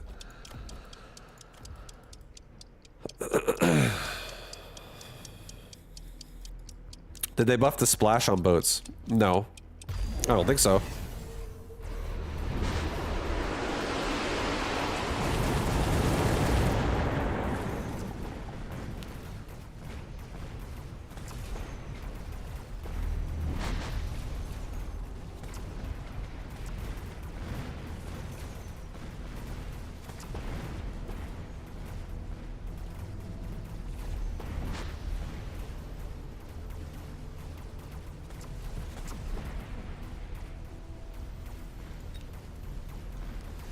Yeah, these arc lights will be able to kill the boats so hard once I actually turn on anti-air on them and charge shot. They're gonna crush. They're very formidable arc lights.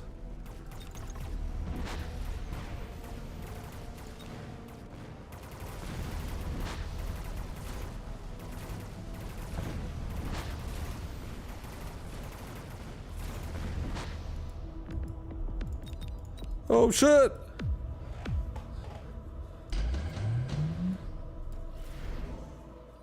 Laser sight.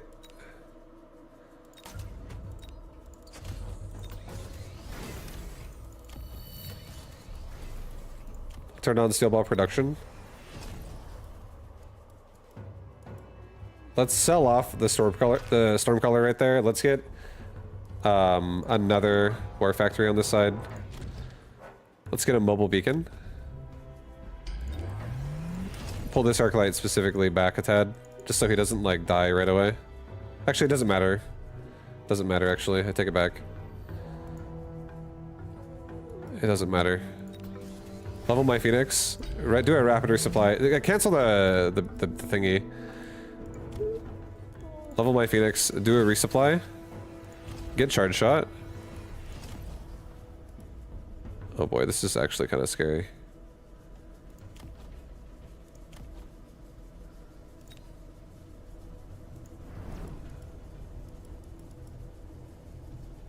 No, don't do charge shot. I think it's too much. Let's just get like a Fang squad over here that turns the boats around. Just keep them busy for a second so they don't kill so fast. And then we have double steel ball production with explosive crawlers that are popping out of it repeatedly, so I hope this Arclight doesn't die. That's all I can say. He is pretty close to the line. I should have put the range device on this middle one, to be honest, but it's too late now. It's fine.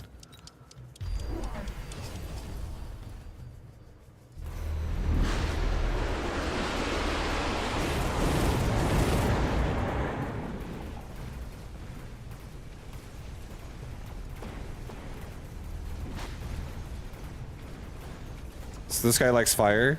We definitely gotta upgrade our towers. Excess money now should just go into War Factory and tower upgrades. And then Arclight upgrades too. Like, more War Factories, tower upgrades, and get the last of my 2 Arclight upgrades and keep leveling them. And I feel like we gotta... Because if we have Arclight anti-air now, we can actually kill all the Wasp. We should definitely get anti-air Arclight next round. And then also all the Overlords. I still have Phoenix here, but they're like so overwhelmed at the moment. But I think we might be able to get through it. Hopefully, hopefully. Paralyzes the tower, baby. Come on. Oh my god.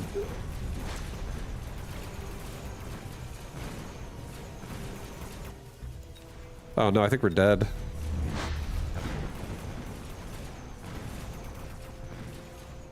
Oh, hold! Fucking hold, Phoenix! No! I should have got anti-air faster. I think that second War Factory that round was probably unnecessary. Should have went anti-air. I couldn't keep up with all the Wasp. Because all the fire kills all my fangs.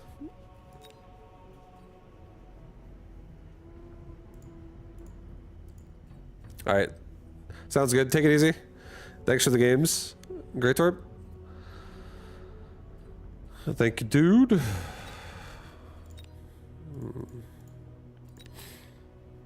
Alright, I think I might do this, guys. We might make a YouTube video right now. I might make a YouTube video. You ready? One second.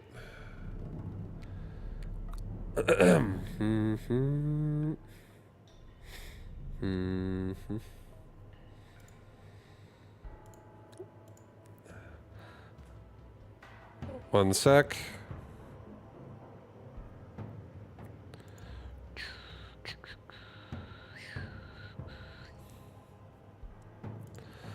All right, boys, here it is. I'm gonna do a little, probably introduction to the game for people here. I'm gonna try to. I'm gonna attempt to. I'm gonna attempt it. But here, let me do one thing before I actually start. I need to get a water refill. I'm actually out of water. So I will be right back, guys.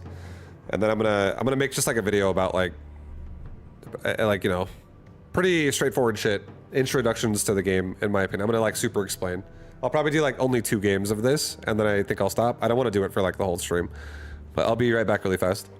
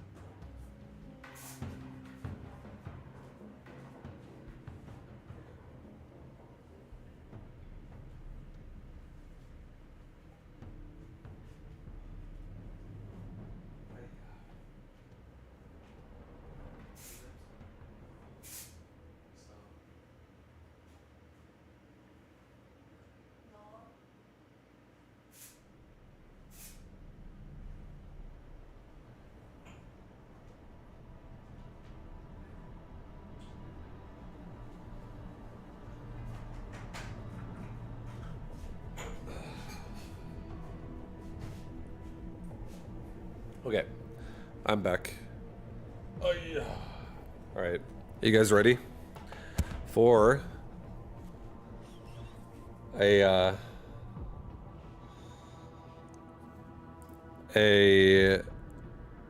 new to mecha to like, I don't know what number I'm gonna use.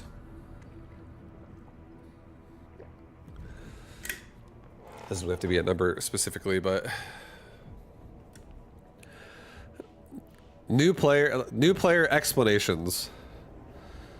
This is my experience. I'm gonna give you. I got a new account, and this is gonna be my first time ever doing this on this game, since the first time I played it, like 2 years ago. But yeah, this will be like my introduction to Mechabellum here for somebody new, because I'll actually get to do it myself. I don't actually know what you go through sometimes, because I don't know what the game looks like nowadays as a new player. But I'm gonna learn it with you, and we're gonna make something super sweet and easy peasy. I'm just gonna explain everything. What time is it? Okay.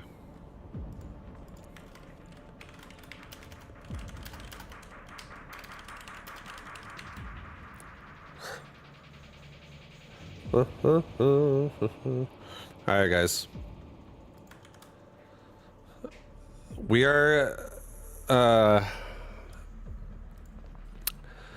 so, is this your first time playing Mechabellum? Yo, welcome to the game. Hi, guys. How you doing? Welcome. This is Mechabellum, and this is what it looks like when you get a brand new account on this game as of July 25th, 2025. You know, you pop on over to multiplayer. You can start matchmaking right away. You can do your thing. I'm going to quickly investigate the upgrades on my units just to see what it looks like for a second. So we don't have loose formation or impact drill. We have subterranean though. That's nice. Fangs don't have armor piercing bullets. You don't have armor on hounds. Void eyes don't have the ability to heal themselves. That's kind of rough. It makes this unit a lot worse in my opinion for like openers. Just for like throwaway units. But you know what? This is becoming too much for a new player. I feel like this is a. Let's switch gears here. Let's just go back to this. It seems more simple. I can explain it easier this way. So that feels like too much information too fast. Monka. Monka. Alright. Alright, right now.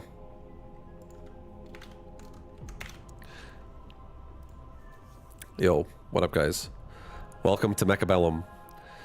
If this is your first time playing this game, don't worry about it. You'll learn. Everybody does.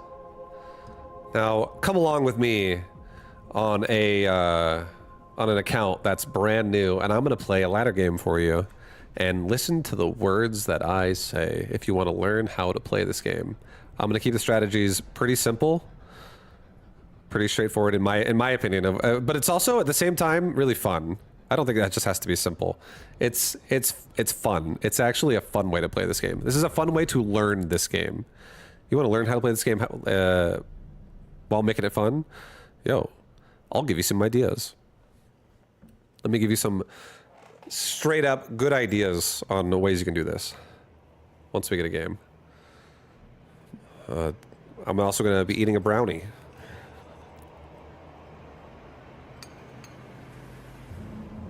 Delicious.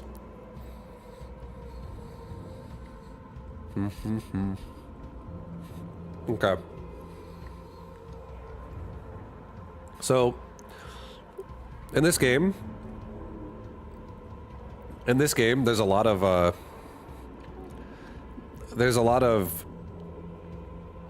ways you can go about doing things. You don't have to do anything one which way. This game does offer a lot of choice. And I think the goal is to understand something that can work cohesively with different tools that still serve the same purpose overall. So I'll just give you some, like basically, once we get a game here, I'll give you some ideas on how this can work together. I feel like saying too much about specifics is gonna just probably go in one ear and out the other, just because we're not able to actually get live examples yet.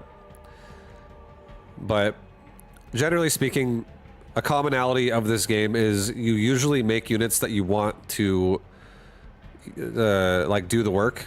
And then you also make units that you want to protect the units that are doing the work. You have like DPS units, and you have like decoy units, you have chaff units.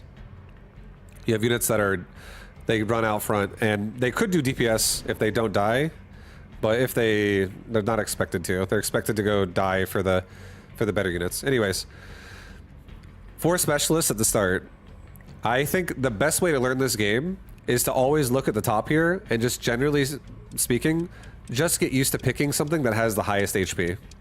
It gives you the best chance of going the furthest with the build, and I can explain why in a second, but we'll go with this one. We'll go with Missile Spec on the right, 4,900, biggest number there. And now I have 4,900 hit points to start with. Each time a battle happens, whatever's left over on the board, those units get totaled up and hit your health bar. So you have more time to make more mistakes and learn the game more when you have a higher health bar, because it takes longer to kill you. And then also, it would force you to also get some variety and like learn how to play multiple specialists. And multiple specialists they're fun. You don't have to get to the really hard ones, but just learning how to play the basic ones is not a big deal. But like now, so we have a round here, round one. What we're looking at is we can see our opponent. We can mouse over it here and see he's a Fire Badger specialist, so we know what he's going to get. It's going to be a unit called the Fire Badger on round 3. This is only round 1, so it's coming later. And we have Hounds and we have Sabertooth right there. Sabers are really high DPS, really tanky units. Hounds are really weak units that kind of kill fast. So one thing that we could do here, we have Stormcallers and we have Hounds, so we have a mirror match on Hounds here. But he has Sabers, we have Storms. That's the difference here. These Storms have a lot of siege. So I'm gonna kind of put my my units in like the middle. I'm just gonna focus on doing the middle here, and just put them all around the center of the board. I can also grab a couple crawlers. I just added one more unit because you get one more unit every round. I will add a couple crawlers to my army, and I will put them just like a little bit behind my tower. So what I'm doing here is I'm going for kind of just like, I can even make this a little bit further out. I'm just going for kind of like a general spread out defense on my base. Now, the reason why this is good is because round 1, I have like a general spread. I can be flexible with it, but you really want to protect both these towers. If you do not protect these towers, what happens is your army gets paralyzed, and it's a horrible experience. I'll explain more what it does when we get there, but yeah. So our Stormcallers, our siege units are actually shooting off all our shots at both of his Sabers right now, and we're getting a nice, like, we're not really missing, we're hitting really expensive targets. So the Stormcallers are doing great. The fact that we're playing back allows, like, we're staying, our army is like stacked up with the Stormcallers, allows us to really protect them and not run in too early. So it buys, we get more shots off. There's like more uptime of Stormcaller DPS, which is my highest DPS unit I have. Now there's a lot of reasons. Now that we have what we have, I'm gonna go and I'm just gonna keep what we have. I think at this point, all we're gonna do is we're gonna add in an anti-air unit into this composition, and we're done. We're just gonna explore what the power of these units are. So we're gonna stop here, and I'm gonna define what they all do, and it'll start becoming cohesive, I think, as we go. So here, I'm not gonna make it too complicated. I think I'm gonna look at this and go, am I using any of these things? Honestly, I don't need to. We can talk about redeploy later, but we don't need to do this right now. I think we should learn about the skip button, which you might use a lot, because you get paid 50 extra if you don't want to buy any of this stuff. Even if it's free, if you get plus 50, there you go. Let's not worry about any of that stuff. Let's not worry about using devices yet. Let's not worry about that stuff. But we are missile strike. We'll worry about that first. And with the missile strike, let's just go ahead and drop it right here. Reason why I want to put it there is because it doesn't drop instantly, and his hounds will walk into it. I'm going to now also, I think with what this is looking like, I just kind of want to make sure everyone's protected. And I think what we can do here, just to make sure that happens, is let's maybe make crawlers, more crawlers, and put them in the back. For right now, we could stay spread out with horizontal, we could go vertical, we could do anything we want. But this is why I'm doing this. Number 1, I'm missile striking out his hounds, which are good DPS units against like my crawlers and my hounds. So those are getting killed right away because this missile does 3,000 damage. And if you look in bottom left and you click on a unit, you can see their stats. This thing only has 897 health, so it dies to a missile. So automatically at the start of the round, I'll also research one more unit for free. We'll talk more about this as we go too. But at the start of the round, you can kill a unit if it has less than 3,000 health, just like this. Now it's dead. That's the perk of being Missile Strike Specialist. You can buy these things as well, but Missile Spec starts with 2 of them. Now our Stormcallers and our Hounds and our Crawlers, the same units we've been using, they're engaging again. Notice how our Stormcallers are getting like a really nice shot into him first. And then our Hounds and our Crawlers come in and they start really like attacking into him pretty hard after that. The reason why this is going well is because he has a lot of like clear in the terms of like what kills my Crawlers. Like his Arclights kill my Crawlers well, his Mustangs kill my Crawlers pretty well when they all stack up with everything, and his Hounds are killing it pretty well. But we're also killing a lot of them at the same time. Every time these Stormcallers are shooting, they're getting so much damage in on top of his army. So as long as we keep protecting these Stormcallers for now, things can be alright. There are answers that our opponent can have to Stormcallers too, like anti-missile, which if it happens, we'll get there and we'll talk about it.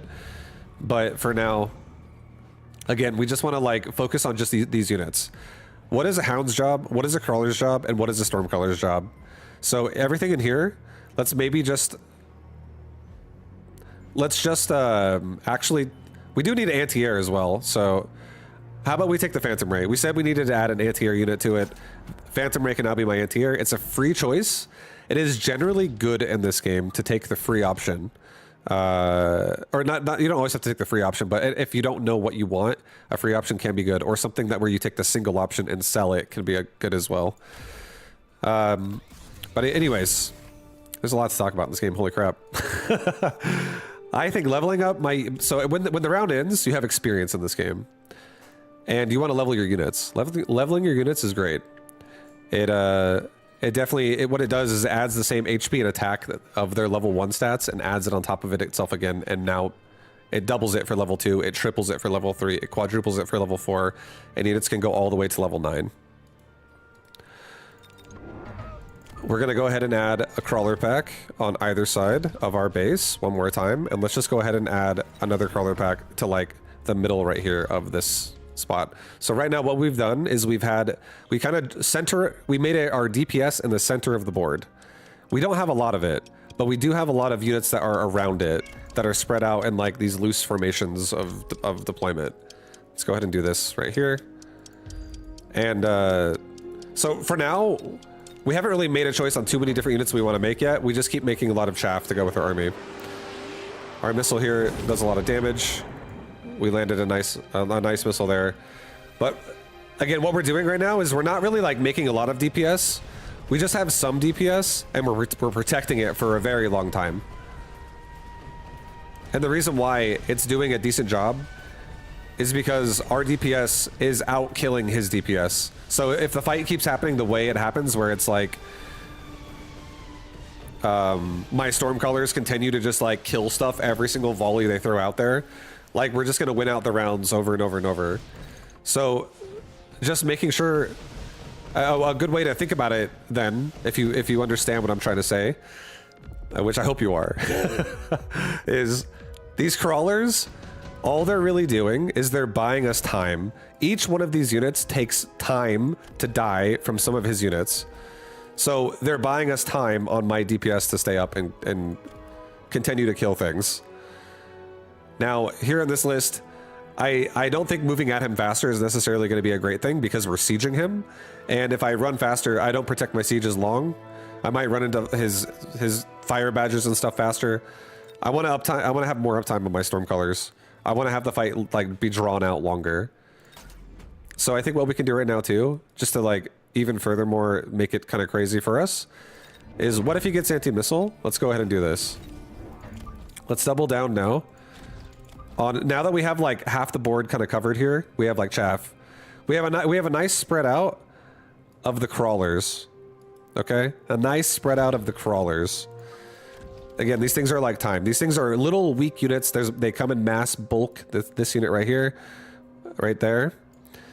It keeps everything busy for a very long time in the fight. We don't have to worry too much.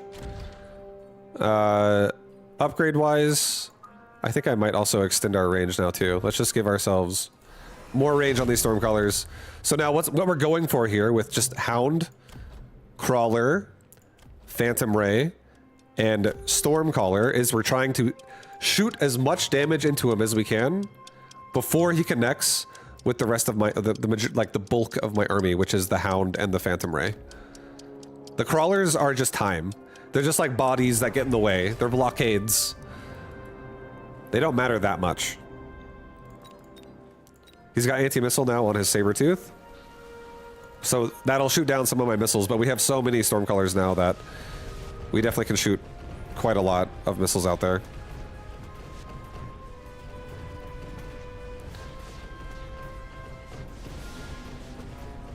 One thing that's nice too is anti-missile in this game does prevent a projectile from going off from a unit that shoots out a missile.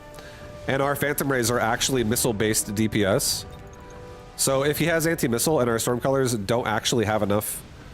like the fact that my Stormcallers also shoot missiles, it's making it so that I'm shooting so many missiles at him at once that we can penetrate through an anti-missile... we can penetrate through an anti-missile device situation. Okay, we have to add something here.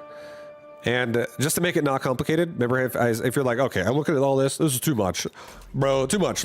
Become best friends with the right tower and the second button on it called Field Recovery. Click it, and then just use it. Like what you do is you have the unit, you click the unit, you move it somewhere. You take this device, you then click it, and you go, I want 600 resources. And the game goes, okay. You can do that once a round. So you can sell one thing that confuses you, if it really does, a round to make yourself have a better time. Now we're going to make a third Phantom Ray, and we're going to put Phantom Ray right here. So what I've done this round is I've made a general, or what I've done this game so far, which is something you should generally go for in my opinion. You don't have to do it exactly like this every time. But because in this game you can flank on the sides, you can flank on the sides, you can pressure anywhere on the front of this board, back, middle, or front.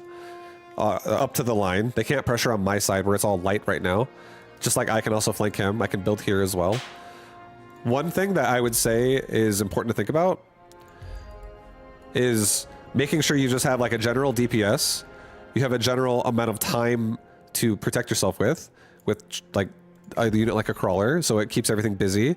And then you have something that covers air, and you put it in the quadrants of the board that are either on the left, between, or the right of the two towers in the middle of the board. Let's go ahead and get another Phantom Ray, and on this tower, let's upgrade damage twice. So we just upgrade, you can actually, on the tower on the right as well, where we bought the cell device, you can actually get permanent buffs to your army, and you can upgrade your HP, or you can upgrade your HP or your damage. And that definitely is going to help us kill whatever we're looking at faster. Anytime a missile hits a unit, it'll do like more damage to kill it faster. Anytime any unit hits anything, we just do more damage in the trade. So our whole composition is trading much nicer than it has been. This is also the first round that we added in range on our Phantom Ray. One thing that's going to be really important in this game, and our army is like, our army right here is mostly missiles. It's just almost all missiles. And we're keeping it at like 4 units, and we're not making it. We're not trying to make it sound super confusing right now. I'm trying to speak so fast, but there's so much to say. I'm trying my best. But right now, this guy used a barrier. We're going for his tower. We kill it. We're finishing off his army on the bottom. So our Phantom Ray are generally. Our Phantom Ray are generally doing better. So the fight has kind of transitioned from just going Stormcaller and Hound against his ground army to now our air army is now able to win out the fight in the air side. And now he has a unit called a Wraith over here. That's a big ball. We'll not really worry about it. We'll get to that later. We'll just keep talking about our units for now. So what we're going to do here is we're going to look at this, and I would say this unit, this button right here, Efficient Light Manufacturing, it makes everything in this game cheaper by 50. Everything in this game has a cost. Once you, like, small units are 100, It goes, the cost of units go from 100, 200, 300, 500, and then 800. Or 100, 200, 300, 400, 500, then 800. Sorry, I forgot the 400. And this round, what we're going to do here for us here, we're just going to, I'm going to get more chaff, more time in the front. More time, guys. You think I want more time? I'm taking more time. Let's also get launcher overload. Let's also level my Phantom Ray. Let's actually not get launcher overload. Hold on. Well, hold on. I'm just gonna level all of my core units outside of the crawlers. I'm not gonna upgrade my crawlers. We'll talk about this first. So, one reason why I don't like to upgrade crawlers, and I do generally like to upgrade my other units, is crawlers, at the end of the day, are going to die and then give more experience on death to units that kill them on the other side, unless your army is doing damage with crawlers. I don't love, unless you have like level 5 crawler recruiting where you get a card for that. I don't love using crawlers as like leveling them. I think they're just literally, just for now, I think making them just literally chaff units that just go out and die. They die for the purpose of buying your other units time is all you have to understand about a crawler. And it'll make your life so much easier for a little while to learn the game. Because you'll actually understand so many other units so much more if you don't use crawlers like poorly, in my opinion. They're such like money sinks if you do it badly. So right now, if we look at this board, there is going to be a commonality that exists here. Vibe, cheers to 55 months and 55 more. Thank you, baby. Appreciate you very much. Thank you, Gino. I appreciate Vibu heart, Vibu heart, Vibu heart. I appreciate the 55, dude. So basically, on this window, we're getting like mods, which for units we don't even care about right now, and we're getting devices. One of them is an HP device that's really expensive. One of them is a damage device. I'm gonna take the damage device because our army is doing good damage. Let's put it on the highest level Phantom Ray we have. We'll put it on this guy, and now our Phantom Rays like hit crazy hard. But a commonality exists in my board right now that you're gonna see a lot in boards in general in this game, and that is, we're balancing like multiple things at the same time, and we're trying to find units that do the job to balance it. And what we're balancing is we're balancing damage with AoE clear that not only covers the ground, but also covers the air.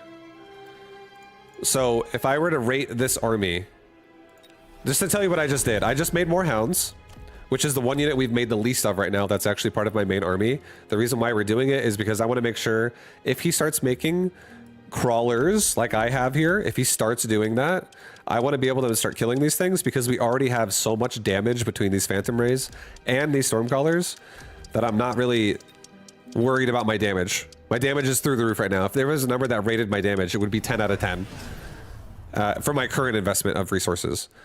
But my spread clear is not the greatest. It's okay. Simply because my hound count is very low and I don't really have a lot of things that could be killing his Mustangs or his crawlers or his fangs. His units that are like massable. So I made some more, I made some more, there's so much happening right now. There's fire going on the left and right. There's a big smoke bomb in my face.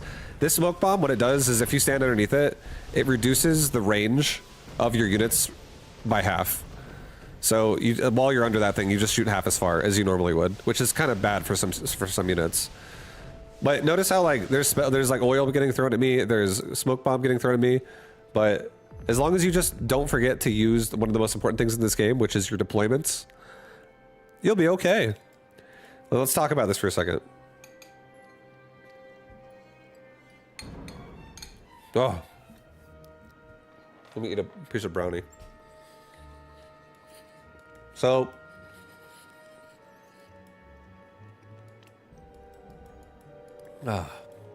in this situation, our opponent has if we look at our army, or our opponent's army now we have time to talk about this for a second, but he has a lot of air units. He has like 1, 2, 3, 4, 5, 6 squads of air. 7 squads of air, sorry. And then he has, and we only have 4 ourselves. And then he has a decent amount of squads of just like meaty units all in the front. Like this is 1, 2, 3, 4, 5, 6, 7, 8, 9, 10 squads of medium-sized units in the middle of the board, all bunched up. And then behind that, oh, the only other thing on the board that he has is a couple of 2 Mustangs and 3 Hounds. So if we're going to compare board investment, he has 0 of this unit, which is, this is chaff. You could argue the Mustangs are chaff sometimes, but the reason why they're not considered chaff as much, and again, chaff is a unit that buys you time. We're going to talk about this unit all the time. This unit is probably the most, this unit and the Fang currently are probably going to be your most played units out of all your games. If you know, want to win games, you have to understand that every board has, again, damage and AoE. Both are important. So the reason why both are important is because if you have damage, you can kill his units that would provide damage in a way where they're bigger, stronger. Because a crawler in this game, each one of these little crawlers has 318 hit points. Okay, and now this unit right here, this blue tank, has 45,068. So this unit has like 44,000. What is it, like 800 something? It's a drastic difference on how much HP that is. So basically, this unit is like crazy good if it can shoot the right target, but if he doesn't have AoE clear, this unit, if it's shooting at these units that have 300 health and it overkills for 44,000 damage, like basically a 45,000 damage overkill over and over and over and over, it's going to get no uptime, and this unit has a 3.4 second attack speed. So this unit is not going to be a good experience fighting a crawler when you can really punish its attack model, where it's high damage with bad attack speed. It just gets run into the ground really badly, so your damage isn't able to do damage. So if I were to assess this board, I would say this board just needs more AoE and more time. It doesn't have to be this much. It doesn't have to be this much, but this is just a widespread board. It could be more as well. You could honestly make even more of this. Like, there's a lot of board to use, and making sure that you just have nice spread of clear. As long as you're like winning the engagement, you can just keep doing it, and just as long as you understand what you need here. And to break down our units even further again, so our Stormcaller here are definitely, if there was like a damage meter where like it's like what did the highest amount of damage, it's most likely these units, the Stormcaller. They were absolutely, each one of these missiles they shoot out, each one of these things shoots out 4 missiles, and there's 4 of them, so you got 16 missiles popping out of each pack, and I got 5 of them. And then you also have each missile splashing, each one of those missiles splashes a little radius that does like maybe that kind of a splash. So you're AoEing like groups of crawlers, or if you had them, it would be like, it would AoE the hounds, and it would like AoE the hounds like 2 or 3 of them at a time, and it would AoE like maybe 4 Mustangs at a time, or at least 2 Mustangs at a time. So you have a ton of damage that can just be like getting thrown into his beefy units. Not only that, each one of these missiles, each missile hits for 2,000 damage, 2165 specifically, and you multiply it by 4 per Stormcaller, because you have 4 missiles coming out of that guy. You have 4 missiles coming out of that guy. So each Stormcaller is doing like 8,400 damage. 84, 84, 84, 84. So when you have 4 units doing 8,400 damage, and you're doing over 30k damage, you're two-shotting a Sabertooth that has 45k.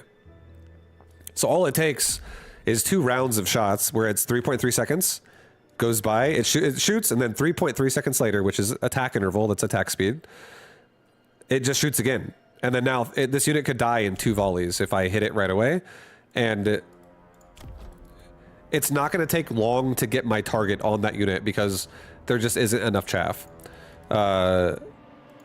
Isn't enough crawler or fang. So one thing with damage, again, if you have like damage units in this game, you have to protect them. That's just, you'll understand as you play that is basically a necessity of life of units in this game, is making sure your board is not super exposed. And then also, lastly, we didn't really touch on the hounds or the Phantom Ray as much. The hounds here, again, what their job is to do is, in case my opponent is using crawlers, or in case my unit is using like fangs, units that are like this, where there's just a lot of them and they swarm around everywhere. If he's swarming the board, then the hounds are really good at killing a lot of it really fast. They have there's 5 of them. They don't really have a big attack, but they do have an attack that's big enough to punish a crawler, because it's like their attack is small, but it's enough to eat crawlers pretty fast. Sometimes once you get level 2, it can definitely one-shot. There are specialists in this game that have different stats and stuff that can sometimes change those values and make it to where it's like harder to attain this or easier to attain this. But in general, the hounds here, their job in life is to make sure my Stormcallers aren't wasting their missiles. The hound's job is to make sure no units like this that are small and fast and swarmable make the Stormcaller miss all their shots, because Stormcallers do not have homing missiles. They have missiles that will genuinely overshoot and miss if the unit is too fast. So we want to make sure they're not getting... Again, we're protecting our DPS, not only by running in front of them so they don't get shot, we're also protecting their attack so they don't get stuck on chaff the entire time. We want to make sure that thing we talked about earlier where like we can two-shot a Sabertooth is actually happening, instead of we're getting stuck on a crawler pack that's just like running around for the first 3 volleys and then we're finally going to shoot at it. But by the time we're shooting at it, maybe he's killing my Stormcallers. If his board was overpowering my board, for instance. So our units here are kind of complementing each other. Again, all you do really need in this game, in my opinion, for a build that's just going to be cohesive, is AoE, and then single target, and then have that for ground, and then if you need it, have it for air. You always need it for ground, but sometimes you need it for air. You don't always need everything for air every game. Not every game gets that far. And then last thing I'll say, Phantom Ray, these guys, really all they are is currently they are my single target for the air. Their AoE is very not the greatest unless you get the upgrade on them that gives them more AoE, which I don't have. But that's an option. But yeah, these units can become AoE, which is great. So they can be hybrid. This unit is a hybrid unit if you want to play it that way. But right now, my current Phantom Ray is really single target. So these units are great at killing things that are either on the ground, because every unit in this game can shoot at ground and air if it is an air unit. But not every ground unit can shoot at air. So this unit is versatile, and it can shoot at ground units, and it can shoot at air units. And it is a flying unit, so most of his units can't fight back at it. And one thing that's really nice is the only thing that we decided to take, which is a very important thing to understand, is range is a massive stat in this game. Since this game is an auto battler, you have 2 sides that are just going to like collide, right? And they're just going to slam into each other. So if you get range on a unit, that whole category of unit now suddenly shifts to a different location in your composition. Instead of being in the front, it might be in the middle, or it might be in the back. So sometimes it's a good thing, and sometimes it's a bad thing. And since I have nothing that can kill air in my army, except for my Phantom Ray, there is a general rule, I would say, that exists in Mechabellum, and that is you should probably try to protect your anti-air units more than the rest of your army. Just a little bit. Like, it doesn't mean you have to only protect them, but they are probably a little bit more of a priority than the other units, because if they get compromised and they die, you lose the round anyways, because you can't actually kill the air anymore, even if the rest of your army wins. It's very rare that if your army really overpowers him and he only has 1 air unit that does like no damage, then it kind of doesn't matter. But a lot of times his air will just kill you throughout the rest of the round and then clean you out, and then you're dead. So protecting your air is always an important thing, and getting a simple range upgrade on this unit is nice. Range upgrade on any unit is going to give it more survivability, and that's what we not only took on the Phantom Ray, but we took it on the Hound, and we took it on the Stormcaller. The last upgrade we took on the Stormcaller was Launcher Overload, and what that does is it just makes me shoot more missiles. It increases the attack interval of the Stormcaller by twice as fast. It makes it it cuts its attack speed in half, so it just shoots If it was like a 6-second attack speed, now it's a 3-second attack speed. But what it does is it makes you sacrifice range to do that, so the unit drops in range a little bit. But luckily enough, Stormcaller is a siege unit, so even though it loses range, it still is kind of a siege unit, and you can then also upgrade range to make it more back into the category of a genuine siege unit. 180 range in this game, I would say, is probably the definition of a siege unit, and anything below that, in my opinion, is like anything between like maybe 140 and 175 or right below 180. I think all of those things are probably more like just like long range, but like not quite siege. You can definitely get units in this game up to like 300 range sometimes if you get a lot of mods to make it that way, but it's not super common. I would say 200 range, or if you're around 200 range, like 180 is, it starts being very respectable in terms of how far that thing can shoot. Like, you can see this white line, this white dotted line, when you select squad, you can see their attack range. And the only reason why there is a red zone here for specifically a Stormcaller is because that's a dead zone, where if anything runs inside the red, it physically can't shoot that close to itself. So it would be able to only shoot, like if a Crawler, for instance, was attacking a Stormcaller, it can't attack it. It'll just die. The Crawler will eventually kill it, unless something else kills the Crawler. But anything that is within the dotted white line, those all will be getting attacked immediately. So you can see how far this unit's range is, and if we look at something else like a Hound, much less. Like this Hound, it is obviously a little bit... This is probably a better example. This Hound can't even reach the line, and a Stormcaller that's barely in front of it reaches like well over the line right here. So that's a difference of like 110 range on a Hound versus 180 on a Stormcaller. And then you can see again like 105. Like this unit's range is, you know, well, that's about 100 range right there. It's 105 specifically, but yeah, we're almost doubling that for a siege unit. So a siege unit's like up here again. Like that would be like the range of like a siege unit. And anyways, yeah, quadrants. Just make sure you cover your quadrants, and you can really play anything in this game. You can play anything with quadrants. All right, we earned some tech points. Let's not worry about that yet. So what tech points are? Tech points are basically when you win games, you get tech points, and you can go to this tab here called Unit Modification, and you can spend them to unlock tech on all of your units.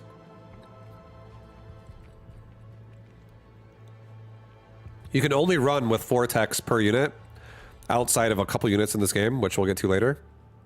But basically, you can only customize 4 techs on your unit, and a lot of the techs are going to be locked at the start of a new account. And as you play, you can unlock them, and you can customize and really fine tune whatever techs you want to roll out with. Okay, so last game we did Crawler, Stormcaller, Hound, and Phantom Ray. This game, I'll do. I guess we're doing another missile specialist. We're gonna. Oh no, we'll go elite. I'll go elite. Elite is gonna be. No, I'll go missile. Elite's like the only exception. I'm gonna say let's maybe avoid that one for now. That's a whole different level of explanation. That's like a difficult specialist for a new player, I think.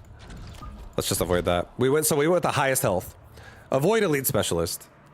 And we went with the highest HP specialist outside of that, which was once again missile spec. So we're gonna get those missiles we just used all over again.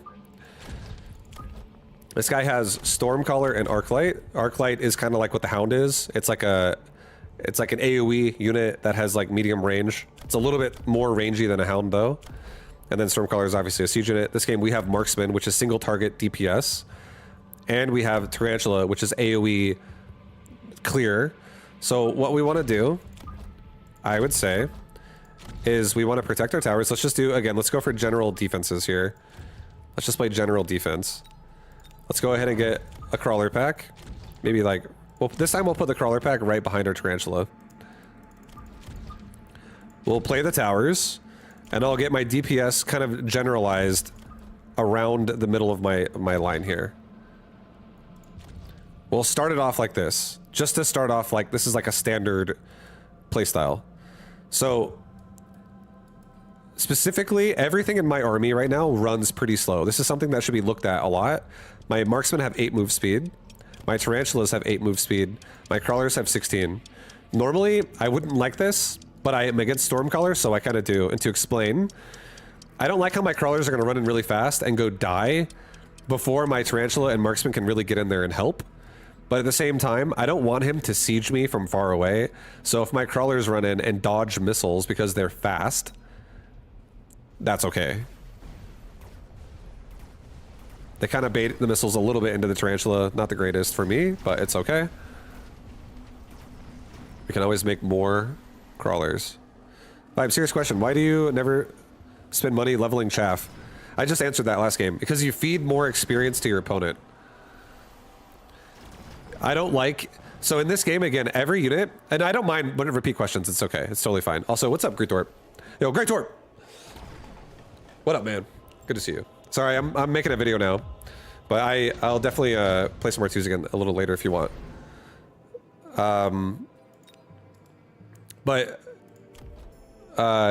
Basically in this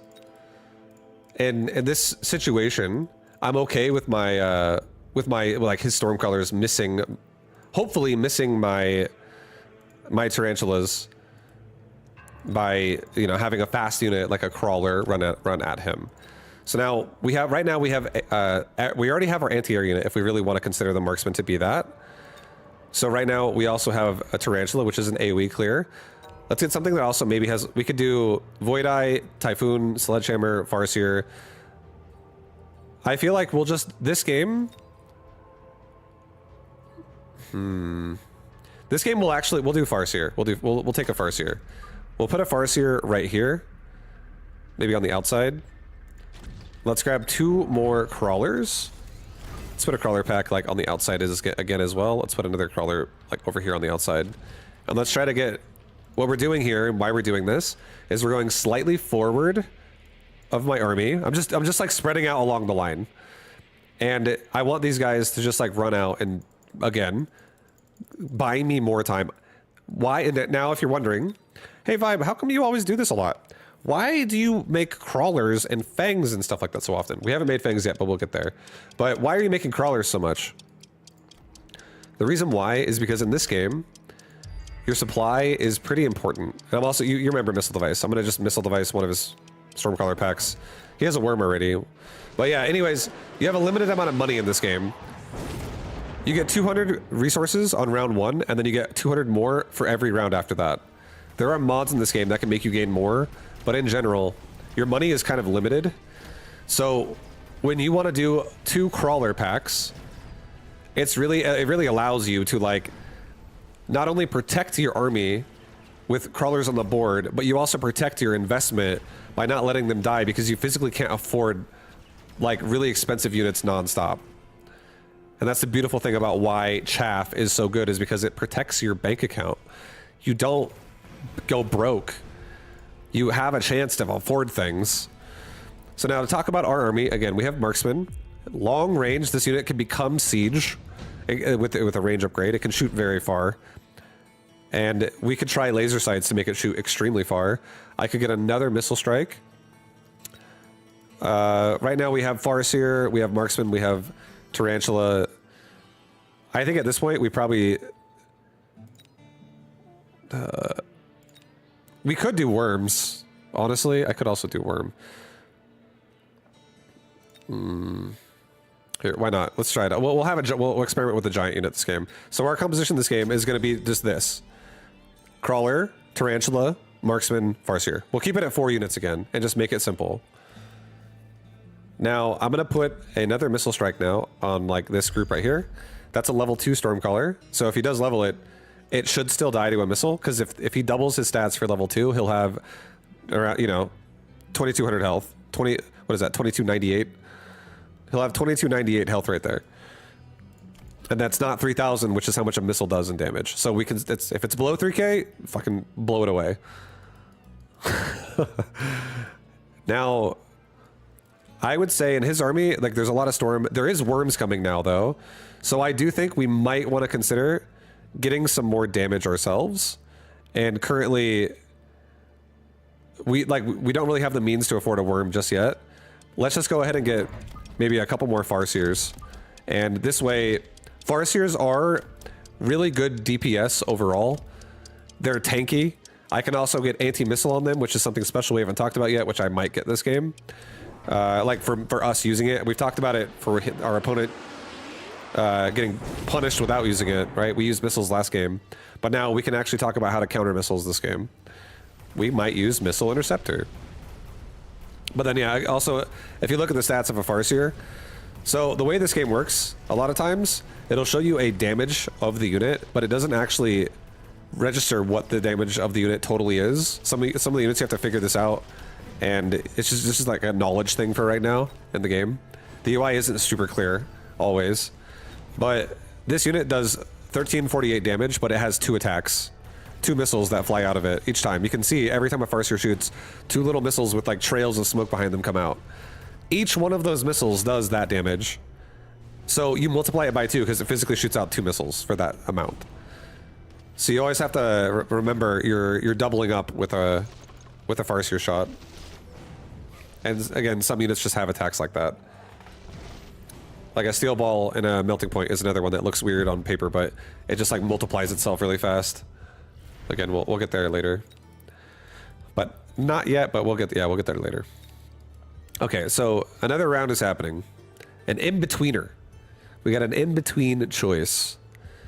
We have intensive training, amplify core, wasp swarm, and we have mass-produced phoenix. We're going to be going worms with this army, so new units don't matter to us. So I'm not taking this. Wasp swarm's kind of nice because it's like a call down summon we can use, which is like on a cooldown for 3 rounds. Or we could take a device to make one of my unit squads stronger, or I could level one of my units even more. For now, this is one of my favorite things. This is actually, I think this ability right here, intensive training, is probably the most fun thing in the game. I personally think so. What we're going to do with it, one of the things we're going to do with it is now we're going to level up the marksman. We're going to level our DPS that got XP. And we're going to, now that we just leveled this guy to level 2, his XP bar now is at 0 out of 1,445 to go to level 3. But I can use this device and it just instantly finishes off whatever XP they need left to level up again. So now we can level this guy to level 3 instantly. So we just double leveled that guy this round. And because our marksmen are getting pretty strong, let's maybe go ahead and give our marksmen range here. And let's go ahead and add like 2 more marksmen right now, just so we have more DPS. Because again, marksmen are also, they are DPS, as I was saying before. And we'll get another crawler pack because I'm broke. The way we got a 3rd squad is we went on the left tower here, and for an extra 50, you can push this button and you can recruit out 1 extra squad. You can do that once per round. So you can always recruit 1 more unit with that button if you want to pay an extra 50. This guy missile deviced every single crawler pack we have in the front, so that hurt. But one thing we can do to counter that is anti-missile. We can not only stop the Stormcallers, we can also stop devices he buys like that. Each one of those missiles he just threw at me at the start of the round cost him 50 resources. So although it kind of destroyed me, it also destroyed his wallet. That's how you should look at it. Because if I win this round still, after a 150 investment to start it off for him, where he's down that much, that's a good feeling for us, for sure. I don't know if I'll win, though. These worms are kind of big. Okay, so I would say now we need either a tank in the form of more chaff, or we need... Oh boy, another level device. This is getting really expensive.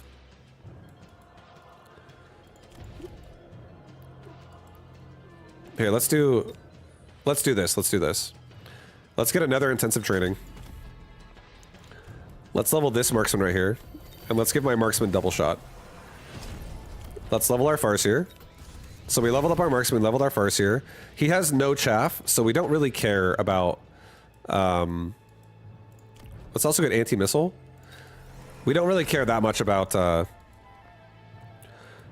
you know, our Tarantula. Our Tarantula are supposed to be the AoE clear here, but he has nothing to AoE, so we don't really care about Tarantulas as much. Let's go ahead and get another chaff unit right here. Just another guy that comes out. and buys us some time. I'll go ahead and the way I'm moving around the screen too is I'm right clicking and I'm moving around like this with my mouse. So like if I left click, you know, I can green box things and I can click and move and stuff. And if I middle mouse, I can rotate squad placement here. And then if I hold right click, I can move the screen around. If I hold it down in, I can drag it around like that. Easy peasy. And if I middle mouse in, I can also rotate the mouse and rotate the camera. Sorry if I made you throw up. Let's go ahead and nuke out those storm colors again. Let's unlock another unit. We don't really need to use it, it's whatever. Alright, he's missile devicing me again, but we got anti-missile this round. So we just denied those missiles by shooting them down before they connected to us. And now he has a bunch of worms, but we have a good amount of marksmen. And these things just got double shot, so hopefully they're enough to get it done. And that big like dust cloud that's happening is, he has a sandstorm, and what that does is when the worm emerges out of the ground, it spawns a big storm like that, and it just makes the units that are inside of it have 50% less range, kind of like a blinding cloud that we just talked about last game. But at the same time, it also makes units within the storm, they take 30% less damage from range, so it makes them tankier versus my army because I'm mostly range. But we still got it. Our DPS is still good enough to get it done. Okay, let's just keep it simple. Let's go ahead and if we're like, okay, I don't want to make this is like I don't know any of these units. Let's talk about like how we're doing 4 units again. Sell it. Just take the 1 unit reward. There's like multiple options there where you can buy 3 of this thing, you can buy 2 of that thing, 2 of this thing, or 1 of this thing. They all have the same rough value overall, so the 1 thing is going to be worth a lot instead of 3 things being worth enough to equal the 1 big thing. So we took the 1 thing. Now we're going to sell it like we talked about. And now we get a huge 600 resources to spend this round. That straight up just paid for both of our Farseer level ups. So that's really nice. A marksman. Let's level up another marksman. Let's double level this marksman. He just leveled to 3. Now he's level 4. And let's get our own worms at this point because we'll just straight up research it. Let's try something new. We need these to be tanky worms. So let's go ahead and do elite recruit. For an extra 100, you can make these worms be able to be like leveled up as you recruit them now. So I can recruit level 2 worms. I can't afford it. So let's go ahead and go to the tower right now and let's hit rapid resupply. For right now, when you're desperate and you need 200 extra supply, but you'll pay 300 next round, you can hit this button, which I kind of feel like I'm desperate right now. I feel like I want to tank a little bit. I feel like if I just have a tank out there, I won't lose these marksmen anymore. Let's go ahead and drop a missile on that guy, whatever. He put a barrier down. So now that barrier actually deflects the missile. So that is a counter again to a missile strike. So that was nice by him.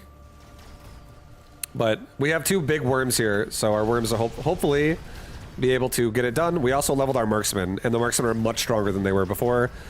Again, each time you level up, your damage, the level 1 damage unit just adds on again. So for instance, if a unit has 1,000 damage at level 1, at level 2 it'll have 2,000, at level 3, 3,000, at level 4, 4,000, at level 5, 5,000, because you just keep adding its damage every time it levels that it had at level 1 over and over again to its now base value. And our damage in here is enough to get it done. Our worms are taking enough, our marksmen and our farseers are doing enough damage.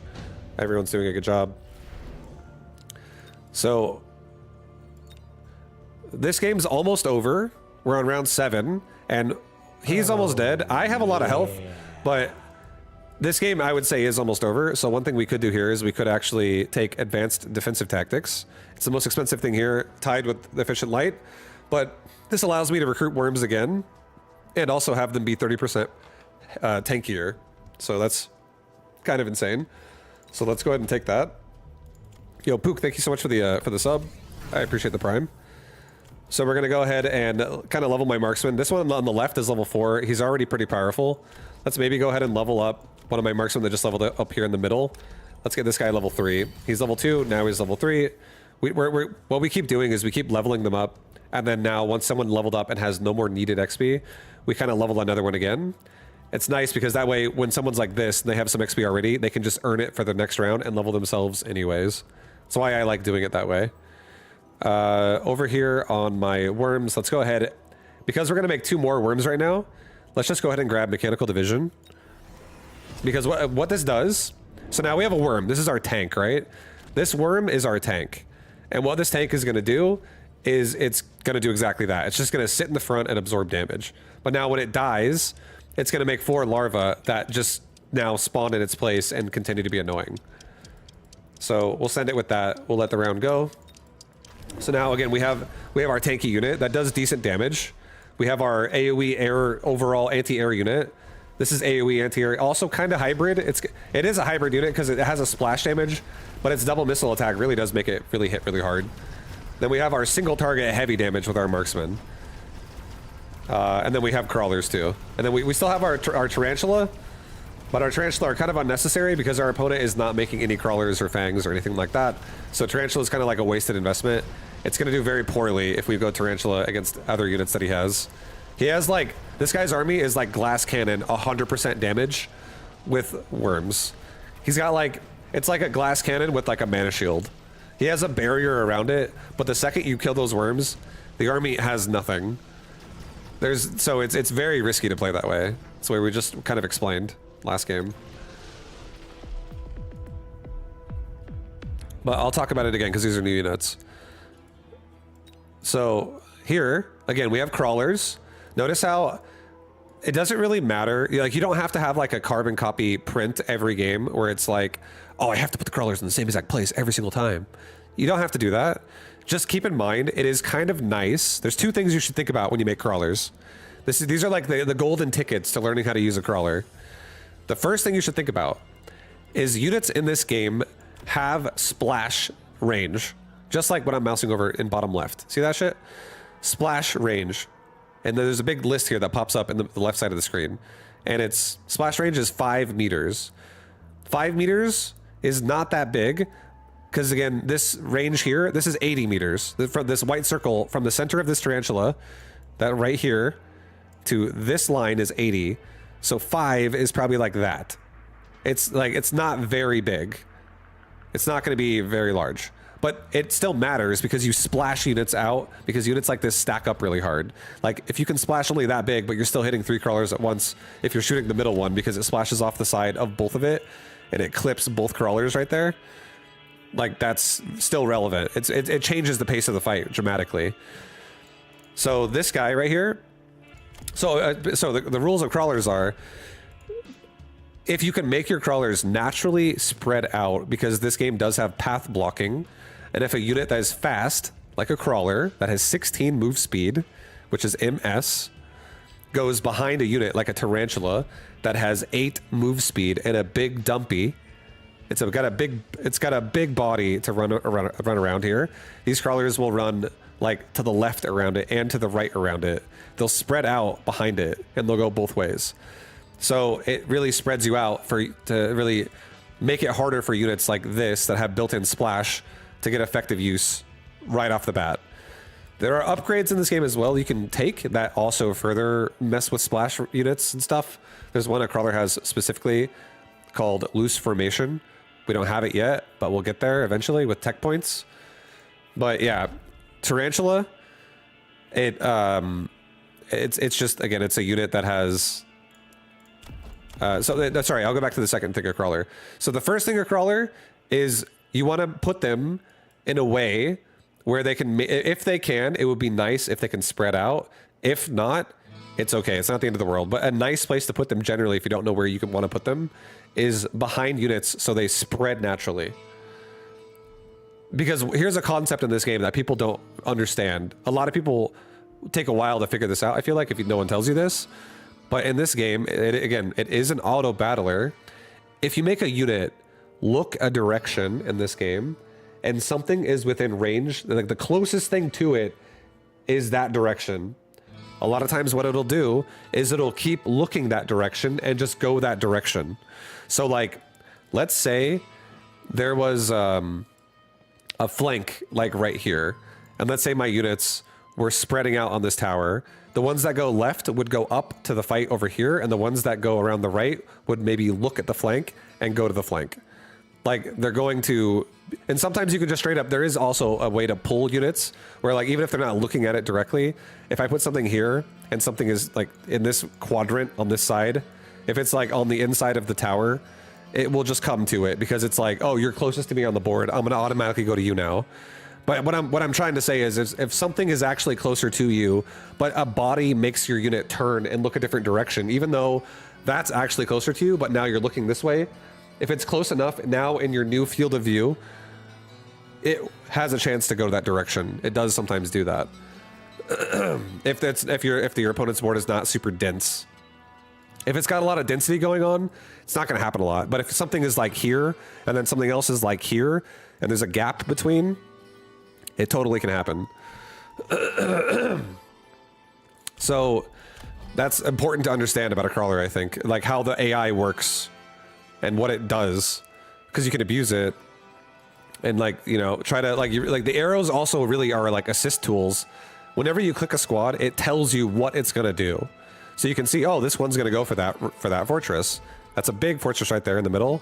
And this is what is closest to it. So what it's going to latch, it's going to go that direction to start. You can see this guy is going to go there. That rhino is currently in its line of sight going forward. That's like the closest. Everything in this game just has a line of sight that it's going to like run forward with. And that's why sometimes you'll find your units like not fighting the right thing because they're chasing something and getting shot in the back or something like that. It happens sometimes, but it's part of the fun. It's part of the game. It's like it's not a bad thing. Okay, lots of detail on that crawler split thing. I feel like that information that could help you. But the other reason why you spread your crawlers out and what makes you feel like it would make sense to put something somewhere is you have to realize that right here on the line, your opponent has the exact same thing on the other side of the train track. There's a little train track right there. There's going to be a gap that's like forced between the board and your opponent. In the way you can tell, oh, where's the edge of the gap? The edge of the flank right there. You can tell where the gap is, where it ends, because their flank starts there. So you can't put units in between the flanks. That's like the dead zone of the board. So what we have to think about is your opponent can place a missile. Literally, I'm gonna actually change this. Okay, your opponent can place a missile anywhere that's on his side of the board. So if he puts a missile's radius in this game is rather large. I wish I could control it right now, but I'm going to replay it, or I'm in like the end of the game, so I can't. But a missile's like, if you have a missile like right here, for instance, its radius would be like that big. It's going to be pretty big. So in what missiles do is like they latch on, same way a unit does, whatever's closest to it, it's going to prioritize going that direction. And once it gets set off, there's no turning it around. There's no canceling it. It's just going to go that direction and go explode once it connects to it, or until it gets shot down by an anti-missile device. So why it matters where you place your crawlers is missiles in this game do 5,000 damage when you buy them off of the deployment for 50 resources at a time.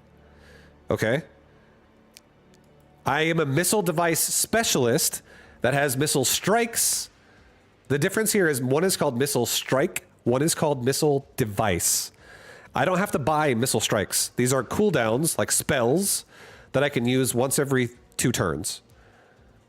So I can drop a missile, it goes on cooldown, and then it comes back.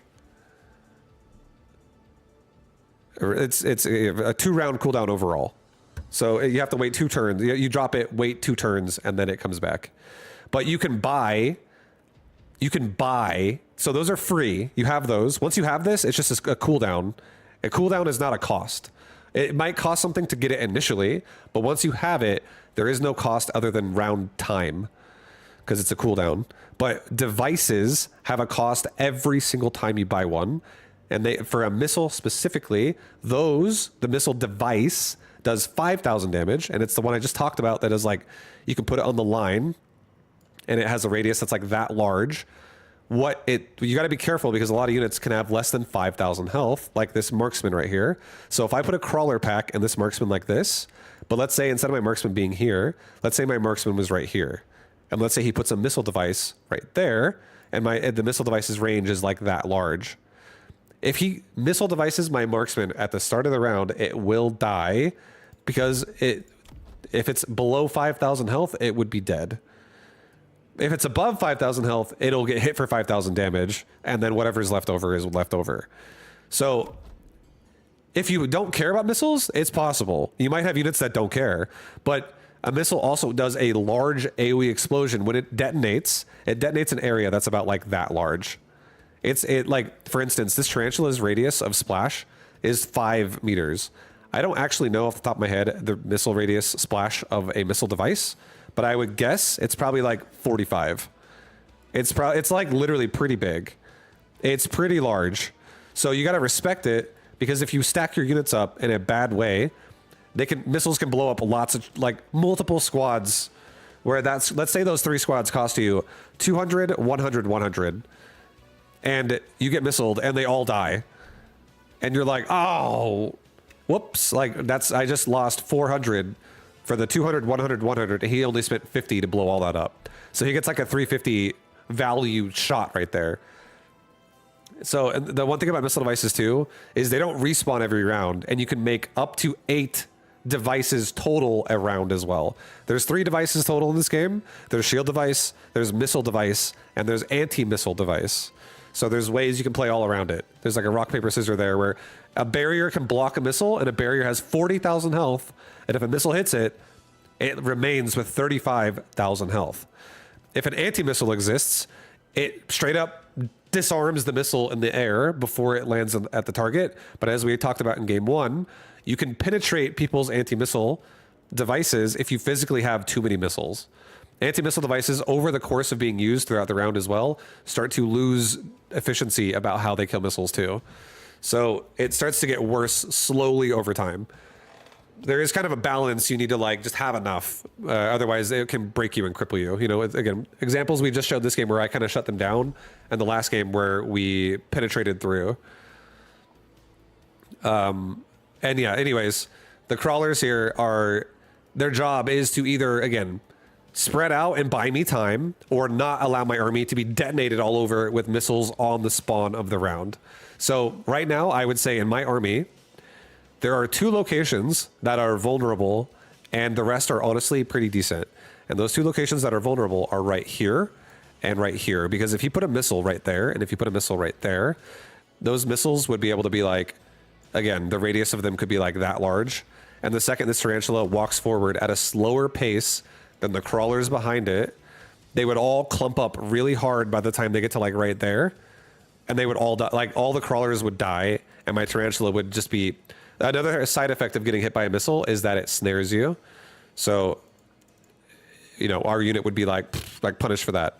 And we talked a lot about missiles, so next game I am going to use them. I'll show you what I mean. But crawlers, again, like chaff in general, crawlers or fangs are really supposed to be, again, buying you time to protect your army, and also protecting your board from not being abused by missile devices and or like units that do also really good damage that can lock onto you right away. But we're playing kind of center right now, so we don't have to worry about that as much yet. I feel like we'll play aggressive more later. But for now, keeping it simple, I feel like, is for the best. We'll worry about those tech points later as well. We'll just play another game. We'll do one more.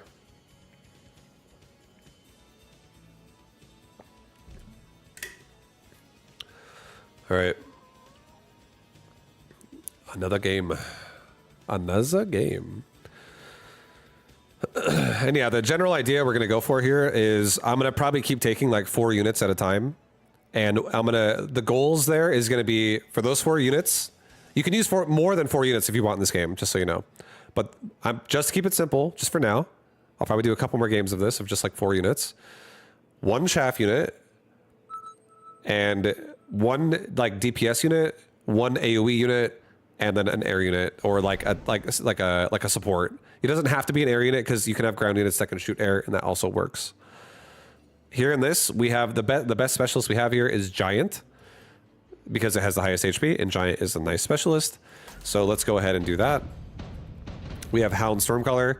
We already used Hound Stormcaller before, so that's not, we're getting another re-up on this. It makes that easy peasy. His army is Sledgehammer and Marksman. Marksman have good range, but not as good as Stormcaller, so we have siege advantage. And Sledgehammers have medium range. They're like the equivalent of the Arclight, the Tarantula we just used last game. They're the equivalent of the Hound. These things are hybrid DPS, like AoE, not DPS, sorry. They're like hybrid. Actually, they can be, and he actually is, because he has this upgrade called Armor Piercing Bullets, which makes him do more damage. But these units, Sledgehammers are very hybrid-ish units where they can kind of fit a lot of roles.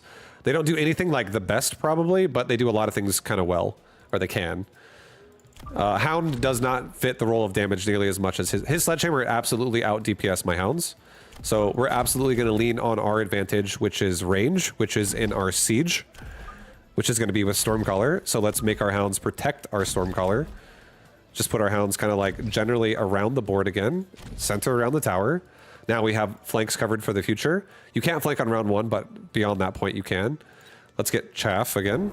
Let's just, this time, let's get some crawlers deep in the back. And these things, actually, no, don't do that. Put crawlers near the front, it's fine.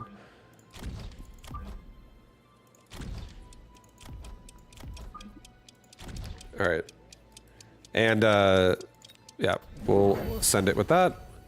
So now we have 2 Stormcaller that are, you know, protecting both our towers and now assaulting both of his towers. The Stormcallers are absolutely our DPS here. And all of his army is slow, so the Stormcaller is going to be really good DPS here. Look at that first volley of missiles. And we just killed 2 Marksmen right off the bat. And we weakened a lot of his Sledgehammer. His Marksmen are great DPS. And now 4 of them are dead. Now he's only got 1 left and he's got Sledge still. But the missiles are just crushing everything they're shooting at. The siege advantage is great. But the big reason why we run the... I'm going to tell you right now, the big reason why we won this round is because our DPS was able to shoot at his DPS. His DPS was stuck shooting my cheap units. It's as simple as that. That's the connection we made. As long as we make that happen, then it's good. Intensive training is also good. But this time, maybe we try random assault. We'll try. I'll try using a call down. We'll do something else. So random assaults here. Quick teleport is really cool if you play this. In my opinion, this is better for aggressive play. I'm not going to worry about aggressive play right now. Fortified Overlord is really good. We could actually also take that and just play a boat game because that's there, and we are also Giant Specialist. So the one thing that's nice about Giant Specialist is giant units do not consume supplies when being unlocked. So that's like a lot of units in this game. There's like 9 of them that I can get for free, for researching them for free, and normally they all cost 200 each to research. I think just because we're Giant Spec and that could be a cool addition to our army, it's another missile-based unit, whatever. I'll just do it. This is not something I can use this round. It's okay. But now we have, that's our 4th unit. So now we're looking for like our 3rd unit to like weave into this army.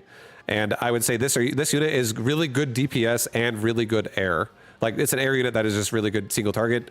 So if anything, we need either like a tank in my army or I need maybe like AoE for air. I don't know what upgrades I actually have on this. What do I have?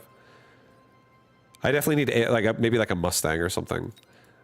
Anyways, we'll see what we get. But yeah, just for this round again, let's go ahead and buy 3 units. Let's unlock a random unit. Doesn't really matter. Just get in the habit of unlocking units. Let's spread out. And let's drop a missile like right here. And now you'll notice if he doesn't make chaff in the front, you see how a missile gets placed here? This missile can do devastating amounts of damage. This is why you want to protect your board. So that just straight up ruined the entire right side. That did cost me 50, but that also crippled his entire right side pretty heavily. That was almost 3 squads of damage just instantly killed. 4 sledges and 2 marksmen had just died, which is 2 4/5 of a squad.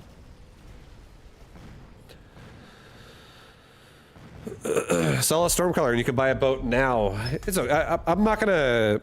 I'll keep the storms just for now because they're like an integral part of our army at the moment. It's okay. We could get, so all of this is decent. A Wraith does fill the role, absolutely. of AoE for air. But it is, I would say, it's also a juicy single target unit that can be killed by single target DPS against air, and he already has a lot of marksmen, and that's exactly what they do. And he also has aerial specialist, so they could really kill single target air really well. So a cool thing we could do is we could take a Wraith, and then we could make him upgrade it, and then we could sell the Wraith, and then not have it, but at the same time, we also kind of bait ourselves with our Overlord if we do that, because it's also an air unit. So maybe not. Maybe this game, we actually just take a Rhino. Maybe we just take a Rhino. I mean, I could also take a Typhoon, but I don't know how much I love a Typhoon here.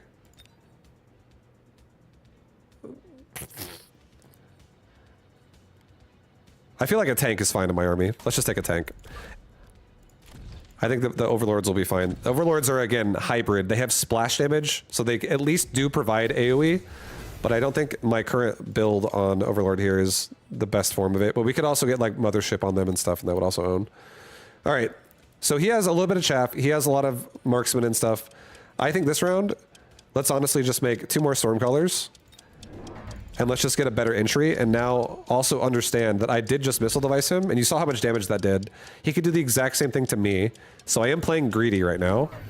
So next round, what we should honestly do is make chaff and put it in the front so that he can't, because like that right there, all of that stacks up so hard.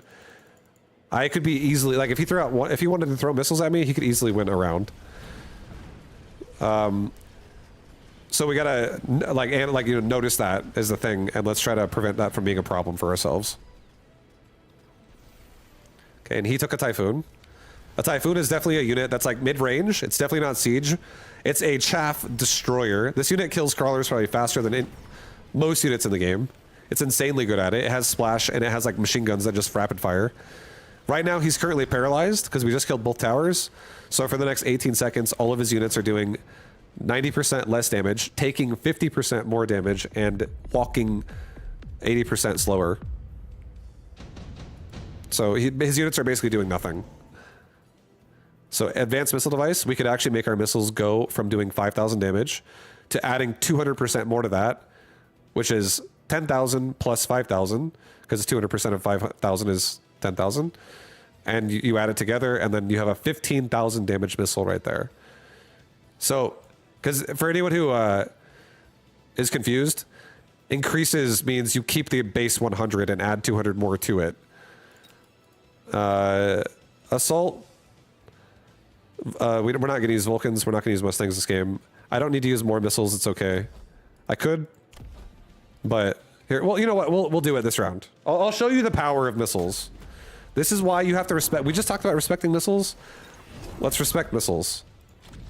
I'm going to get a crawler pack in front of every single area of the board, and the reason why I put them where I did, where it's kind of in the middle and of the middle of each quadrant almost, is if you notice, if he tries to missile me, he's going to hit a crawler. Like, there's always inside that red circle a crawler pack running into it.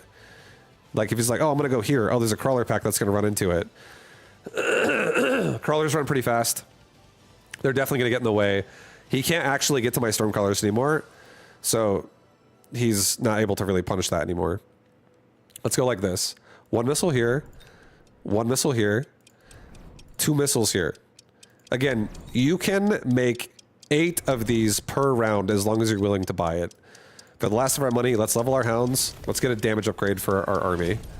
And the only unit we're missing here is our boat still. But look how powerful these missiles are. He is kind of spreading out on the sides, so that's not as ideal. But we just instantly killed his Typhoons. That missiles pack was doing 30,000 damage because I made 2 of them in that location. And now we just blew up more chunks of his army. So, and again, in this game, you don't have a lot of time. If you lose rounds in this game, your health does drop, and the faster you lose rounds and the more things that are left on the board when you're losing them, the faster your health drops. So you gotta be really careful about protecting yourself and everything like we just talked about. And then as you play too, you'll start to learn how much like units hit the health bar for. Like each one of these rhinos hits for 200. Each one of those Stormcallers hits for 50 if they're alive at the end of it, etc., etc. All right, we could do a spell. There's elements in this game. We have fire, we have lightning, We could get heavy armor. Heavy armor wouldn't be bad because we did just level our rhinos. He does have marksmen, but they are all level 1, so heavy armor would actually be really good. It wouldn't be bad. We could get regen heavy armor. Regen on, so maybe we try this out. Spells are fine though, like spells are... I'll do a spell, it's fine. That's not good. I'm a rhino addict, I'm trying to control myself here.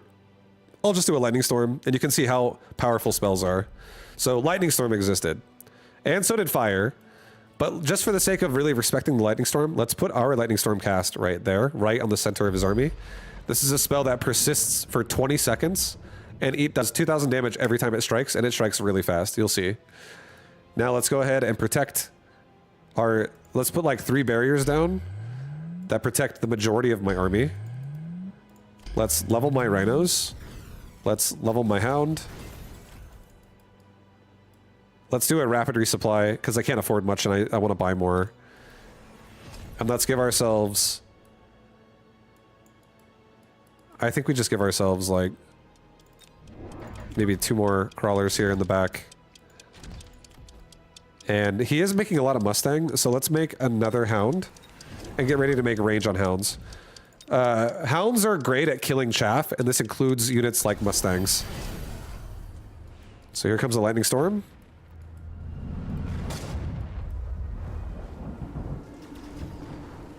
And you can see how much, like, I haven't even attacked him yet. And his whole army is just roasted in the middle. Lightning storm doesn't mess around. That spell is serious business. You have to be very careful when you play against a lightning storm.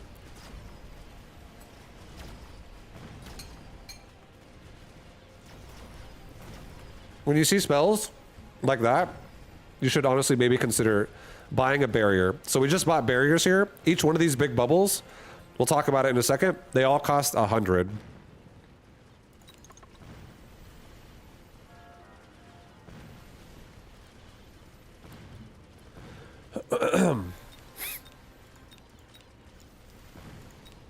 Okay. All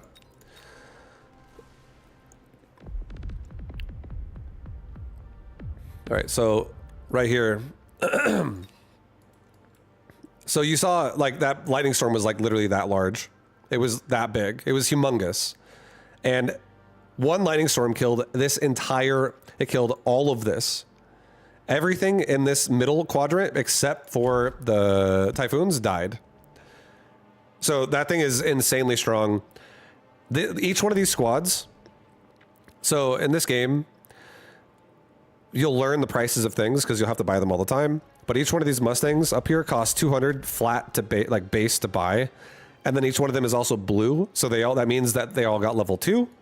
You can click it as well. People do have unit skins in this game that might change this as well as you play more. But in general, when you play the game at first, no one's really going to have skins there. A blue unit means it's leveled up just simply by a visible color. An orange unit means it's now level 3. As you can see, there are orange units here. And anything that has a red star that is also orange like that means it's level 4 or above, which means this unit is in scary territory. Once a unit is level 4, it really does like demolish anything in its area if nothing else is really contesting it in that area. It starts to like run away and outscale things, which is why I think this game is so cool. Being able to level your units and scale is nuts with how strong they actually can become. It really does change how the fights go a lot. But yeah, so he has, basically what I'm trying to say is he has a lot of, this is 900 investment. That's another 100. So 1,000. That's 1,100. That's now 1,300 for 200 more here. That's 1,500. That's 1,600. That's 1,700. And then a marksman here. This thing is worth another 200 itself, so 1,900. And then this typhoon is worth 300 flat. So that's everything but the typhoon died. So we're talking about roughly almost 2,000 resources just dead to a 350 cost spell. So whenever that happens, if you've ever like clumped up, if you're like really stacked up, like me here, my storm color, if I get a barrier here, I protect most of my storm colors. In this game, I think you should also think about things where it's like salvaging the majority of what's there instead of like being OCD and protecting everything with symmetrical value. So, for instance, I don't have to put like 3 perfectly placed bubbles. But what I did do is I put bubbles that protected a lot of my squads overall. Like this squad is protected initially, it probably gets out and can be maybe get out of there. A lot of my storms are protected, a lot of my storms are protected, and a lot of my chaff is protected as it also runs into it, possibly going up into the fight. Same thing on this side. These units are going to run towards the barrier, and they're going to, some of them are also in it, and the middle one, it's not really as much value where you're like, oh, you only got 2 squads here, but this crawler pack runs into it. So a lot of my units just kind of pass through these barriers, and that lightning storm in total does like 36,000 damage or something like that, or like 30,000 damage. It almost kills barriers if it only is hitting a barrier.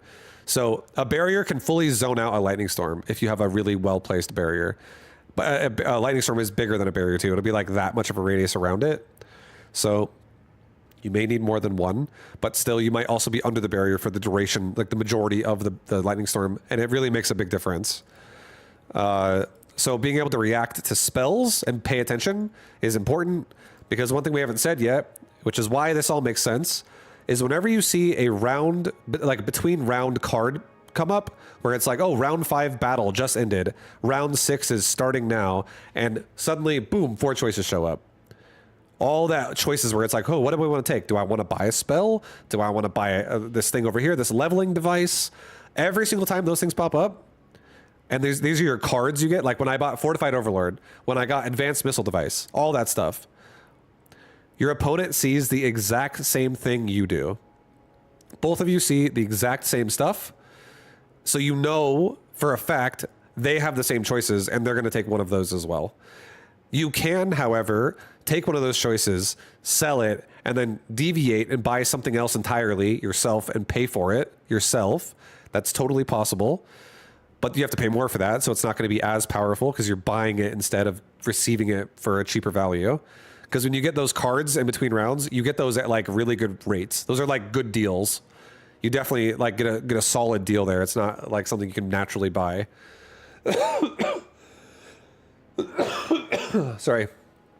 But just being able to see what your opponent has as well in terms of choices, like you guys both can see the choices, it really does make a difference on making you think, like, once you get comfortable with the game, you have just like a understanding of like, okay, well, if he takes that, I am actually kind of weak to that, so maybe I should get something that can also counter that, because that would actually break my army.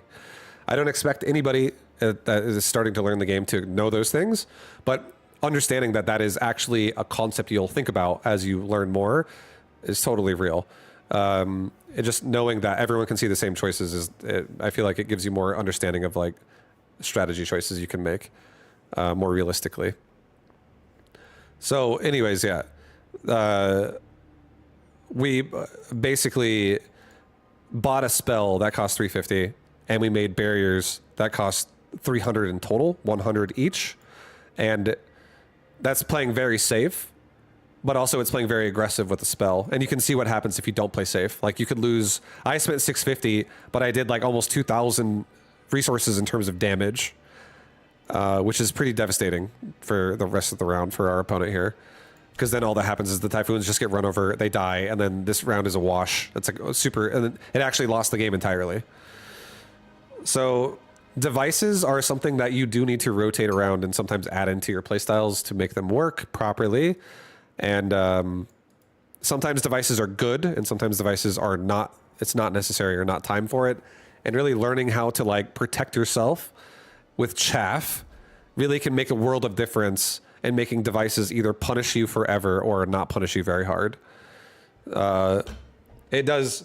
It's as simple as spread out and just like understand what you're going for here. And what we're going for here, what I'm generally doing every game here right now so far, is a simple standard board.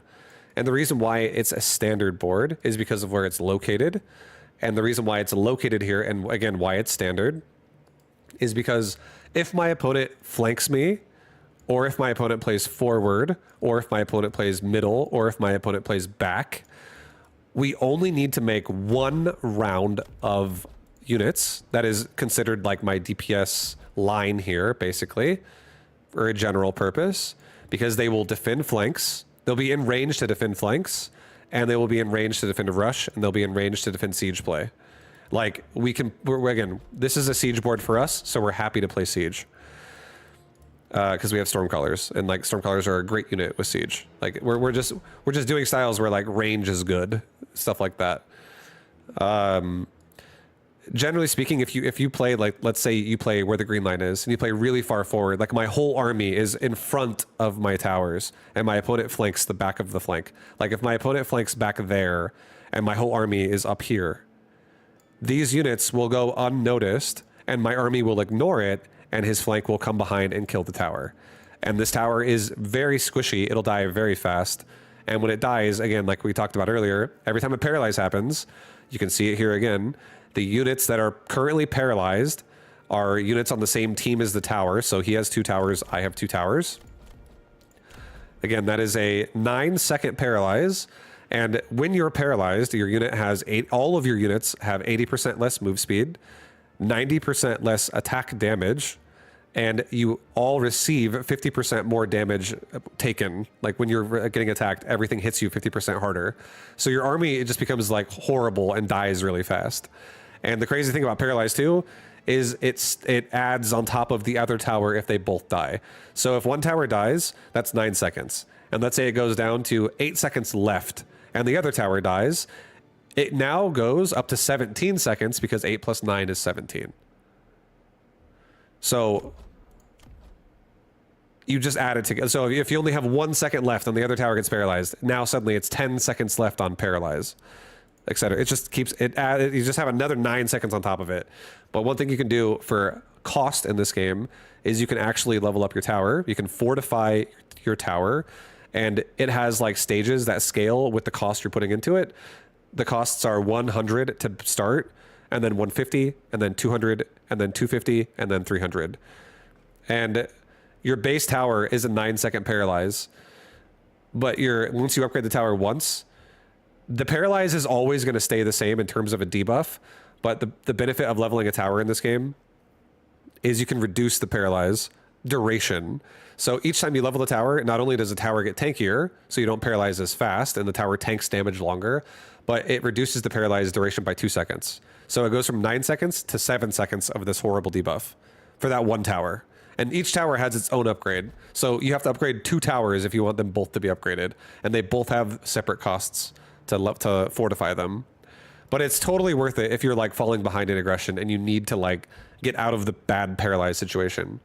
But again, if you also play kind of like spread board like this, you won't really run into that problem as often. It's really mostly when you play like super far back like this that becomes more of a problem because your towers are more exposed. Anyways, to finish this off, we talked about Stormcallers already. Again, Stormcallers in my army once again here, they are my DPS. They are my siege, yet also my DPS. As long as he's not moving really fast, I can hit him with Stormcaller and I can kill his units pretty hard. His marksmen have 8 move speed. Anything that's below 10, I would say, is ideal for a Stormcaller to shoot at. Anything that's above 10 or above is not ideal for a Stormcaller to shoot at because it will actually miss some of its shots.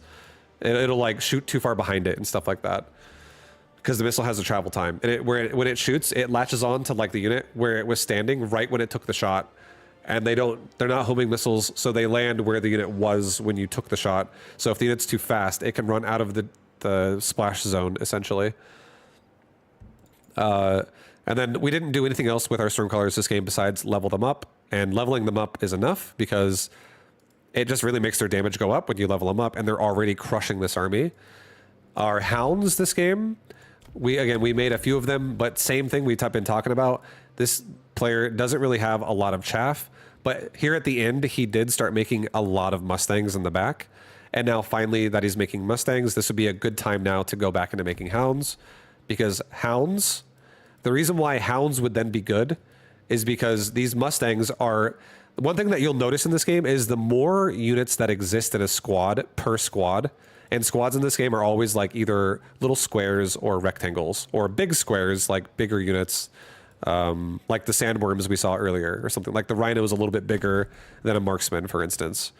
It's just like this is a squad. When you click it, you can see the green box around it. See that, like the corners of the green box? It's subtle, but you'll notice it when you play more.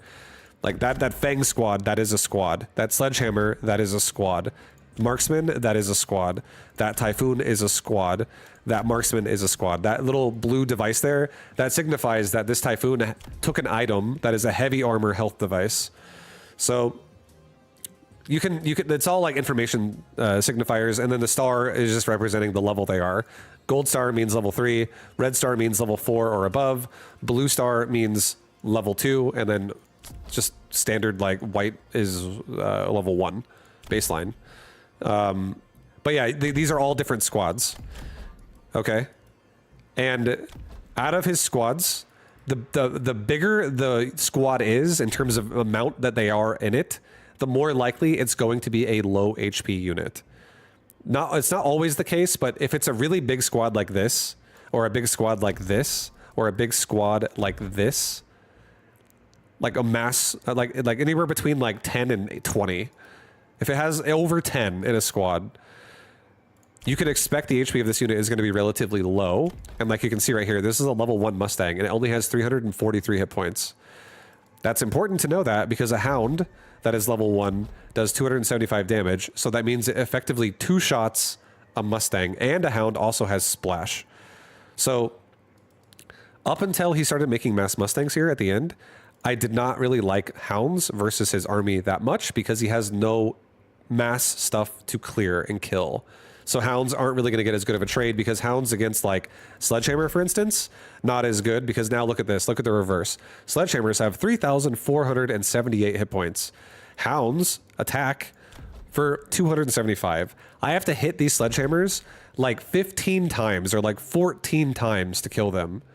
But a Sledgehammer, again, does 680 damage, and a Hound only has 897 hit points. So his Sledgehammers will 2-shot my Hounds.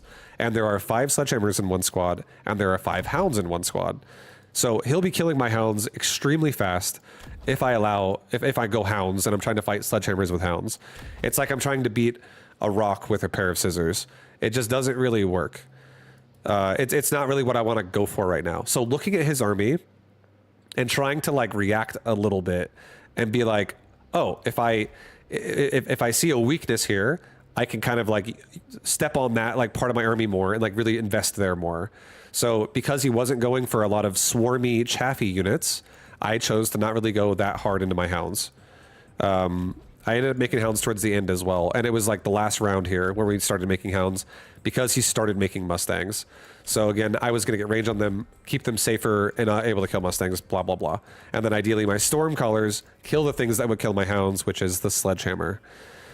And then finally in our army, one more thing we haven't talked about, a Rhino. This is a new unit we have not seen yet until this game. But a Rhino, this unit is basically a really big tank that has a fat, super huge health bar, and it has actually pretty good damage as well, but it is melee. So this unit has to run in and actually start smashing stuff with melee attacks. So this unit's just basically a huge tank. Really high DPS can kill it, but his army doesn't actually... The scariest thing in his army is honestly this orange marksman in the middle, and both of our Rhinos are avoiding it by going on the outsides. So we put our Rhinos in good spots to avoid the one thing that could really kill it. These other marksmen can absolutely kill it if they level up, but if they keep dying before they level up, they're never going to level up and the game will be over. So Rhino is good at just being a tank that absorbs damage and also can deal damage if it's not dead by the time it connects. There's a lot of things that hit really hard in this game, so it could die, absolutely, but it didn't. Or this game it was doing well because we had a lot of control everywhere. And then lastly, we had Overlords, which is a big air unit. We didn't get to it, so we'll obviously talk about it again later. But an Overlord is just a really expensive air unit, so it's hard to justify buying it really early because you if you have only like 700 resources and it's like you can spend all 700 right now on buying an Overlord by researching it and then buying one, even though we were a giant spec. But still, like if you have other things like units you want to level up, units you want to upgrade with like range or something like that, it's really hard to justify buying a really expensive Overlord really early in the game when it's going to be the entire round just to buy one of them, and you're not even using like all of your deployments. How do I choose between Fangs and Crawlers? It should really be whatever your army is at the start. Like here, I'll do a Fang game, okay? So I'm looking at all of these. Again, I want to avoid Elite Spec for now because it's a difficult specialist to play. It's actually, it has a higher difficulty setting because the resources are more expensive to buy units with it. So it's harder to like just make it all come together because it's more expensive. So we'll just go ahead and play Fortified. Definitely do not think a new player should be playing Elite. It'll be difficult. So one unit in our army is returning, which is the Tarantula. Tarantula has 8 move speed. Remember how last time I had crawlers, and crawlers have a much different move speed to a Tarantula. They have 16. But now if I make the other unit, the other chaff unit called a Fang, it's also a massable swarm unit. This unit is range, it is not melee. It's very slow. It has 6 move speed. A crawler has 16 move speed, the other chaff unit. It has a very squishy health bar, it's very low. Its damage is also pretty low. Our opponent is Void Eye Sledgehammer and Training Specialist. So what we'll do this game is we'll go ahead and do this. Let's get a Tarantula kind of like on either tower. Let's get another Fang. Let's get a Void Eye, like right here. Let's get a Void Eye, like right here. Let's get a Void Eye, like right here. Maybe like right here, actually. Put this Void Eye right here. Put this Fang right here. Okay, so we're playing, again, a center, kind of a center-centric board overall. In this army, Fangs are our chaff. They just absorb damage, and they can also, they're ranged too, so if he has crawlers, I can kill crawlers as they come in, and the tarantulas can also help protect them. They also have anti-air, so if he makes air in this game, Fangs can act as like a small, weak form of anti-air, but they still can do it. And then our Tarantula is our AoE, so anytime he makes chaff, Tarantula's going to want to be on top of that. And then our Void Eye is our DPS here. Void Eye are going to be doing all of our damage. Void Eye hit really hard. Each Void Eye does 1,000 damage, and we have 3 of them per squad. So these Void Eyes are just going to be wrecking things. And some of our army doesn't go... He put his entire army on left side. So some of our army runs to the right and runs for the tower, but a lot of our units get overpowered in the middle and die, which is fine. He also level deviced his Void Eye. You can tell because there's a blue Void Eye in there. And you can't have a level 2 unit round 1 like that unless you have a device.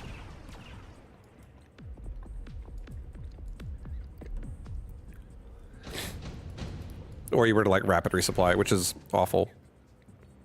Okay. So Rhino Assault is really nice here. We just talked about Rhinos. Rhino's a big beefy tank that hits pretty hard. And getting it in spell form is pretty nice because we can drop it all over the map. Except you just can't drop it directly on a tower. You only cannot drop it directly on your opponent's towers because that's kind of imbalanced because this thing can one-shot a tower if it's not upgraded. Otherwise, yeah, you can drop it anywhere else. Shield airdrop is tempting, but at the same time, he has Void Eye already, which is really high DPS. So I don't want to take that because Void Eyes are going to kill it, and if he takes it, I'm also going to kill it because I have Void Eye too. Photon coating is nice for an item, for a unit, but I feel like it's only really good if your unit's going to not die, and damage in this board right now is so high that everything's going to be dying so fast. I don't want to go Marksman. It's okay. We'll just go ahead and do the Rhino Assault. We'll do the Rhino Spell. You can see the cooldown is 3 rounds, so once we use it, we have to wait 3 more rounds to use it again. Let's go ahead and drop it, like, right here. We'll drop it between his towers. You can tell the red circles mean I can't drop it there. But now if I drop it right here... I actually want it to go here. I don't want to have this Rhino somehow, like, turn. I don't want him to somehow turn and, like, walk at this army and get stuck on it. Let's protect ourselves behind our towers. He might do the same thing. He could drop a Rhino here. He could drop a Rhino here, over here. I don't want to have a problem the same way. So let's protect ourselves and get more Fangs in the back that can absorb it. Let's also get another Void Eye on the left, and there's his Rhino, right? So now we protect our towers, and we're not going to win this fight, but we're going to give ourselves a little bit of time so that it doesn't die. So he's doing the same thing. He actually has Void Eye and Crawler. He has a different form of units over there. He actually might kill my Rhino, to be honest. I might kill his because my Tarantula turned around, and a Void Eye I guess turned around too. Alright, both Rhinos are dead. Wow, neither Rhino did anything. Crazy. They just like killed some units and died overall. But our left side is still dying.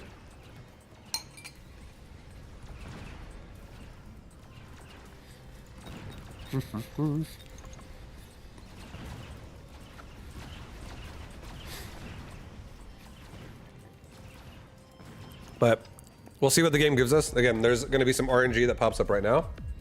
We'll see. Okay, we can get range. I can get regen. I don't think regen is a great idea because we're not going to regen through the damage of these Void Eye. That's a very high level Void Eye right now. I think what we do right now... Advanced shield device is honestly not bad because this is a 40% more powerful shield. We could actually drop a barrier and make it be pretty big. I could missile strike. Here,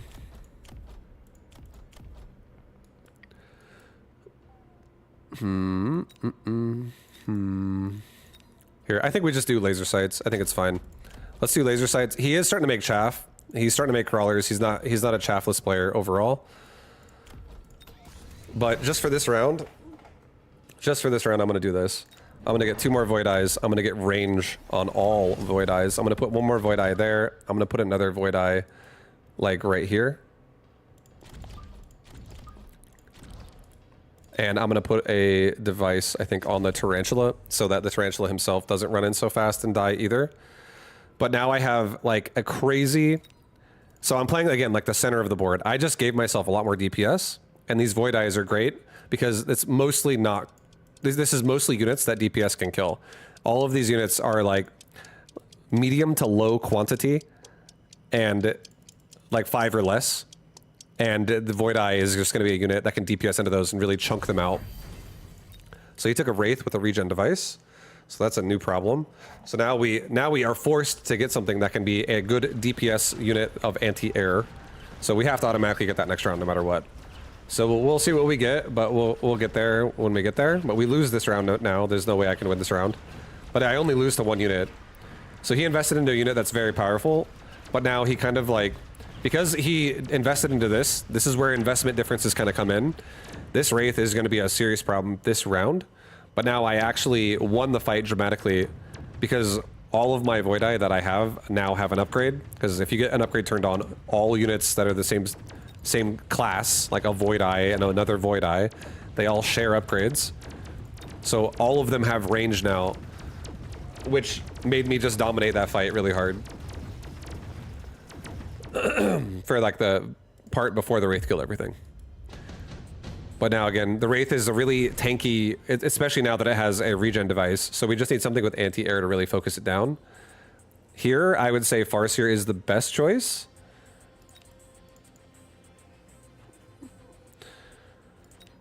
For killing his air on this list, but I don't think it's the best choice in general right now with the upgrades we have, but it's okay. We don't have to worry about that yet. I think we just take it. Because a Saber... Also, a Saber tanking with regen in itself would be a really strong addition here to this board. No joke. Like, something to tank damage would be really good, too, because we could just keep the Wraith busy. And we're going to kill everything pretty fast.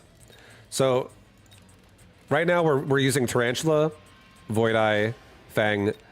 Let's just keep it simple. Let's just get an anti-air unit. Farseer. This is our 4th unit. No more. Don't do anything else. Let it be. We'll get 1 Farseer here. A Farseer here that just like stays in the mid to back. It covers my left flank and it also pushes this quadrant. This one covers the mid.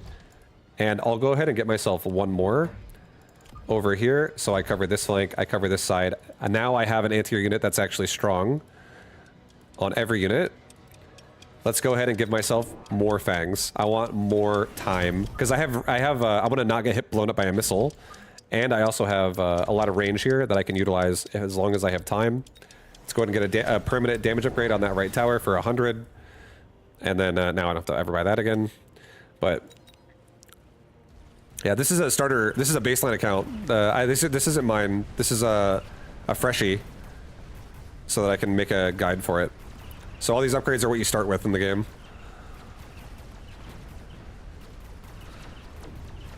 Alright, so the Farseer, are they able to take out the Farseer? Are the Farseer, our new anti-air units, able to take out the Wraith? It seems like yes. Left Farseer is kind of struggling, but it's almost dead, but I think we're still going to get it.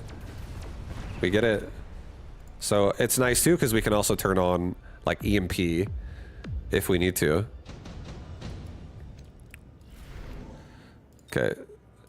He might do another regen device. I don't know. We could do efficient tech, which makes all of my tech cheaper, or we could do efficient units, which makes all of my units have 50 reduced cost. 50 reduced cost on my whole army, which is all light units. The only thing that's not a light unit is a giant or a titan. And there are 3 titans and there's like 6 giants. There's a ton of units that are efficient light though. So I think we're just going to take this. I think this is a solid upgrade because I don't have anything that's really tanking that hard right now. My tank is really like... I just don't really have a tank, honestly. I don't have anyone that really wants regen that much. Efficient Light's such a good mod too, because for 300 now, all you gotta do is recruit 6 units, and that already pays for itself. And then everything after that's just paying for itself again and again and again.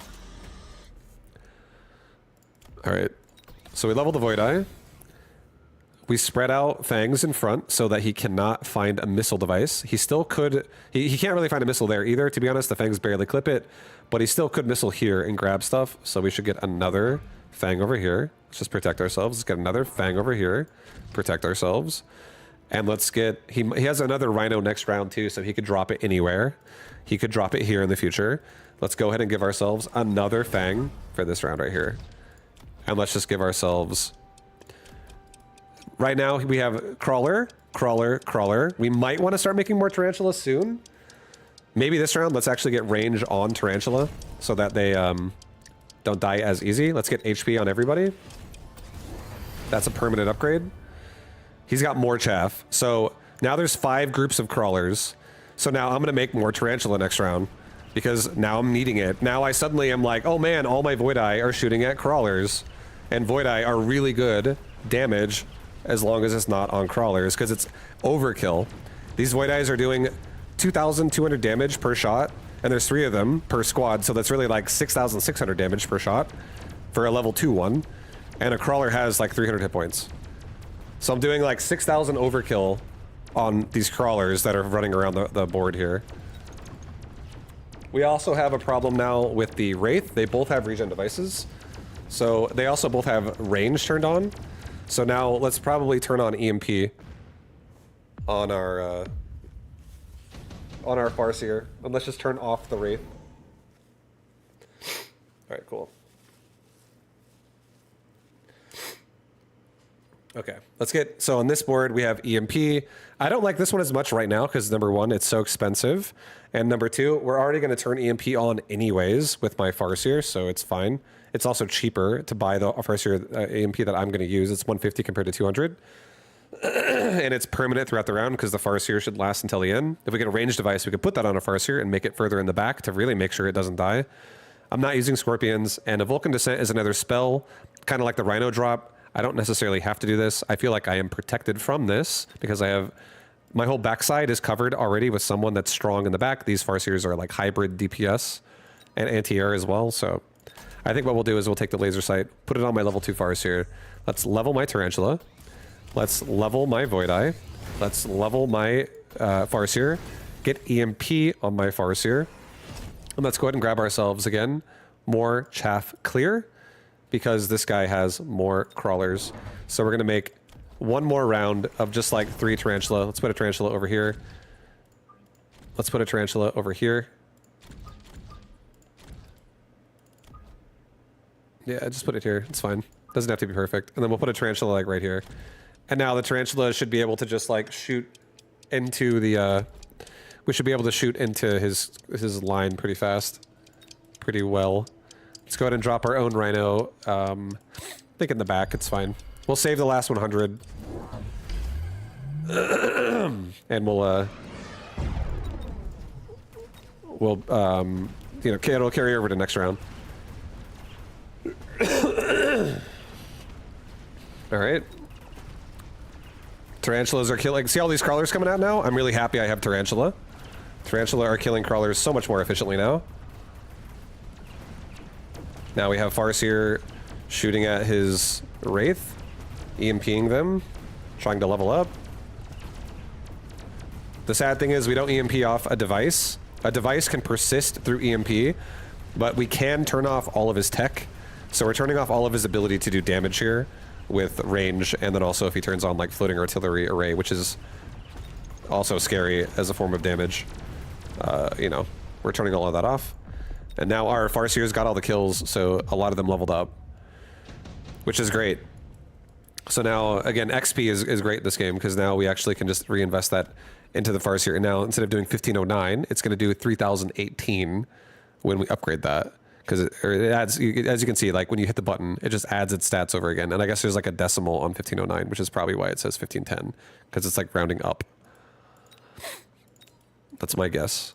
All right, so we don't really want any new units on our army. We have Farseer, we have Void Eye, we have Fang, we have Tarantula. Let's just go for money. Let's just take the worm, and let's just sell it. Or I actually took the wrong one. For some reason, I thought that was one worm, but whatever. We'll just put the worm in the back. Not a big deal. We'll sell it. Let's level the Farseer. Let's level the Void Eye. Let's look at his army. What are we looking at here? We got damage would be good here. We already have a good answer for the Wraith. We already have good answer for the crawlers. I think we, at the most, maybe need some more damage over here.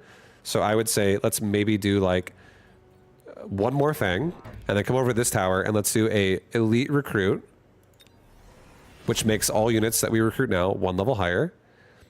For damage, let's get mass recruit and get 2 Void Eye, and put them over here. So now anything in this quadrant of the board starts getting deleted with damage, because this is the only area that's lacking the Void Eye damage. Now, let's put the Fang squad that we just made, or yeah, the Fang squad we just made. I'll put it like right here. Let's go ahead and give our Fangs a cool upgrade called Portable Shield. And let's give ourselves damage on everybody, so the whole army has more damage. And what Portable Shield does is it gives the Fangs another health bar. That's exactly what their health bar is, but it's now in the form of a shield. And it requires a hit to break it off. It requires damage to break it off, and no matter how hard a hit hits it, if there's overkill damage, it won't kill the Fang, it'll only kill the barrier. So if a barrier on a Fang is active, and it's worth 154, but something hits it for 5,000 damage, it'll do like 4,850 overkill damage. And then it still has to now hit the 154 hit point Fang for real. It basically gives the Fang like an extra life. But if something does really consistent damage really fast and low, like let's say something does 50 damage every like 0.1 of a second, you're not really going to feel how good a barrier is there, because it's going to get through it it's going to get through it very, very fast. So units with low damage, high attack speed punish a barrier, but units with high damage, low attack speed are awful versus a barrier.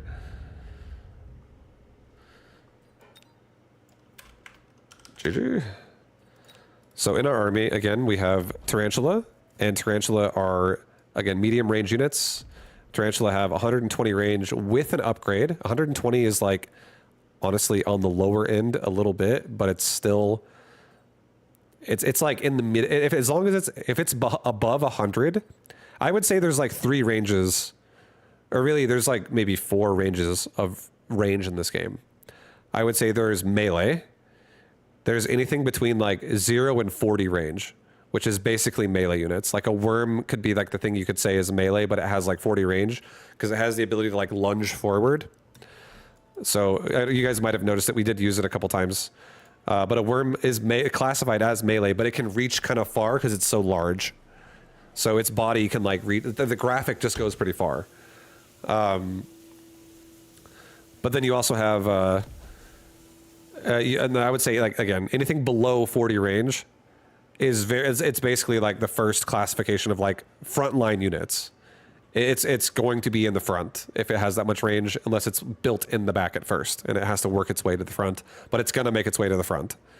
Anything between the range of 40 and 100 is low range, and obviously the lower it is in that category, the lower it is, and the higher it is in that category, the higher it is. But if it's below 100 overall, if it's in the 90s or less, that is a low range unit, and it's obviously safer the higher that number is, but you're going to definitely have these units running to the front of the army most of the time still, after like the chaff is dead or whatever. They're going to be near the front. They might not be in the front, but they're definitely going to be near the front. They're going to find themselves getting there. Anything above 100, between like, honestly, 100 and like 140, or no, they're really like 100 and 180. Anything between 100 and 180 is like medium. So those units are like, usually a lot of units will find themselves in that range somewhere once you give them a range upgrade, or some units will start there. I would say anything that's over 100 range is more quote unquote like safe. You can consider those units to be safer because they're in like a more defensible position, because units will be in front of them most of the time. And then anything that's above 180 range is absolutely a siege unit, and those units are going to always be in the back. Those units will be, the only way they're going to die first is if they're getting flanked, like if someone builds behind you. But yeah, 180 plus is like that unit's going to be shooting downtown super far. So a lot of the game is played a lot of this game is actually played with units that are either below or go into the threshold of passing 100 range. So you go from like low to medium range units.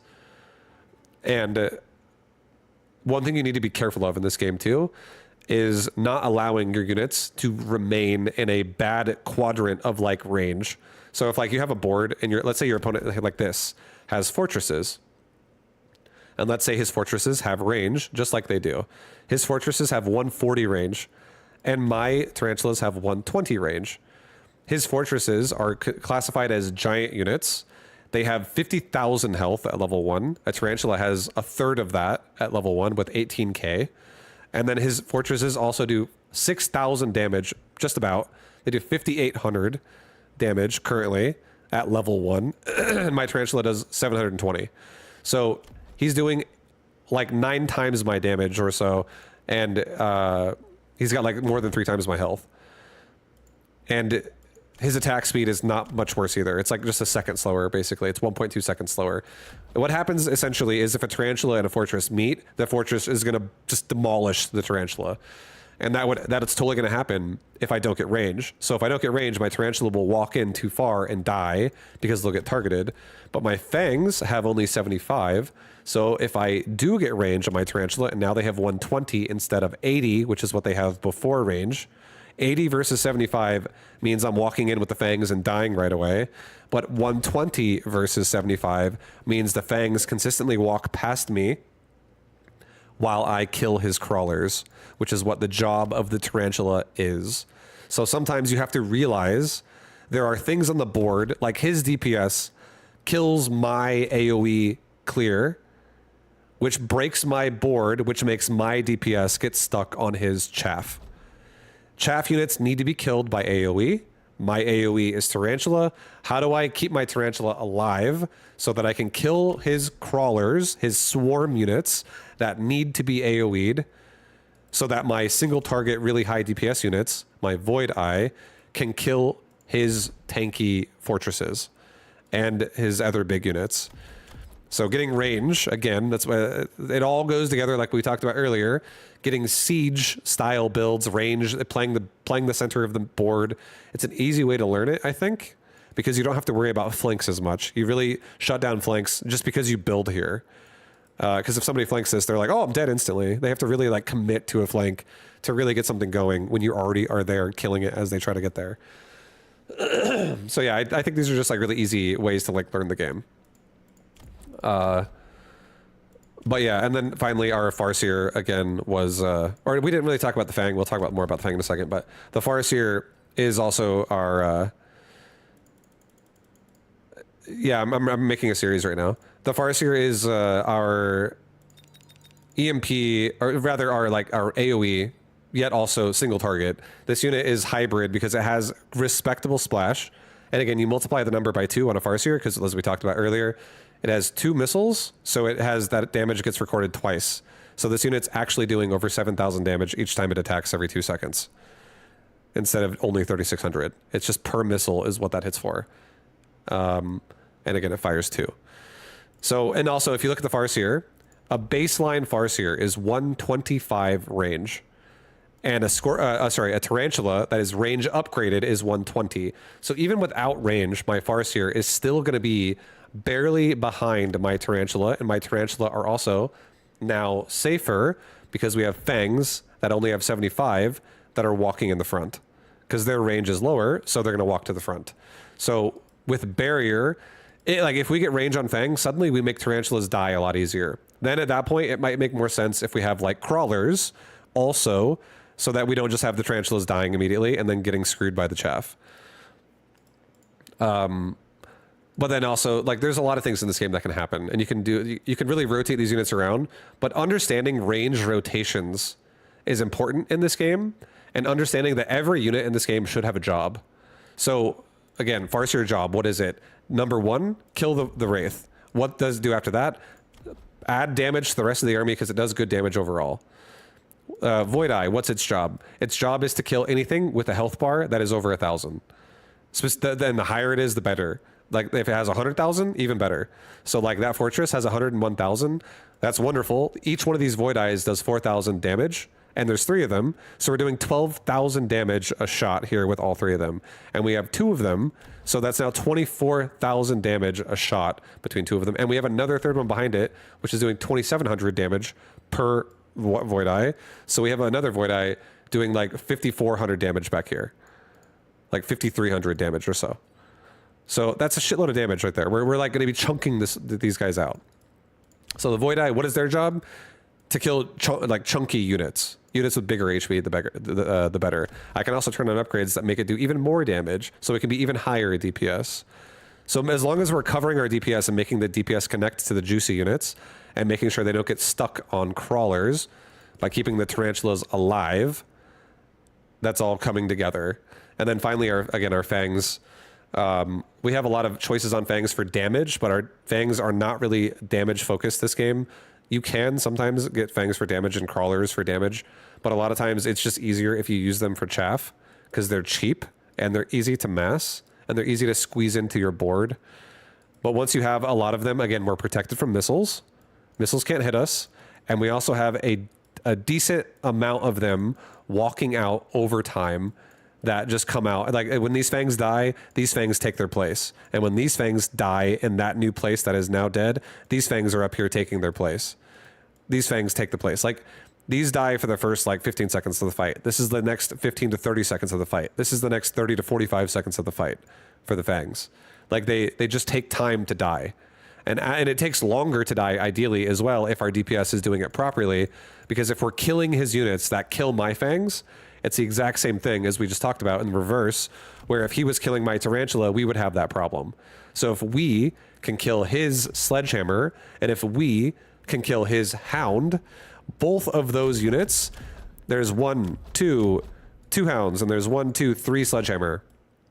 5 squads. If our Void Eye can kill all 5 of those squads, all of my fangs die really slowly. And then, if the Wraith also can kill fangs relatively fast. The Wraith are also kind of hybrid. They have good damage and also great AoE because they have forced like multi-shot, and it also splashes. So Wraith is really good AoE. Wraith are great versus fangs. But again, as long as our whole army is doing their job properly, the Farseer can get rid of the Wraith, and then the Wraith are dead, and maybe the frontline Fang die, and the backline Fang come out after the Wraith dies. Just time, like again, time. It's just time. Fangs and crawlers can be used for other things, but as long as you use them for time, any board can work. As long as you have a job for a unit and it makes sense. Like, oh, this unit is anti-air. This unit is anti-ground, DPS, AoE. All right, we'll do one more. This, well, maybe like 2 more.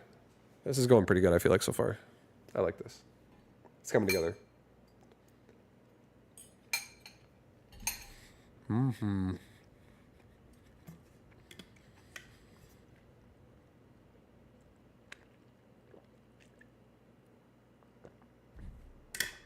Okay. Next game. Next game. Next game.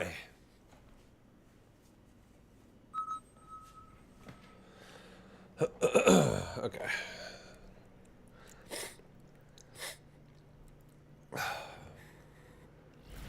All right, so 5,000 training spec. We have Sledgehammer and Void Eye. I feel like we'll just take that. Might be smurfing it up. No, I'm just trying to make a guide. I'm trying to make a guide for Mechabellum. I'm trying to like explain how to play this game for new people because a lot of people ask me, how do you play Mechabellum? So here I am trying to do that. And then I am going to have 2 accounts that I'll just grind MMR on, whatever. But this is a new account, yeah. But it's with purpose. Okay, so now our opponent this game is Cost Control. Cost Control is a specialist that gives you additional supply at the cost of passive HP and attack. You lose 11% attack and 11% HP on your entire army, but you get an additional 100 supply per round, and normally each specialist only gets 200 per round, but Cost Control gets 300 per round. So Cost Control, really nice. There's again, other specialists as well, but Cost Control just has a lot of money at the cost of unit HP. So in this game, Void Eye, again, is our DPS, and our army is relatively slow. Let's go ahead and grab ourselves Fangs one more time. We'll do Fangs because our army is a slow army. It just makes it easy. You don't have to do this, but this is an easy way to learn it. If you have a slow overall army, like, oh, 7 move speed, 8 move speed, oh, everything's below 10. Fangs are below 10. If everything's above 10, crawlers are above 10. You don't have to play that way, but you can, just to start, just to make it easy so your army doesn't run away from itself. Let's spread things out a little bit. Let's also get a Void Eye in the middle. So we're kind of playing like the center of the board. We'll put these guys kind of together. Now, Void Eyes are kind of in the center, like guarding the towers. Fangs are in front to protect them from marksman shots, which is good DPS. They would one-shot me. And Sledgehammers also are relatively decent DPS. So we're protected on the entry. And our Void Eye, our DPS. So what we want is our Sledgehammer killing the Crawler. We want our Void Eye killing the rest of his army. That's not Crawler. And we want our Fangs buying us enough time to do that. That's what our goal is right now. And one thing that's nice about Sledgehammer, so Sledgehammer is a unit we haven't used yet, but we have seen our opponents use it, is a Sledgehammer has, like, it's like, again, a kind of a hybrid unit where it's a little tanky. It also does a decent amount of damage. It's not horrible damage, it's decent damage. And it also has a little bit of a chaff clear. It has like a little bit of a splash on its attack.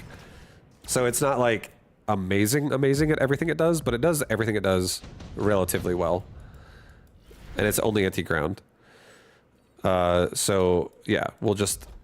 and I put them vertical too, so that they don't all shoot the same target at once. Instead, they shoot 1, 2, 3, 4, 5. They stagger their shots.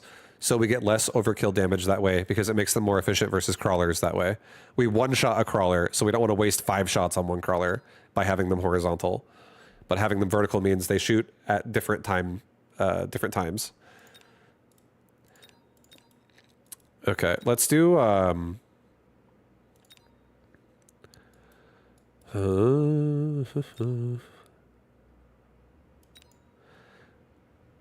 So this game... We could do, this is a good opportunity. We could do subsidized Stormcaller. We could do advanced shield device. Maybe we just do advanced shield device. Maybe we just do that. I'll just do that, it's fine. Let's grab advanced shield device. Let's do a Sledgehammer and let's do a Fang. The reason why I'm doing this is because over here on the right side, okay? So here's what we're doing. Right side, we're adding another Sledgehammer. We're playing, again, the tower line. We're protected from a flank, and we're also like generally pushing forward. I added another Sledge because he has Sledge again are hybrid. They're multi-purpose. They help get rid of the crawlers faster, and they also can add in damage here. They can also tank a little bit of damage. We're gonna add a barrier right here to really double down on how tanky we can be. We got improved shield devices, advanced shield device. We took that, so now this shield device has 40% more of 50,000. It has 50,000 by default, but now it's 40% more of that. So we're looking great. So we have a 70,000 barrier instead of a 50k barrier. So that barrier is absorbing a ton of damage. As you can see, its health bar is right there. The beautiful thing about a barrier, again, it costs 100 to make it, but the really beautiful thing about a barrier is if it does not die it comes back again next round at full power. It recharges itself at the end of the round. So that barrier really saved us at getting a nice engage. He took Stormcaller, so now we got to worry about missiles and siege in my face. So that can hurt. Stormcallers can definitely hurt. So we got to maybe think about... Because our army is all very slow, I would say this would be a good time to either add something that runs really fast, or it'd be a good time to maybe think about getting some anti-missile. One or the other would be nice. It doesn't have to be that way, but generally speaking, that's what you would want to do. We could also get like Mechanical Rage. Mechanical Rage also does make our sledgehammers move faster. So our sledgehammers could become like something else that could deal... It makes them not only move faster, but they also shoot faster. And we also have a level 3 potential sledgehammer right now, so that could be pretty big. We already have Void Eye, Sledge, and Fang. I think at this point, we probably should leave... Like, if we're going to do just like a 4th unit again, we should probably leave this open to something that can really deal with air better than Fang. So we're looking for maybe like... Let's go. So let's just go ahead and take the heavy armor. I think this is a nice play. Heavy armor can be rotated around, whatever. It's just, it increases the unit's HP by 75%. That's a lot. Take that. It's also cheap. Take it, level up the sledgehammer, level the sledgehammer again, put the device on the sledgehammer, level the Void Eye, and now this sledgehammer is like a beast. It has 18,000 health, which is, whereas another sledgehammer only has 3.4k. This is per sledgehammer too, so that multiplies by 5 because there's 5 of them. So these units are they're very tanky. And now, again, there are Stormcallers. Let's go ahead and just give ourselves 2 deployments. Let's just get a Fang squad in the back, and let's get a Fang squad like maybe off to the side over here, just so we can protect ourselves again from like missile devices and so on for future investments of units. If you don't really have a great place to put a unit, it's not a big deal. Spread them across the board. That Fang was not like the best placed unit for right now, but in the future it'll definitely cover that quadrant of the board, and I'll be able to put stuff behind it and keep it safe. So I'm now no longer afraid of missiles. He's got steel balls. Those units have ramping damage that hits really hard. He's trying to kill my barrier with that. The barrier is actually still standing for right now, which is great. Looks like it's gonna just actually live. Because the units that were getting shot at it underneath it, they actually got out. So the fact that that barrier stays alive again is great. It's very nice. He might kill it actually with the steel balls because it has the tower inside of it, and that means the steel balls kill it now. But still, that barrier did a great job. That was a really nice barrier. Now I'm paralyzed for 9 seconds. I come out of it. So we did enough damage to him, even though we got paralyzed a couple times, we were still able to make it through because most of his units were dead by the time we were paralyzed. Okay, so we need an anti-air unit. We could take a Typhoon. I don't love a Typhoon necessarily, but one thing that's not bad about a Typhoon is its range is not great, but its move speed is also not that fast. It's like, I think it has 10 move speed by default, which is like the highest of low or the bottom of fast, I would say. So it's not that bad. As long as we don't get Mechanical Rage on it and make it run 4 speed faster, then I think it'll be fine. We'll just go ahead and take a Typhoon. So this unit is like that chain gun unit that has crazy good attack speed and can clear out, like, it has AoE as well on it. So this unit's like a demolisher of chaff. This unit is amazing at AoE clear for ground and air. It kills all like small air units too really, really efficiently. We can put it on our flank just to like cover the flank. Let's just do that. Let's keep it in the back as well, because again, it actually has 9 move speed, not 10. But still, it's faster than it's the fastest unit in my army. So I want it to be in the back because I do not want this unit going in the front, because its range is actually like there's no way to make this unit have more range. So it's going to end up in the front eventually. So I don't want it going out in the front too fast and then dying. Just for now. I think we're going to go ahead and give ourselves another sledge over here. And let's give ourselves like maybe another, like 2 fangs. Put a fang over here, protect ourselves from a missile, put a fang in the back in the middle. And let's give ourselves like a damage upgrade. And now we have the flank covered again on the right side, and now we have also anti-air covered with a Typhoon and fangs. And then we have a lot of Sledge and Void Eye, which Sledge are kind of hybrid AoE and DPS, and Void Eye, Void Eye are definitely just DPS. So he's got steel balls going everywhere. Again, we're killing them pretty hard. Our DPS is pretty high right now. We are worrying a lot about these missiles. So maybe next round, let's actually add in an anti-missile device. Let's add in one barrier maybe and one anti-missile device on either side of my board. And I feel like that would be a great addition to shutting down the Stormcallers that we're dealing with. So we'll go back into another application of anti-missile. Because as you can see, if you don't have anti-missile, Stormcallers kind of rip you apart. They totally can rip you apart. All right, super heavy armor. I feel like this is really expensive. It is very, very expensive. He's got armor-piercing bullets too. So right now you can tell there's an upgrade active because there's an icon above there. That's not a star. So that's an icon as well, not a star. The up arrow means these units can level up. So that means that could be level 3 because it's blue and now it can be orange. And that one's white and can be blue now, which means it's going from level 1 to level 2. These units hit really fucking hard. And I don't think a super heavy armor is going to be able to beat that. Let's just go ahead and not care about this. I want to make more than 4 units. Let's just call it a day. Let's not overcomplicate it. We're just going to focus on Typhoons, Sledge, Fangs, and Void Eye. Because this is what we started with and what's what we have currently. Let's go ahead and double level that Sledgehammer right there. Let's go ahead and give ourselves a barrier right here. Let's give ourselves another barrier right here. Let's give ourselves an anti-missile device. So I'm clicking over, like I got the barrier here. Now I'm going to go to the right side and get the missile interceptor, which shoots down missile devices. This does not take a deployment to do this. It's just, you can do 8 devices a turn. You can see right there that I have 6 left. 6 devices. I click this, 5 devices remaining. Click this, 4 devices remaining. It refreshes every turn. Every single turn it refreshes. So now I have some anti-missile and I'm going to just say, I'm going to get myself maybe one more Typhoon. I'll do it on the other side of the board. Let's get ourselves maybe like, oops, get ourselves like one more Fang.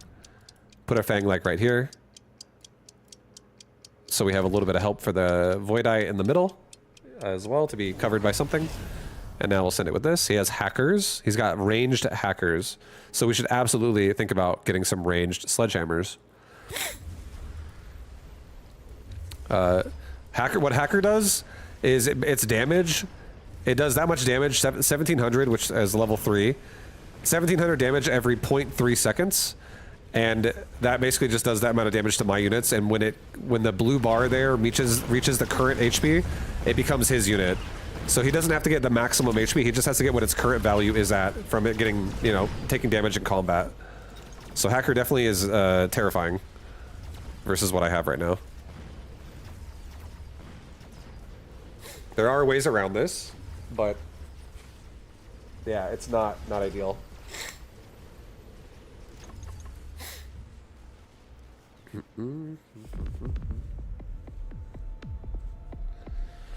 Okay.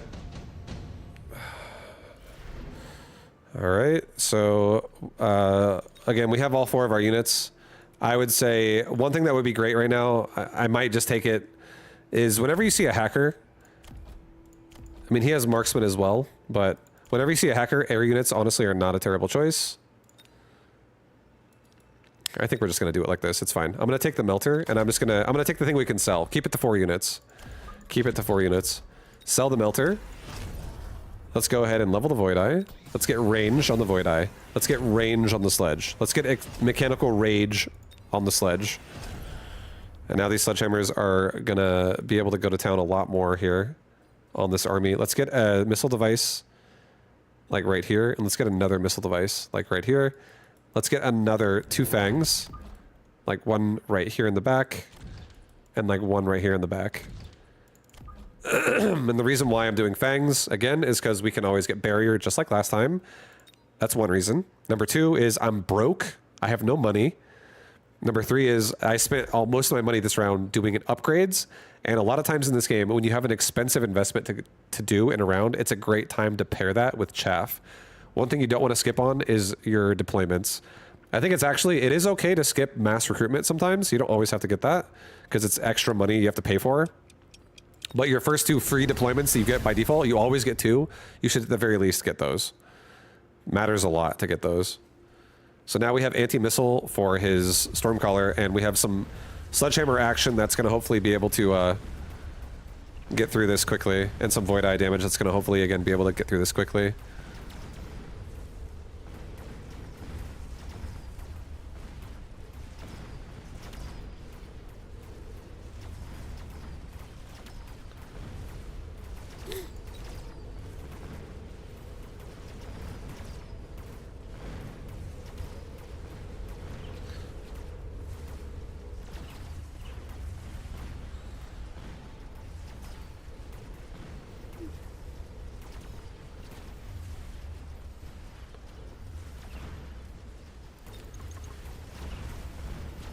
I mean, hackers are definitely rough for Sledge. It is hard. Especially when they're level 3 with range. But we're still trying to make it work. It's okay. I'll honestly just get more devices. I think devices really is how we can save ourselves here. Let's try to get right side to win the fight. Let's put a ranged device. Right Sledgehammer. Level this guy again. Let's go ahead and give ourselves... Go to the left tower, and let's do range for the round. This only lasts 1 round. It costs 100. It gives everyone 15 more range. So it's going to really help us, hopefully, stay further back out of hacker range, because right now, even with the bonus of 15, I now match a hacker's range. So these hackers are actually terrifying. Let's go ahead and get maybe like 3 barriers here.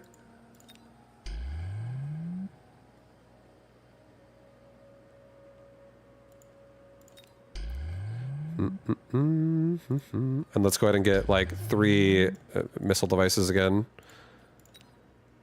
Let's just try to like prevent these Stormcallers from killing these barriers, and also just like protecting our sledge. Let's get a Fang squad kind of close to the sledges in the front.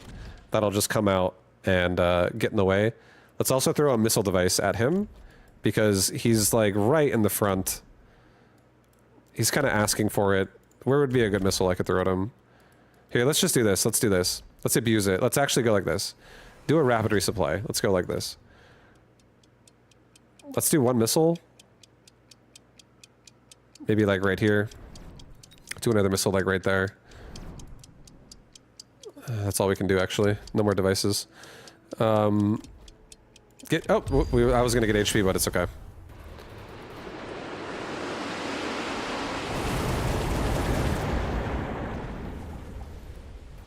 Okay, so he put oil on the ground and then threw fire at it, which lights it on fire. So any unit that walks through that now takes damage over time. It does 70 damage a second, specifically. So any unit that has like low HP will die instantly, and any unit that has high HP will not take too much from it, but they get compromised now because he clears my chaff out for the hackers to hack them. So that's a little scary. But we are kind of getting through at the same time on the right side, where we didn't just get ignited by fire.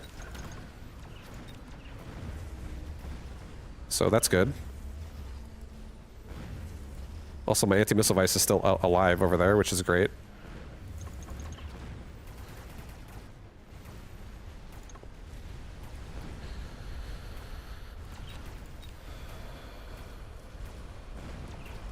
It's dead now.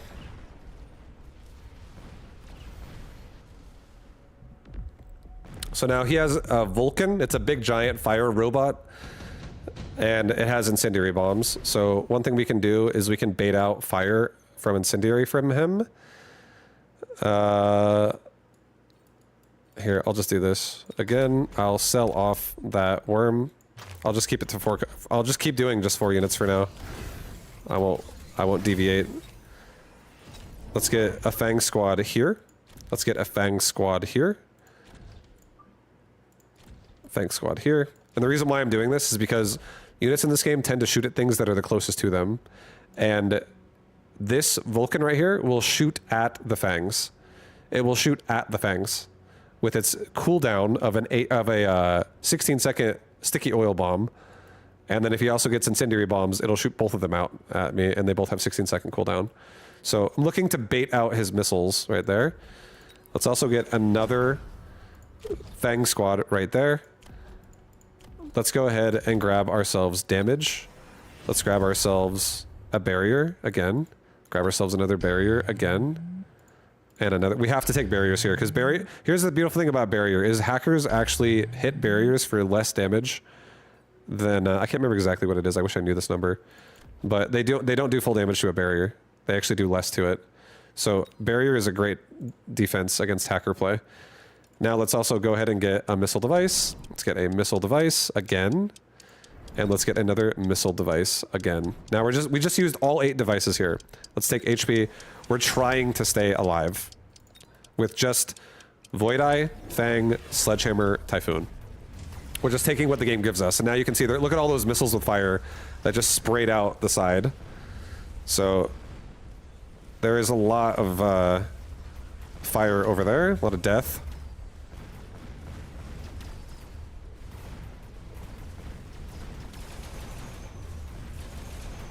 They did it again in front of my stuff.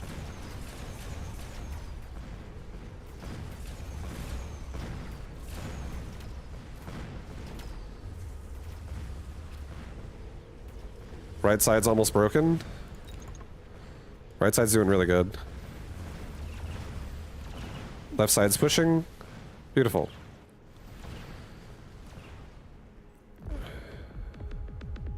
How do you keep these cooldown? Because you can mouse over it. You can literally just click it, mouse over it, and you can read it. Like I can click the Vulcan, mouse over Sticky Oil Bomb, and it says right there 16S, which represents it just has a 16-second cooldown. All right. Incendiary Bomb. So we could actually do something. He's going pretty big on me. Let's do something big to him. We're already playing safe. Let's actually get more anti-missile. Let's get an anti-missile like forward and another one forward. We got another barrier. Let's go ahead and this time go to the right tower. Let's buy oil. And let's throw a big fat combination of fire and oil all over his army. Oil gets ignited by fire if any form of fire that persists on the ground touches it.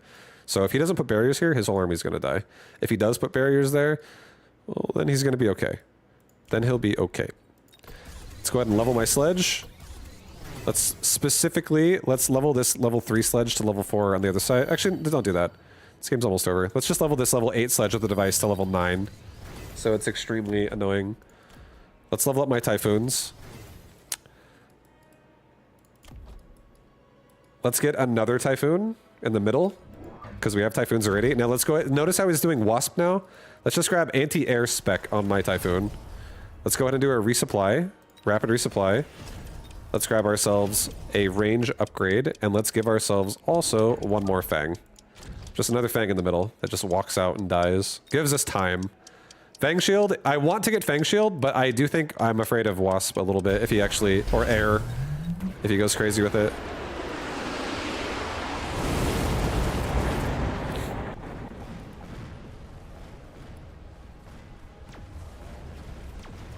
But yeah, anti-air is coming next for sure. Or sorry, Fang Shield, Fang Barrier is coming next for sure.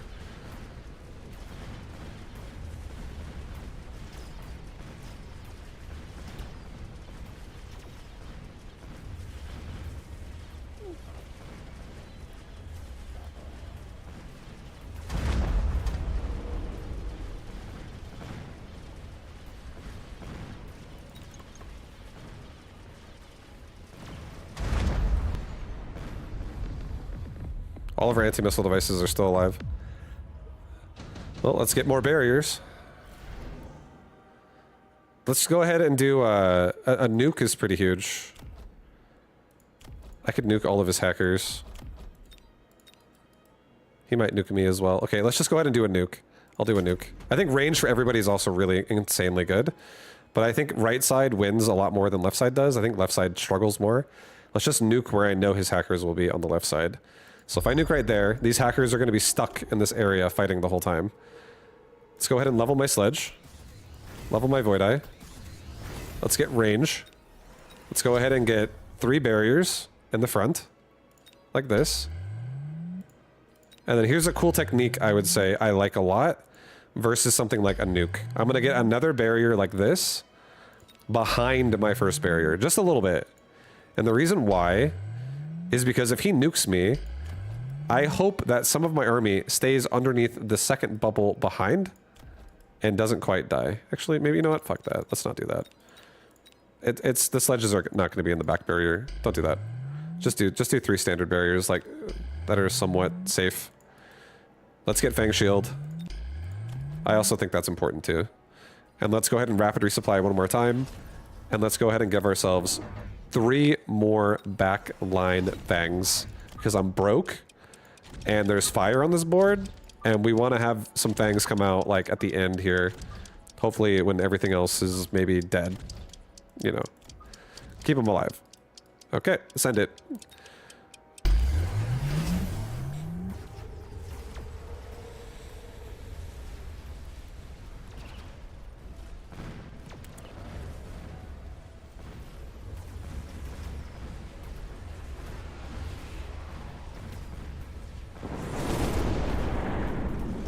So he had a barrier on Hacker, but at the same time, he lost so many units in front of the Hacker. I feel like this is still good.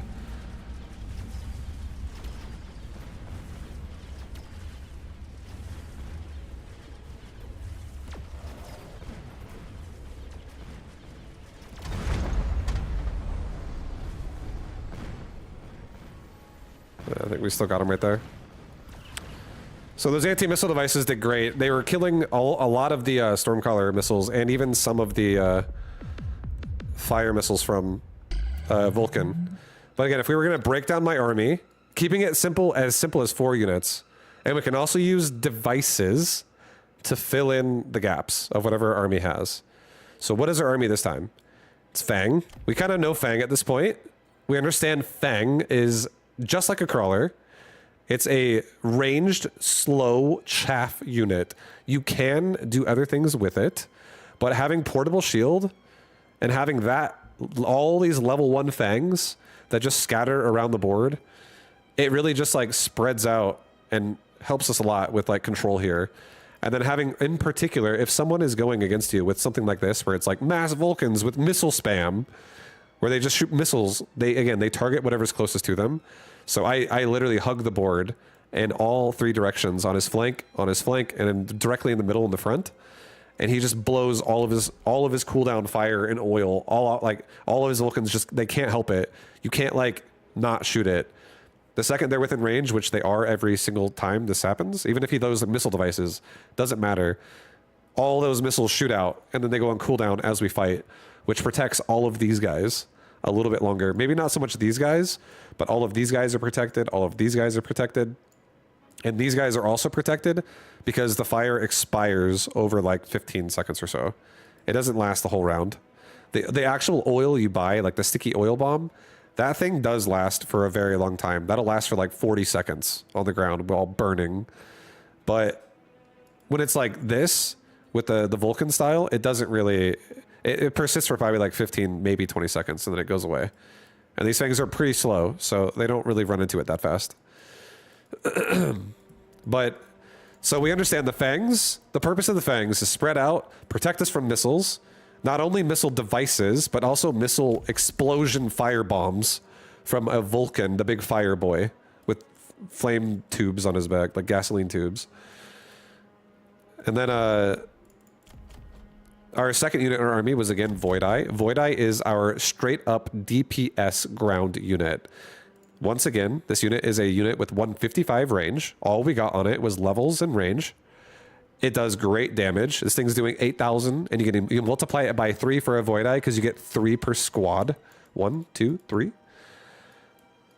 And that's each one's individual hit. So Void Eye, and we have Void Eye, like, we don't even have that many this game, to be honest. We have 3 of them, and that's it. And the reason why we don't have a lot is because he did open this game up with crawlers early, and then he started going Stormcallers really fast. And Stormcallers can be a little bit scary, just in general. Like, they're not really like... These units are, like, if Void Eyes connect to them, that's great, but we got to make sure that if we're going Void Eye, we got to make sure we can kill Chaff. And one thing that's kind of scary against Stormcaller is if the Stormcaller doesn't miss. And again, one thing I said earlier that I think is a really relevant number to consider in your brain is when you fight against a Stormcaller, if a unit runs more than 10 move speed, like a double-digit move speed number, the bigger the better. But 10 is like the bare minimum, I would say, of like you could start feeling a little bit safe against the Stormcaller, where you can run through its shots as long as you're not standing still. Like as long as it's shooting you with siege and like you're still haven't connected to the rest of his army yet, so you're still walking and you're dodging shots. Units that run even faster, like 16 move speed, like a crawler or like a rhino or something like that, those units are even better against Stormcaller because they really dodge their shots way, like really easy. And then if they get direct line on it where they connect to it, they can kill the Stormcaller, again, because of things like the dead zone. But then you also have to worry about the rest of his composition, right? So our Void Eye, again, they're great at doing damage, but his army is very obnoxious in the form of like, he's got a lot of Stormcallers, and then he made hackers. So he opened up with like Sledge Crawler and Steel Ball, and then it turned into a lot of Stormcallers, and then it turned into hackers. And hackers are really annoying too, because like I said, they for their damage, the damage number it says they do with the attack speed it does, that's how many times it ticks a bar that goes on the bottom of your health bar. And as soon as that number matches what your current HP is on that unit, it steals it no matter what. It doesn't need to like hack the rest of it. So it's really good when like you're fighting other units and hackers are stealing you for the hacker itself. And then he also has another thing here with enhanced control. That's an upgrade where even if my unit gets hacked and like let's say my unit's at 10% health, it's about to die, and the hacker actually looks at it, hacks it immediately because it's on death's door, it's about to expire, and then the hacker with this upgrade activated, as soon as he hacks it successfully, it full heals the unit and it turns back at me as an enemy for the rest of the round with full HP again. So like these sledgehammers here that have 59,000 health, if he hacks one of those with like 5k health left, as soon as he gets it, it's got like 60k health again for him. And it's fighting me now against me. So it can be pretty annoying, but luckily for me, again, I have Void Eye, and the Void Eye are really helping in case, because they have way better range than, or not way better, they just have a little bit better range. I don't have the other upgrade that makes it even better. But still, the Void Eye should be behind the sledge because they have slightly more range. So they are able to live longer and not get targeted first by a hacker. And they can also help kill my own sledge because they, again, hit really, really hard. But a lot of his units are like medium units. There's only a few units in here that are actually big units that really need a Void Eye to kill them, like these Vulcan. But he only has 3 of them, and I already have a Void Eye in all 3 areas where he has a Vulcan. Like, all 3 of these Void Eyes, if you make a line directly above them, it literally hits a Vulcan. So these Void Eyes can already kill a Vulcan. It like does not matter to make more. Because at best, you can only recruit a level 2 unit. That's like elite recruited level 2. You can't recruit a level 5 like that. You can only get that if it's like a drop. And the thing about drops is you cannot get a drop of something that already exists on the board. So if I have Void Eye, there's not going to be a Void Eye drop. I already have it. So I gotta... basically, you know, I'm using what I have, and they worked out. He honestly didn't add the Vulcans until late anyways, but when he did, if you really think about it, what's the Void Eye's job? It's to kill high HP targets, which is these Vulcans, and also these hacker barriers, these big bubbles that he has, because these hackers are actually level 4, and that other hacker is also level 5. And each time a hacker levels up, when they have a barrier, it multiplies the barrier for 16,000 times its level. So every time it levels up, it gets another 16,000 health on the barrier. So level 2, 32,000. Level 3, 48,000, et cetera, et cetera, et cetera. This barrier right here is worth 72,000 health for this hacker. So 72k, which is, you know, much bigger than that. Like that level 1 Vulcan has 23k. This blue bubble here on this level 5 hacker is worth 72,000 health for a shield. So Void Eye definitely good at killing that too. We're doing 24,000 damage per shot. So 3 shots and we knock that thing off just with our Void Eye. And then if you don't forget, as I said, which is why I also did not make more Void Eye, Sledgehammer are like hybrid units. I did say Sledgehammers are also, they are like chaff clear, but at the same time, they're also kind of like DPS. So like if you look at my Sledgehammer, this one squad has 7,000 damage as well. You multiply this by 5 because there are 1, 2, 3, 4, 5 Sledgehammers in a squad. That's 5 different tanks in a vertical line. And then there's, you know, each sledgehammer squad always has 5. So we have a lot of sledge here too, which is helping the Void Eyes do damage. So my Void Eye and, like, my Void Eye are pure DPS, and my sledgehammer are like hybrid, like 50-50 DPS and chaff clear. And the reason why it's acceptable and it's not a bad idea that that's it, is the other thing I have too is another hybrid unit. We have a hybrid Typhoon, which is kind of also like chaff clear. Typhoon is definitely a good chaff clear, but it's in the back, so it's not really on this board. But also, even more important than that, he only has 2 crawlers, and that's it. He started with 2 crawlers, and he never really made more. He just didn't make more. So I don't need chaff clear if he doesn't make chaff. So I don't need to freak out and make a bunch of chaff clear. Like, I don't need to make more sledge for more chaff clear if he's not making a lot of chaff. And instead, what I did is I wanted to protect my sledge with more fangs, and making more fangs is, again, an important thing we always got to remember about making chaff. It's really cheap. It's cheap, super easy to afford. So with all these fang squads we made, it allowed me to level my sledges. This sledgehammer is level 3. This sledgehammer is level 3. This sledgehammer is level 9. This sledgehammer is level 6. This Void Eye is level 6. This Void Eye is level 6. This Void Eye is level 5. This Typhoon's level 4. Like, we have high level units, which is a lot of investment. Not only that, device,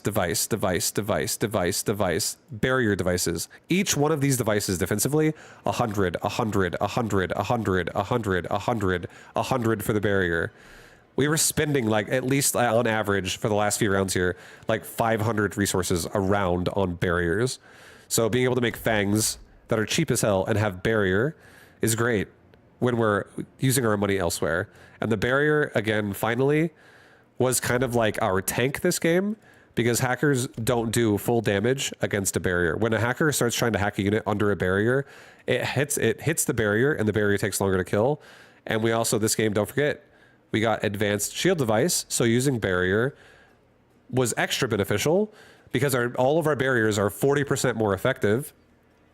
A barrier by default has 50,000 HP. So his barrier right here has 72k on this level 5 hacker. My big bubbles have 50,000 health, but because we have that card right there, all of my barriers have 70,000 health, which is the same thing as his barrier for level 5 hacker, but my barrier is actually bigger.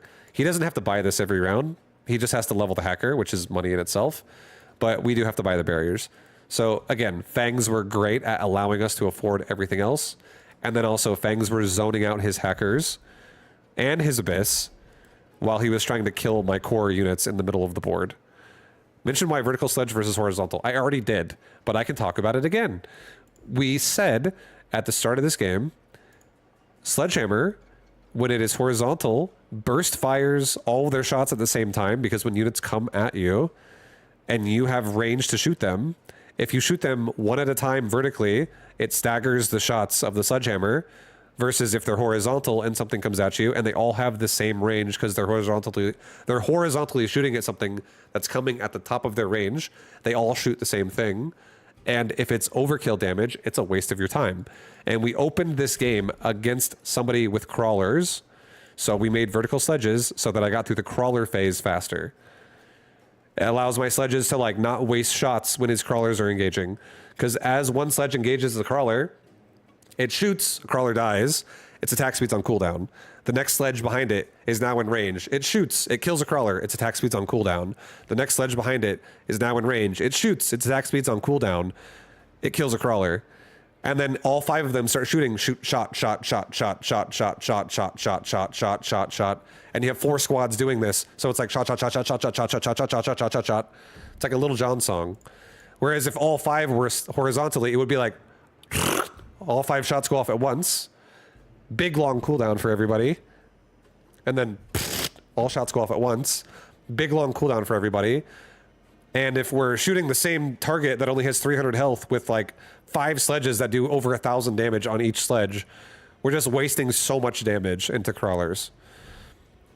It's not a bad idea to horizontally locate your sledgehammer if the target you're going to shoot at is going to be chonky and it's going to survive a volley. So you can like burst it.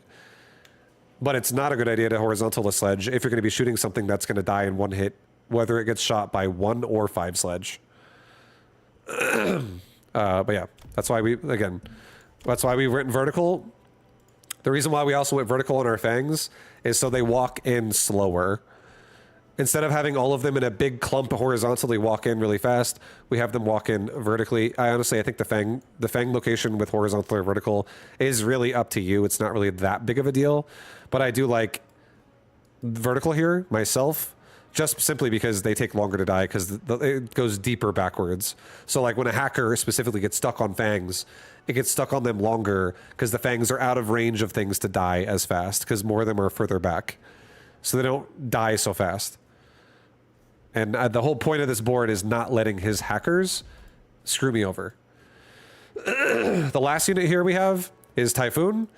I'm going to just throw it out there. This is absolutely not the way you want to use a Typhoon, but I used it this way because this is how flexible this game is. You can literally fucking do anything in this game as long as you have jobs covered. This game is very flexible with how you can play it overall. The reason why I do not think a Typhoon is good in the back is because a Typhoon does not have great range. A Typhoon has 100 range by default. It only has 115 right now because I turned on the temporary range upgrade for the round. And this Typhoon is the best of like the low range and the worst of the medium range units. It's on that threshold of like not that great.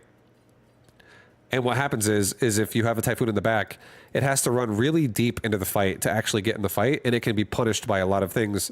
Specifically on this board, hackers. I can run into hackers that have 60 more, or really 50 more range, because we both have the range thing turned on, but a hacker normally has 150. Typhoon normally has 100 when he has range, and he does. But temporary range makes him 165 because it adds 15. But either way, we have a 50 range deficit. And 50 range is like literally, if you know, this is the edge of the 150. That green box right there represents about 50 range from the edge to where it is in the circle. That whole line of green that I just made. So a Typhoon has to run into the edge of that green box inside the range of a hacker to shoot at it. And the hacker will have already hacked the Typhoon before it gets there. A Typhoon will get hacked so fast. So it's scary to use a Typhoon this way because it's just going to get fucking hacked due to range disadvantage. So I think a Typhoon personally is a better unit when you play aggressive. But I just used it this game because it was cheap. It was a card we got that I could just get. And we basically, the only anti-air we had was Fang. And again, I'm trying to keep these games simple by only using like a small composition each time. I'm using 4 units each time. And I'm just trying to show you guys that units can play multiple roles with the jobs that it has. Some units are hybrid. Some units are not.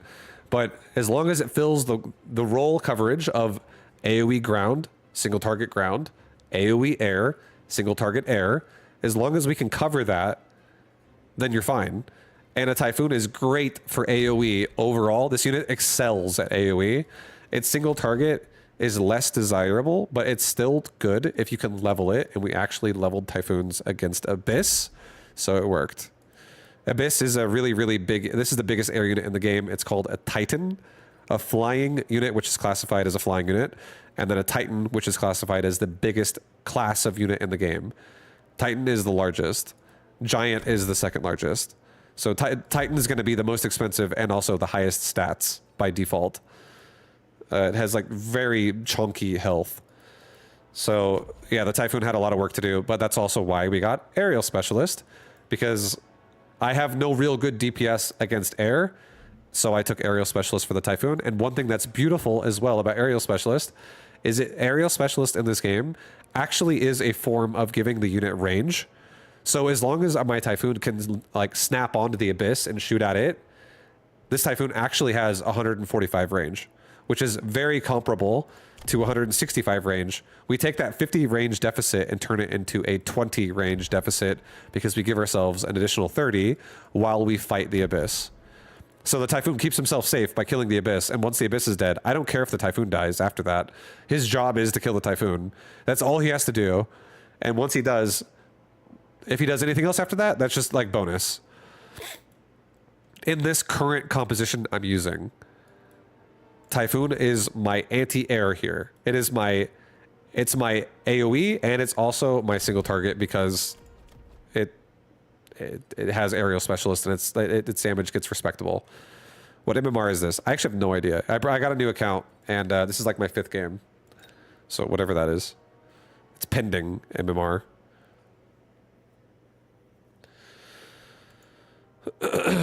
But I think I'll probably stop it there for those games. I'll continue this again later. But yeah, I'm just trying to make guide format. This playstyle, I'll tell you right now, if you're listening to what I'm saying and it soaks in, you could easily get 1500 rating playing this way.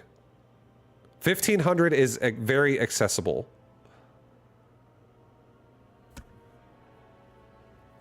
Vibe, who have you been talking to for the last 4 hours? I'm making YouTube videos. I'm making like very heavy guide format gameplay. I'm trying to explain Mechabellum to people who want to learn how to play the game. I think there's a lot of people who want to learn how to play, but they're like intimidated or like confused about how to actually do it. But if you just understand like the core concepts of the game, which I just explained a lot right there, you can make anything work as long as you're respecting whatever job they have to do. And some units have a harder time doing it than others, obviously. Some units aren't like the best fit for everything. But as long as you understand its job overall, like what is this unit supposed to do, then you're going to have a better time. You're going to be like, okay. And understanding just how to make chaff. Like if you notice, like a lot of my opponents these games aren't even making chaff. Like they have like a total of like less than 3 chaff units all game. And I have like 20. I'm not saying you have to make 20, but what I am saying is you definitely need to have some. You need some for sure. I like it. I'm new to the game and learning it still. 30 games in, at most at 700 MMR, and I love these content. Yeah, no worries. What if I don't want to get 1500? What if I want to throw a sledgehammer at the enemy and win 47% of the time like a brainlet? I think that's great. Honestly, do whatever the fuck you want. I honestly think as well, like what I'm doing in these games is I'm also trying to show you that anything can work. Like you can literally, as long as you just use whatever the game gives you at your disposal, you can make a lot of things work. It doesn't have to be as simple as saying like, you have to make a melting point here. You have to make an overlord here or you're dead. Like sometimes you do, but those times are not, it's not definitely not every time. And a lot of times if you can just like play the game properly in a way, you don't even get yourself in a spot that's bad necessarily. If you're letting Typhoon be chaff clear and still getting overwhelmed with chaff, do you spam more Typhoons till it's enough or do you switch to stronger chaff clear? Typhoons are absolutely amazing chaff clear. The only reason why they're going to struggle is because something is killing them quickly. So what you should do is you should probably make sure whatever is killing you quickly is distracted by something. Like, let me give you an example, okay? I'm going to give you an example. Watch this. Wait, no. What the fuck? How do I do this? Testing grounds. Let's go. Watch this. I can't guarantee I'm gonna get a Typhoon, but yeah. Or wait, what? What is this? Can I get a Typhoon here like this? I don't think I can. How the... I want to force a Typhoon. Where's the Typhoon? Death knell. High damage. What the hell is this? This is a new unit. What the fuck is this? It's like a clock tower. This is an FFA unit. I've never seen this before. Okay. Interesting.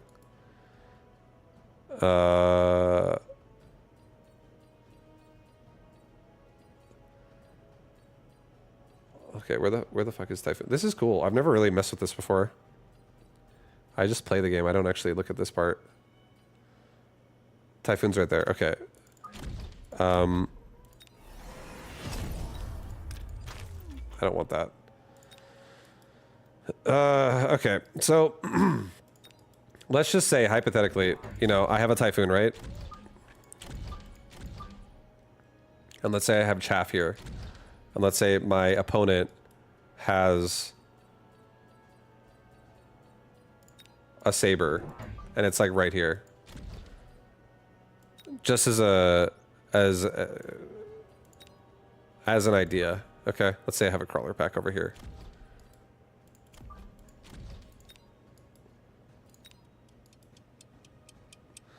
All right, so it's like, okay, we have typhoons, and it's let's just say again, like, oh, I'm trying to clear chaff. This is gonna take a little while. I don't like this. How bad this is. This is gonna take forever. I wanna have like all money. Okay, we're just gonna let it play out. I don't know how to operate this mode as easy as I should. But it's okay. Can I speed this up as well? Holy fuck. There we go.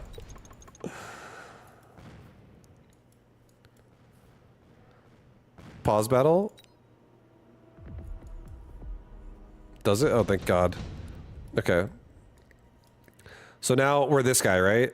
So it's like, oh yeah, let's say we build a lot of chaff. Just as a hypothetical. So now we'll see, switch sides. Let's just start it, okay? Just start it. I'm just gonna have it start this round, and we'll get through the chaff. But now it's like, oh fuck. If this is if this kind of a situation is happening to you in a game where you're like working chaff down, you're killing chaff, you're getting stuck on chaff, you're demolishing the chaff, but it's killing, like your units are dying in the process. And let's say he's got something that's like really, really strong as well, where you're like, oh, I really want to kill that, I want to kill that tarantula, but oh no, what if I make crawlers and I do this, and then suddenly you start the round and you're still struggling, right? Let's say you're like, okay, trying to make this work. I made my own chaff, he made chaff, we both have chaff, but then this is happening to you where you're like, okay, my typhoons are dying. So how do I win this fight? All you have to do is understand something that we'll do it right here in just a second. Once I'll just show you that the typhoon does die here first. So that's a dead typhoon, and now we lose again. But if you just do something like this, you can prevent. You can like make. This is why people grow their board for things where, like what I'm about to do. Let's say I go, you know what I'm gonna do right now? I'm gonna make a crawler pack. But instead of putting it in the range of this tarantula, which is, the tarantula is currently focused and occupied on this area, I'm going to put this crawler pack over here. And now suddenly the saber-tooth gets stuck on crawlers, and we're going to have a much better round.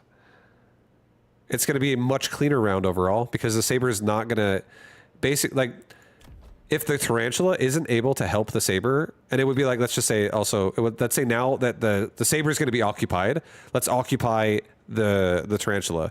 Let's make a steel ball as well go over here. And now we go to the other side, and let's say this guy doesn't really think about it very hard, and he's like, I'm winning the fight. I'm gonna get more crawlers, and I'm gonna get more crawlers. Okay? What's gonna happen now is his tarantula is gonna get stuck on the steel balls, and his typhoon, or his crawlers are gonna run in my typhoon, and then his saber is gonna get stuck on these, and the tarantula is gonna be like, I wish I could help you, but steel balls are in my face.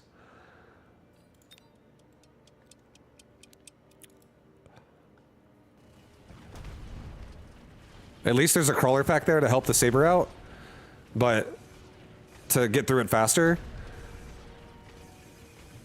But now we can like protect our side a little bit more.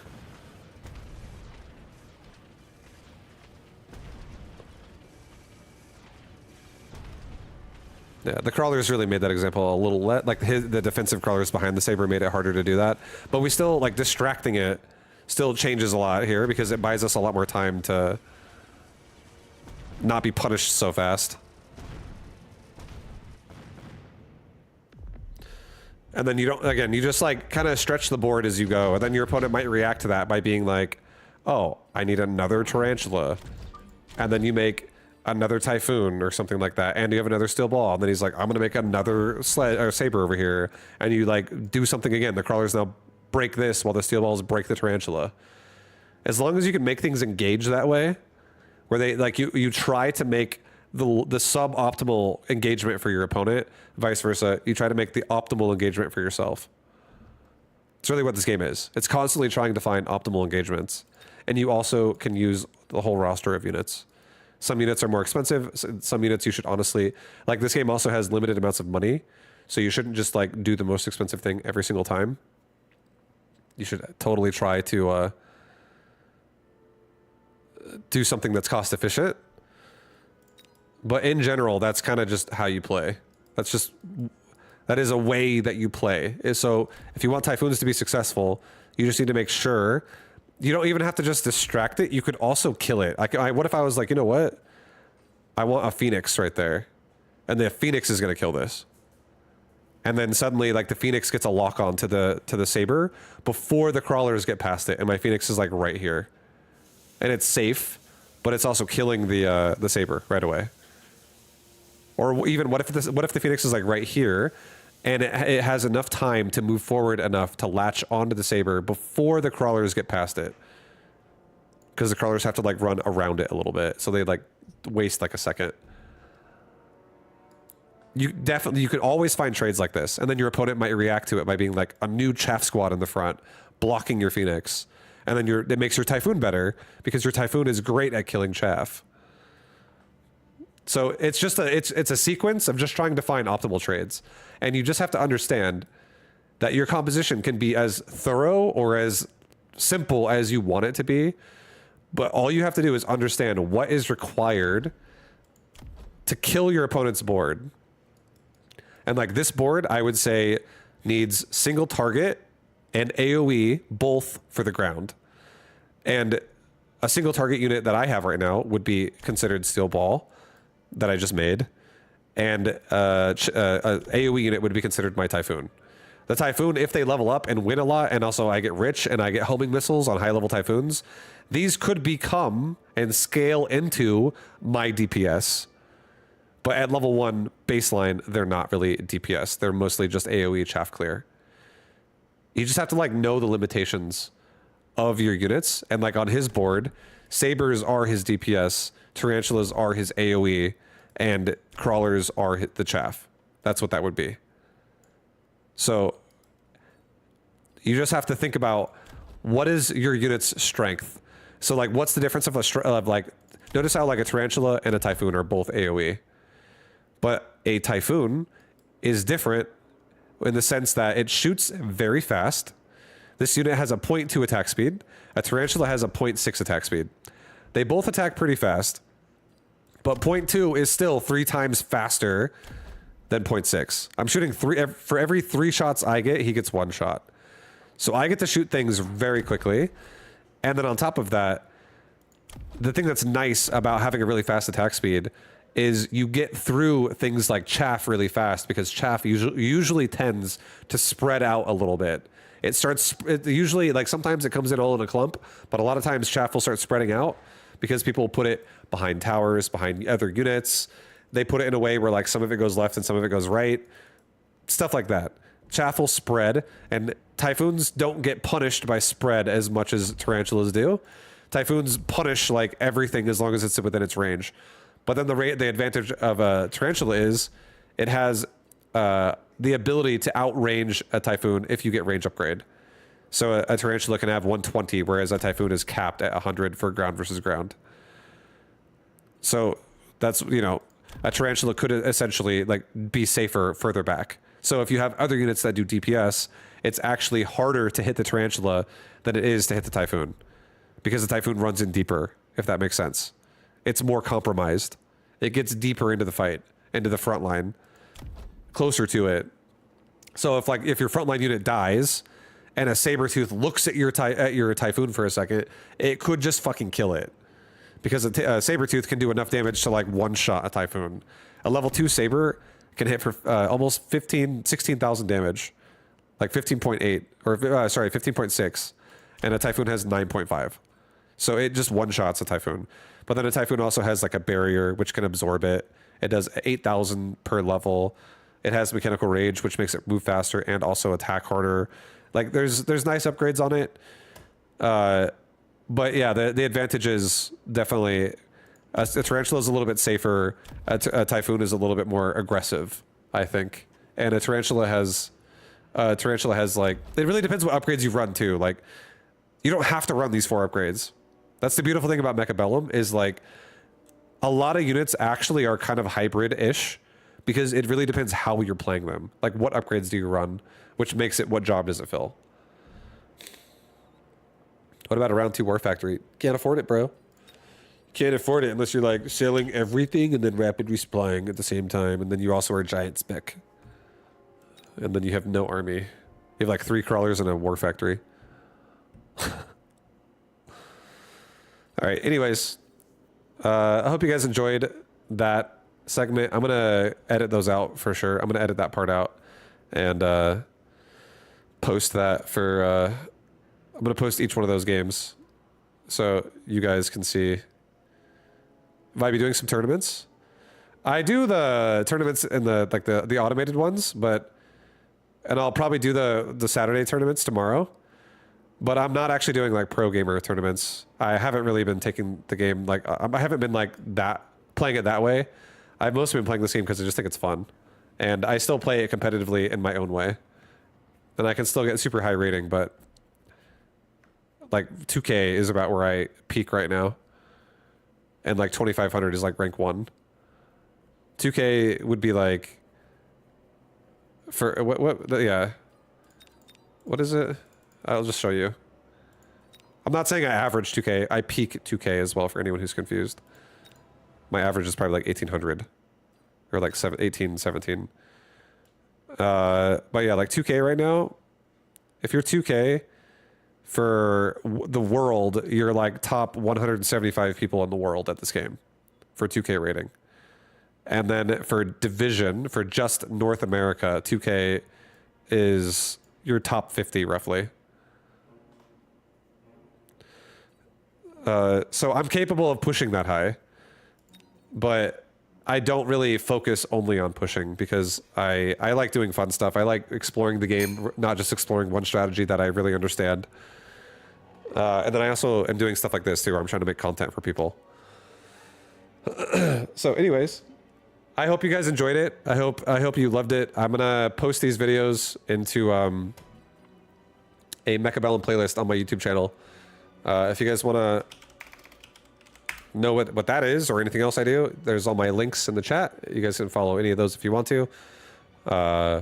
Thank you for everyone who is following. I got a lot of follows today, so thank you guys for that. And yeah, I'll be doing I'm gonna probably like cap out doing like this really heavy, hard spoken, like nonstop, like really informative, explanatory gameplay.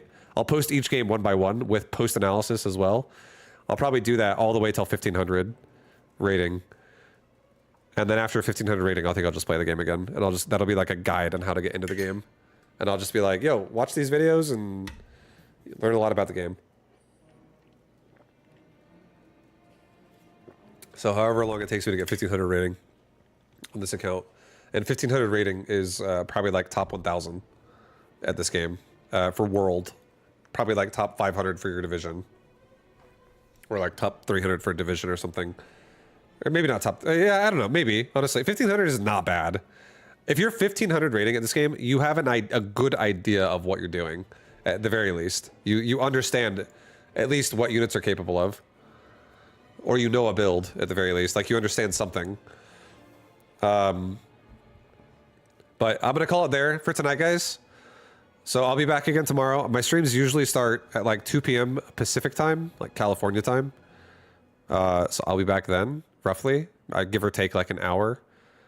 And then tomorrow, I'm not doing this like really hardcore analysis all day tomorrow, but I will do it again for like another hour to 2 hours at least. I'll try to get like at least like 3 or 4 more games in. Doing the hardcore analysis stuff. But anyways, appreciate you guys. Thank you. I will see you tomorrow. Have a wonderful night. Have a wonderful day. You're beautiful. And good night, everybody. Good night, Dr. Dark Knight. Good night, Confusion. Good night, Pendus, Tachi, Flying Danksman. Peace, guys. I'm gonna raid somebody else as well, so yeah, good night, big dates. If you guys are bored and you want more mecha, I'll raid somebody else in Mechabellum. So if you're lazy, I'll send you to somebody else. Peace, guys. Have a good night.